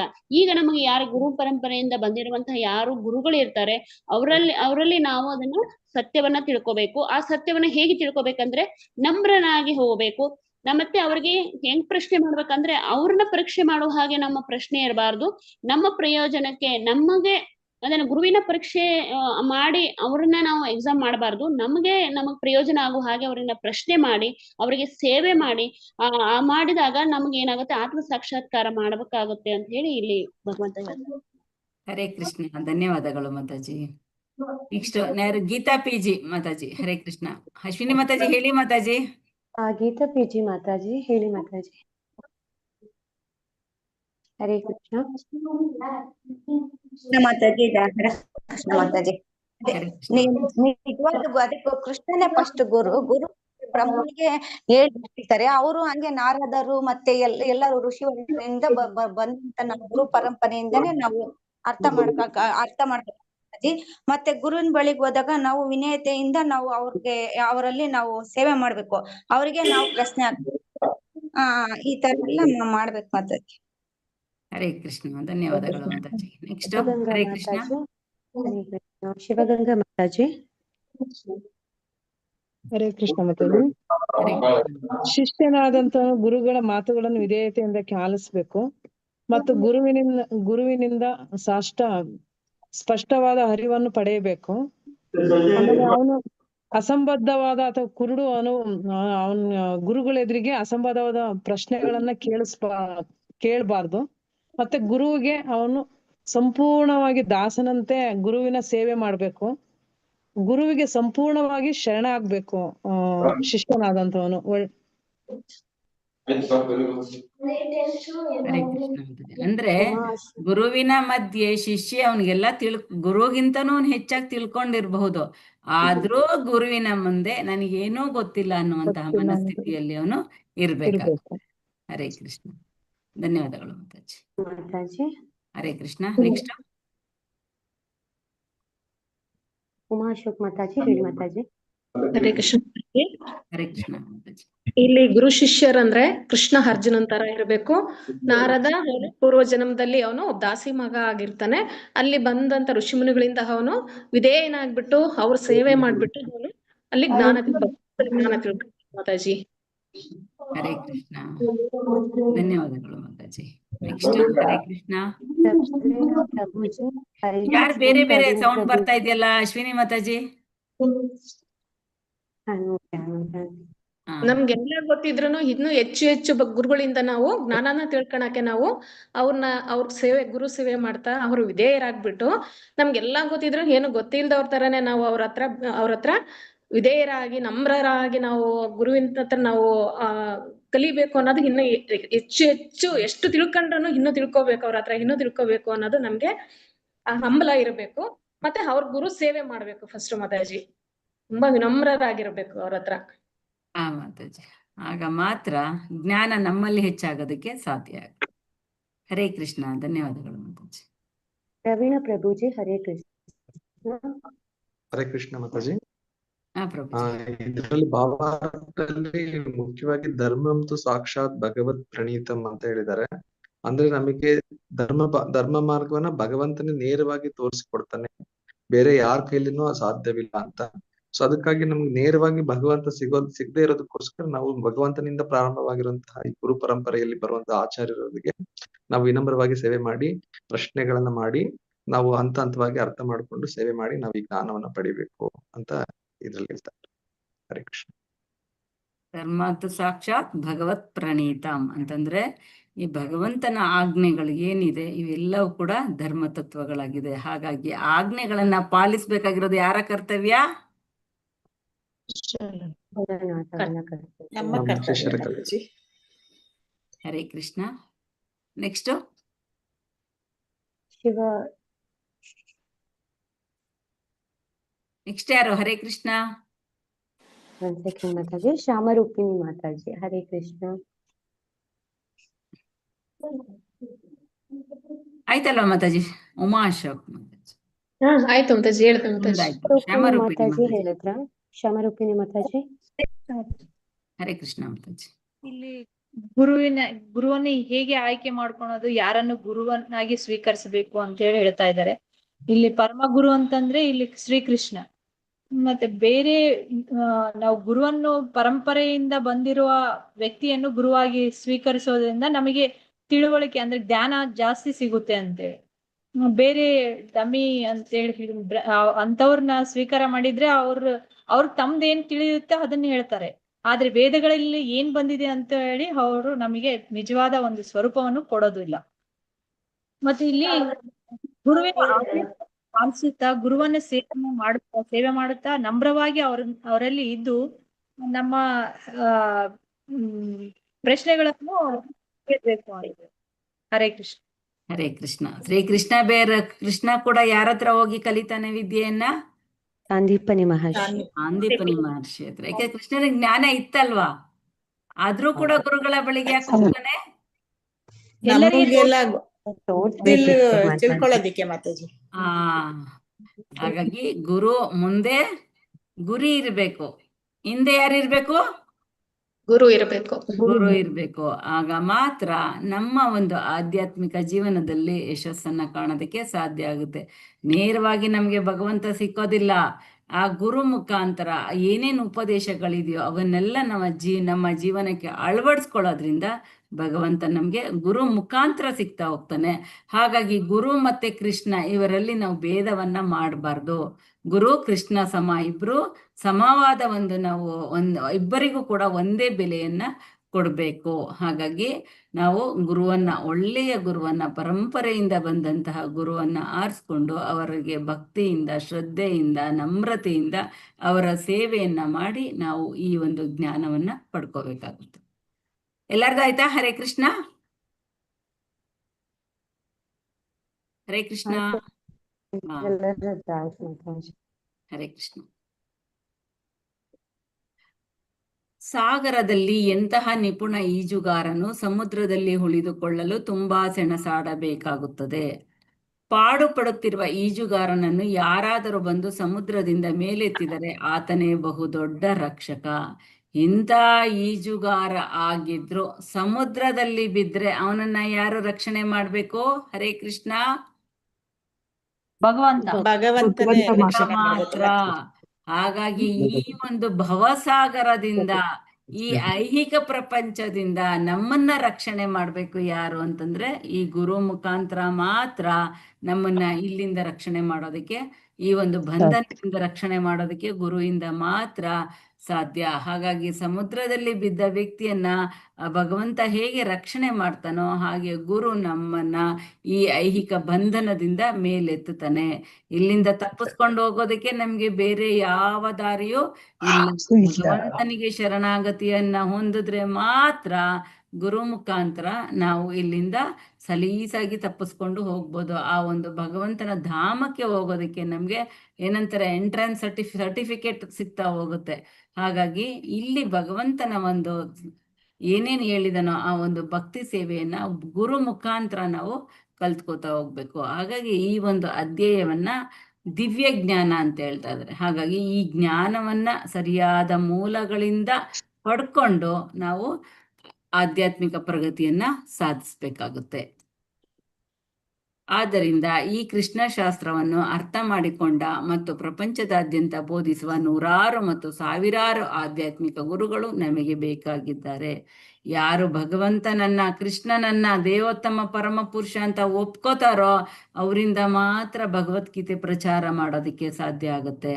ಯಾರು ಒಪ್ಕೊಳ್ಳೋದಿಲ್ವೋ ಅವ್ರಿಗೆ ಭಗವದ್ಗೀತೆನೇ ಅರ್ಥ ಆಗೋದಿಲ್ಲ. ಹಾಗಾಗಿ ಅವ್ರು ಪ್ರಚಾರ ಮಾಡೋದಕ್ಕೆ ಸಾಧ್ಯ ಇಲ್ಲ. ಇಲ್ಲಿ ಪ್ರಭುಪಾದ್ರು ಏನ್ ಹೇಳ್ತಾ ಇದ್ದಾರೆ ಅಂದ್ರೆ ಪ್ರತಿಯೊಬ್ಬರು ಗುರುಗಳಾಗ್ಬೇಕು. ಪ್ರತಿಯೊಬ್ಬರು ಗುರುಗಳಾಗಿ ಈ ಒಂದು ಕೃಷ್ಣ ವಿಜ್ಞಾನವನ್ನ ಕೃಷ್ಣ ಕಥೆಯನ್ನ ಎಲ್ಲರಿಗೂ ಕೂಡ ಪ್ರಚಾರ ಮಾಡಬೇಕು ಅಂತ ಹೇಳ್ತಾ ಇದ್ದಾರೆ. ಹಾಗಾಗಿ ನಾನು ಇದನ್ನ ಕಲ್ತಿದ್ದೀನಿ, ನನ್ನ ಜೀವನಕ್ಕೆ ಇದನ್ನ ಅಳವಡಿಸ್ಕೊಂಡಿದ್ದೀನಿ, ಹಾಗೇನೆ ಇದನ್ನ ನನ್ನ ಸಾಧ್ಯ ಆದಷ್ಟು ನಾನು ಪ್ರಚಾರವನ್ನ ಮಾಡ್ತೀನಿ ಅನ್ನುವ ಮನಸ್ಥಿತಿ ನಮಗೆ ಬರಬೇಕು. ಅದೇ ರೀತಿ 18ನೇ ಅಧ್ಯಾಯದಲ್ಲಿ ಭಗವಂತ ಕೂಡ ಹೇಳ್ತಾನೆ, ಈ ನನ್ನ ಭಗವದ್ಗೀತೆಯನ್ನ ಯಾರು ಪ್ರಚಾರ ಮಾಡ್ತಾರೋ ಅಂಥವ್ರನ್ನ ಕಂಡ್ರೆ ನನಗೆ ತುಂಬಾ ಇಷ್ಟ ಅಂತ ಹೇಳ್ತಾನೆ. ಹಾಗಾಗಿ ಭಗವಂತನಿಗೆ ಯಾವುದು ತೃಪ್ತಿ ಆಗುತ್ತೋ, ಭಗವಂತನ ಯಾವ ಇಚ್ಛೆಗಳನ್ನ ನಮ್ಮಿಂದ ಪೂರೈಸೋದಕ್ಕೆ ಸಾಧ್ಯ ಆಗುತ್ತೋ, ಬೇರೆ ಎಲ್ಲ ನಾವು ಮಾಡೋದಕ್ಕೆ ಸಾಧ್ಯ ಇಲ್ಲ. ಈ ಭಗವದ್ಗೀತೆಯನ್ನ ಕಲಿತು ಅದನ್ನ 4 ಜನಕ್ಕೆ ಹಂಚುವ ಕೆಲಸವನ್ನ ಮಾಡಬೇಕು. ಹಾಗಾಗಿ ಪ್ರಭುಪಾದರಲ್ಲಿ ಎಲ್ಲರೂ ಗುರುಗಳಾಗಬೇಕು, ಎಲ್ಲರೂ ಈ ಒಂದು ಕಾರ್ಯದಲ್ಲಿ ಕೈ ಜೋಡಿಸ್ಬೇಕು, ಎಲ್ಲರೂ ಭಗವದ್ಗೀತೆಯನ್ನ ಪ್ರಚಾರ ಮಾಡಬೇಕು ಅಂತ ಹೇಳ್ತಾರೆ. ಚೈತನ್ಯ ಮಹಾಪ್ರಭುಗಳು ಕೂಡ ಇದನ್ನೇ ಹೇಳ್ತಾರೆ. ಹರೇ ಕೃಷ್ಣ ಮಹಾಮಂತ್ರವನ್ನ ಎಲ್ಲರಿಗೂ ತಲುಪಿಸುವ ಕೆಲಸ ಮಾಡಬೇಕು, ಎಲ್ಲರೂ ಪ್ರಚಾರ ಕಾರ್ಯವನ್ನ ಮಾಡಬೇಕು ಅಂತ ಹೇಳ್ತಾರೆ. ಹಾಗಾಗಿ ಆದಷ್ಟು ಸಾಧ್ಯವಾದಷ್ಟು ನಾವು ಕಲಿತಾ ಬೇರೆಯವ್ರಿಗೂ ಕೂಡ ಇದನ್ನ ಕಲಿಸ್ತಾ ಹೋಗೋಣ. ಹರೇ ಕೃಷ್ಣ. ನಾವು ಈ ಮಾಯಾಲೋಕವನ್ನು ಸೃಷ್ಟಿಸಿದ್ದೇವೆ ಮತ್ತು ನಾವು ಸಾಕ್ಷಾತ್ಕಾರ ಪಡೆದ ಆತ್ಮಗಳನ್ನು ಸಮಾಜದಲ್ಲಿ ಪಾಲ್ಗೊಳ್ಳಲು ಮತ್ತು ಆಧ್ಯಾತ್ಮಿಕ ಗುರುಗಳಾಗಲು ಮತ್ತು ಪ್ರಪಂಚದಾದ್ಯಂತ ಈ ವಿಜ್ಞಾನವನ್ನು ಬೋಧಿಸುವಂತೆ ನಾವು ಆಹ್ವಾನಿಸುತ್ತೇವೆ. ಈ ಜ್ಞಾನದ ಅವಶ್ಯಕತೆ ಹೆಚ್ಚಾಗಿದೆ. ಭಗವದ್ಗೀತೆಯ ಜ್ಞಾನ ಎಷ್ಟೇ ನಾವು ಪ್ರಚಾರ ಮಾಡಿದ್ರು 100ಕ್ಕೆ 10% ಕೂಡ ತಲುಪೋದಿಲ್ಲ ಜನಕ್ಕೆ. ಅದ್ರಲ್ಲೂ 10% ಬರ್ತಾರೆ ಅಂತಂದ್ರೆ ಅದರಲ್ಲೂ ತುಂಬಾ ಸೀರಿಯಸ್ ಆಗಿ ಬರೋ ಅಂತವ್ರು 5 ಜನ. 1000 ಜನ ರಿಜಿಸ್ಟರ್ ಮಾಡ್ಕೋತಾರೆ ಭಗವದ್ಗೀತೆಗೆ ಅಂತ ಹೇಳಿದ್ರೆ ಅಲ್ಲಿಗೆ ಬರೋಂಥವ್ರು ಬರೀ 200 ಜನ. ಅದರಲ್ಲಿ ಉಳ್ಕೊಳ್ಳೋ ಅಂತವ್ರು ಕೊನೆ ತನಕ 50 ಜನ ಉಳ್ಕೊಂಡ್ರೆ ಹೆಚ್ಚಾಗುತ್ತೆ. ಹಾಗಾಗಿ ಈ ಒಂದು ಭಗವದ್ಗೀತೆಯನ್ನ ಎಲ್ಲರಿಗೂ ಕೂಡ ಪ್ರಚಾರ ಮಾಡಬೇಕು. ಸಾಧ್ಯವಾದಷ್ಟು ನಮ್ಮ ಜೀವನವನ್ನ ನಾವು ಹೇಗೆ ಆತ್ಮ ಸಾಕ್ಷಾತ್ಕಾರ ಮಾಡ್ಕೊಳ್ಳೋದಕ್ಕೆ ಪ್ರಯತ್ನ ಪಡ್ತೀವೋ ಹಾಗೆ ಬೇರೆಯವರು ಕೂಡ ಅವರ ಜೀವನವನ್ನ ಉದ್ಧಾರ ಮಾಡ್ಕೊಳ್ಳೋದಕ್ಕೆ ಎಲ್ಲರೂ ಕೂಡ ಕೈ ಜೋಡಿಸ್ಬೇಕು. ಹಾಗಾಗಿ ಇಲ್ಲಿ ಪ್ರಭುಪಾದರು ಎಲ್ಲರೂ ಕೂಡ ಈ ಒಂದು ಪ್ರಚಾರ ಕಾರ್ಯವನ್ನ ಕೈಗೊಳ್ಳಬೇಕು ಅಂತ ಎಲ್ಲರಿಗೂ ಹೇಳ್ತಾ ಇದ್ದಾರೆ. ನಾವು ಈ ಮಾಯಾಲೋಕವನ್ನು ಸೃಷ್ಟಿಸಿದ್ದೇವೆ. ಈ ಮಾಯಾಲೋಕದಿಂದ ಬಿಡುಗಡೆ ಹೇಗೆ? ಭಗವಂತನ ಜ್ಞಾನವನ್ನ ಪಡ್ಕೊಂಡ್ರೆ ಮಾತ್ರ ಇಲ್ಲಿಂದ ಬಿಡುಗಡೆ ಸಾಧ್ಯ. ನಾವು ಬಿಡುಗಡೆ ಕೊಡಬೇಕು ಮತ್ತೆ ಬೇರೆಯವರನ್ನು ಬಿಡುಗಡೆಗೊಳಿಸುವ ಪ್ರಯತ್ನವನ್ನ ಮಾಡಬೇಕು. ಇದು ಭಗವಂತ ಮೆಚ್ಚುವಂತಹ ಒಂದು ಕೆಲಸ. ನಾವು ಸಾಕ್ಷಾತ್ಕಾರ ಪಡೆದ ಆತ್ಮಗಳನ್ನು ಸಮಾಜದಲ್ಲಿ ಪಾಲ್ಗೊಳ್ಳಲು ಮತ್ತು ಆಧ್ಯಾತ್ಮಿಕ ಗುರುಗಳಾಗಲು ಮತ್ತು ಪ್ರಪಂಚದಾದ್ಯಂತ ಈ ವಿಜ್ಞಾನವನ್ನು ಬೋಧಿಸುವಂತೆ ನಾವು ಆಹ್ವಾನಿಸುತ್ತೇವೆ. ಎಲ್ಲರನ್ನು ಕರೆದು ಇಸ್ಕಾನ್ಗಳಲ್ಲಿ ಇಲ್ಲಿ ನೋಡಿ ನಮ್ಮನ್ನೆಲ್ಲ ಕರೆದು ಈ ಒಂದು ಭಗವದ್ಗೀತೆ ಹೇಳಿ ಅಂತ ಇದ್ದಾರೆ. ಅಂದ್ರೆ ನಮ್ಗೆ ಇದರಲ್ಲಿ ಜ್ಞಾನವೇ ಇಲ್ಲ, ನಾವೇನು ಹೇಳ್ಕೊಡೋದಕ್ಕೆ ಸಾಧ್ಯ ಇಲ್ಲ ಅಂತ ನಾವು ಯೋಚನೆ ಮಾಡಬಾರ್ದು. ನಮಗೆ ಎಷ್ಟು ಭಗವಂತ ಜ್ಞಾನ ಕೊಟ್ಟಿದ್ದಾನೋ ಆ ಜ್ಞಾನವನ್ನೇ ಹಂಚ್ತಾ ಇರಬೇಕು ನಾವು. ಏಕೆಂದ್ರೆ ನಿಂತ ನೀರು ಯಾವಾಗ್ಲೂ ಅಶುದ್ಧಿಯಾಗಿರುತ್ತೆ, ಹರಿಯುವಂತ ನೀರು ಯಾವಾಗ್ಲೂ ಶುದ್ಧಿಯಾಗಿರುತ್ತೆ. ಹಾಗಾಗಿ ನಾವು ಹೆಚ್ಚು ಹೆಚ್ಚು ಪ್ರಚಾರ ಮಾಡಿದಷ್ಟು ಅದರಲ್ಲಿ ನಮಗೆ ಇನ್ನೂ ಹೆಚ್ಚು ಹೆಚ್ಚು ಜ್ಞಾನ ತಿಳಿತಾ ಹೋಗುತ್ತೆ. ಆಗ ನಮ್ಮ ಅಸ್ತಿತ್ವದ ಶುದ್ಧಿ ಹೆಚ್ಚಾಗ್ತಾ ಹೋಗುತ್ತೆ. ಆತ್ಮ ಸಾಕ್ಷಾತ್ಕಾರ ಮಾಡ್ಕೊಳ್ಳೋದಕ್ಕೆ ನಮ್ಗೆ ಒಂದು ರಾಜಮಾರ್ಗ ಸಿಗ್ತಾ ಹೋಗುತ್ತೆ. ಶ್ರೀಲ ಪ್ರಭುಪಾದರಿಗೆ ಜೈ. ಹರೇ ಕೃಷ್ಣ. ಇಂದಿನ ದಿನದ ತರಗತಿಯಲ್ಲಿ ಯಾವ್ದಾದ್ರು ಪ್ರಶ್ನೆ ಇದ್ರೆ ಕೇಳಿ. ಹರೇ ಕೃಷ್ಣ ಮಾತಾಜಿ. ಎಲ್ಲರೂ ಅಟೆಂಡೆನ್ಸ್ ಹಾಕಿದ್ರಾ? ಹರೇ ಕೃಷ್ಣ. ಇಲ್ಲ ಮಾತಾಜಿ. ಚಾಟ್ ಬಾಕ್ಸ್ ಅಲ್ಲಿ ಹಾಕಿದ್ದೀನಿ, ಹಾಕ್ಬಿಡಿ. ಹಾ ಮಾತಾಜಿ ಮತ್ತೆ ನಾನು 2 times ಟ್ರೈ ಮಾಡಿದೆ ಮಾತಾಜಿ, ನಂದು ಅಟೆಂಡೆನ್ಸ್ ಲಿಂಕ್ ಓಪನ್ ಆಗ್ತಾ ಇಲ್ಲ ಮಾತಾಜಿ. ಹಾಕಿದ್ದಾರೆ ಹೌದಾ? ಹಾಕಿದ್ದಾರೆ ಮಾತಾಜಿ. ಎಲ್ಲ ಸ್ಟಕ್ ಆಗ್ಬಿಟ್ಟಿದೆ ಮಾತಾಜಿ. ಜಾಯಿನ್ ಮಾಡ್ಕೊಳ್ಳಿ ಮಾತಾಜಿ. ಲಿಂಕ್ ಬಂತೈತೆ ಮಾತಾಜಿ. ಅದೇ ಲಿಂಕ್ ಇದೆ, ಓಪನ್ ಮಾಡಿದೆ, ಸ್ಟಕ್ ಏನು ಅಂತ ಗೊತ್ತಿಲ್ಲ. ಅದ್ ನೋಡೋಣ ಮಾತಾಜಿ, ಅದೊಂದು ಹಾಕೋತೀವಿ ಬಿಡಿ ಮಾತಾಜಿ. ಅಶ್ವಿನಿ ಹರೇ ಕೃಷ್ಣ ಮಾತಾಜಿ. ಹರೇ ಕೃಷ್ಣ ಮಾತಾಜಿ. ನಂಬರ್ ಜಾಯಿನ್ ಮಾಡ್ಕೊಳ್ಳಿ ಮಾತಾಜಿ. ಹರೇ ಕೃಷ್ಣ. ಹರೇ ಕೃಷ್ಣ ಮಾತಾಜಿ. ಹೇಳಿ ಮಾತಾಜಿ. ಮಾತಾಜಿ ಶ್ಲೋಕ ಕಂಠಪಾಠ ಮಾಡ್ಬೇಕು, ಅನುವಾದನೂ ಹೇಳ್ಬೇಕಾ ಅಥವಾ ಶ್ಲೋಕ ಮಾತ್ರನಾ? ಇಲ್ಲ ಮಾತಾಜಿ, ಕಂಠಪಾಠ ಅನುವಾದನೂ ಹೇಳ್ಬೇಕು, ಶ್ಲೋಕನೂ ಹೇಳ್ಬೇಕು. 10 ಮಾರ್ಕ್ಸ್ ಇರುತ್ತೆ ಒಂದು ಶ್ಲೋಕಕ್ಕೆ. ಮಾತಾಜಿ ಅನುವಾದನ ನಮ್ಮ ಲೆಕ್ಕದಲ್ಲಿ ಅಂದ್ರೆ ನಮ್ಗೆ ಏನ್ ತಿಳಿದಿದೆ ಅದನ್ನ ಹೇಳ್ಬೋದು ಅಥವಾ ಅಲ್ಲಿ ಬುಕ್ ಅಲ್ಲಿ ಇದ್ದಿದ್ದ ಆಸ್ ಇಟ್ ಈಸ್ ಹೇಳ್ಬೇಕಾ? ನೀವು ಅರ್ಥ ಮಾಡ್ಕೊಂಡು ಹೇಳ್ಬೋದು ಮಾತಾಜಿ. ಅಂದ್ರೆ ಬೇರೆ ಬೇರೆ ವರ್ಡ್ ಇರಬಾರ್ದು. ಆದಷ್ಟು ನೀವು ಎಷ್ಟು ಚೆನ್ನಾಗಿ ಅರ್ಥ ಮಾಡ್ಕೋತೀರೋ ಅಷ್ಟು ಚೆನ್ನಾಗಿ ಹೇಳ್ಬೋದು ಮಾತಾಜಿ. ಮಾತಾಜಿ ಒಂದು ಕ್ವಶನ್ ಮಾತಾಜಿ. ಹರೇ ಕೃಷ್ಣ. ಮಹಾಭಾರತ ಯುದ್ಧದ ಸಂದರ್ಭದಲ್ಲಿ ಕೃಷ್ಣನಿಗೆ 125 ವರ್ಷ ಅಂದ್ರೆ ಮಾತಾಜಿ, ಅದು ಎಲ್ಲಾದ್ರೂ ನಮಗೆ ಉಲ್ಲೇಖ ಇರುತ್ತೆ ಮಾತಾಜಿ? ಅಂದ್ರೆ ಕ್ಲಾಸ್ ತಕೊಳ್ಳುವಾಗ ತುಂಬಾ ಜನ ಕ್ರೋಸ್ ಕ್ವಶನ್ ಮಾಡ್ತಾರೆ ಮಾತಾಜಿ, ಕೃಷ್ಣನಿಗೆ ಎಷ್ಟು ವರ್ಷ ಆಯ್ತು, ಎಷ್ಟು ವರ್ಷ ಬದುಕಿದ್ರು ಅವರು ಅಂತ. ಕೃಷ್ಣ ಇದ್ದಿದ್ದು 125-26 ವರ್ಷ, 125 ವರ್ಷ ಬದುಕಿದ್ದು ಮಾತಾಜಿ. ಮಹಾಭಾರತದ ಯುದ್ಧದ ಸಮಯದಲ್ಲೇ ಭಗವಂತನಿಗೆ 125 ವರ್ಷ ಆಗಿತ್ತು ಅಂತ ಹೇಳ್ತಾರೆ. ಅದು ಇದೆ ಮಾತಾಜಿ, ಅದು ಕಳಿಸ್ಕೊಡ್ತೀನಿ. ಹರೇ ಕೃಷ್ಣ. ಮತ್ತೆ ಈ ಓಪನ್ ಬುಕ್ ಅಸೆಸ್ಮೆಂಟ್ ಏನಿದೆ ಅದಕ್ಕೆಲ್ಲ ಪ್ರಶ್ನೆಗಳು ಬರ್ದಿದ್ದೀರಾ, ಆನ್ಸರ್ ಬರ್ದಿದ್ದೀರಾ ಅದಕ್ಕೆ? ಹರೇ ಕೃಷ್ಣ. ಇಲ್ಲ ಇಲ್ಲ ಮಾತಾಜಿ. ಮತ್ತೆ ಯಾವ ಡೇಟ್ಗೆ ಕಳಿಸ್ಕೊಡ್ತೀರಾ ಹೇಳಿ ನೀವೆಲ್ಲ? ಯಾಕೆಂದ್ರೆ ನಮ್ದು ಇನ್ನು 4 ಕ್ಲಾಸ್ ಮಾತ್ರ ಇದೆ, 1 ಯೂನಿಟ್ ಮುಗಿಯೋದಕ್ಕೆ. ಅಷ್ಟರಲ್ಲಿ ನಿಮ್ದು ಶ್ಲೋಕ ಕಂಠಪಾಠ ಆಗ್ಬೇಕು, ಮತ್ತೆ ಈ ಓಪನ್ ಬುಕ್ ಅಸೆಸ್ಮೆಂಟ್ ಏನಿದೆ ಅದೆಲ್ಲ ನೀವು ಬರೆದು ಕಳ್ಸಿರ್ಬೇಕು. ಎಷ್ಟು ದಿನ ಬೇಕಾಗುತ್ತೆ ಕಳ್ಸೋದಕ್ಕೆ?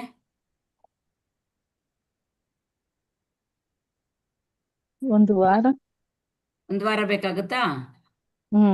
Next next class. Hare Krishna. ಮಾತಾಜಿ ಮಾತಾಜಿ ಯಾರಿಗ್ ಕಳಿಸ್ಬೇಕು? ನನಗೆ ಕಳ್ಸಿರಿ ಮಾತಾಜಿ. ನಿಮ್ಮ ಮಠಕ್ಕೆ ಕಳಿಸ್ಬೇಕಾ? ಹಾ ಮಾತಾಜಿ ಕಳ್ಸಿ ಮಾತಾಜಿ. ಸರಿ ಮಾತಾಜಿ. ಹರೇ ಕೃಷ್ಣ. ಮತ್ತೆ ಶ್ಲೋಕ ಕಂಠಪಾಠ ಮತ್ತೆ ಇದು ಫಸ್ಟ್ ವರದಾ ಮಾತಾಜಿ ನಿಮ್ ಗ್ರೂಪ್ ಅಲ್ಲಿ ಶಕುಂತಲಾ ಮಾತಾಜಿ ಕೇಳ್ತಾ ಇದಾರೆ ಅಲ್ವಾ? ಹೌದು ಮಾತಾಜಿ. ನೆಕ್ಸ್ಟ್ 7 ಗಂಟೆ ಗ್ರೂಪ್ ನಲ್ಲಿ ಯಾರಿದ್ದಾರೆ ಲೀಡರ್? ಹರೇ ಕೃಷ್ಣ. ವಿಜೇತಾ ಮಾತಾಜಿ ಇದ್ದೀರಾ?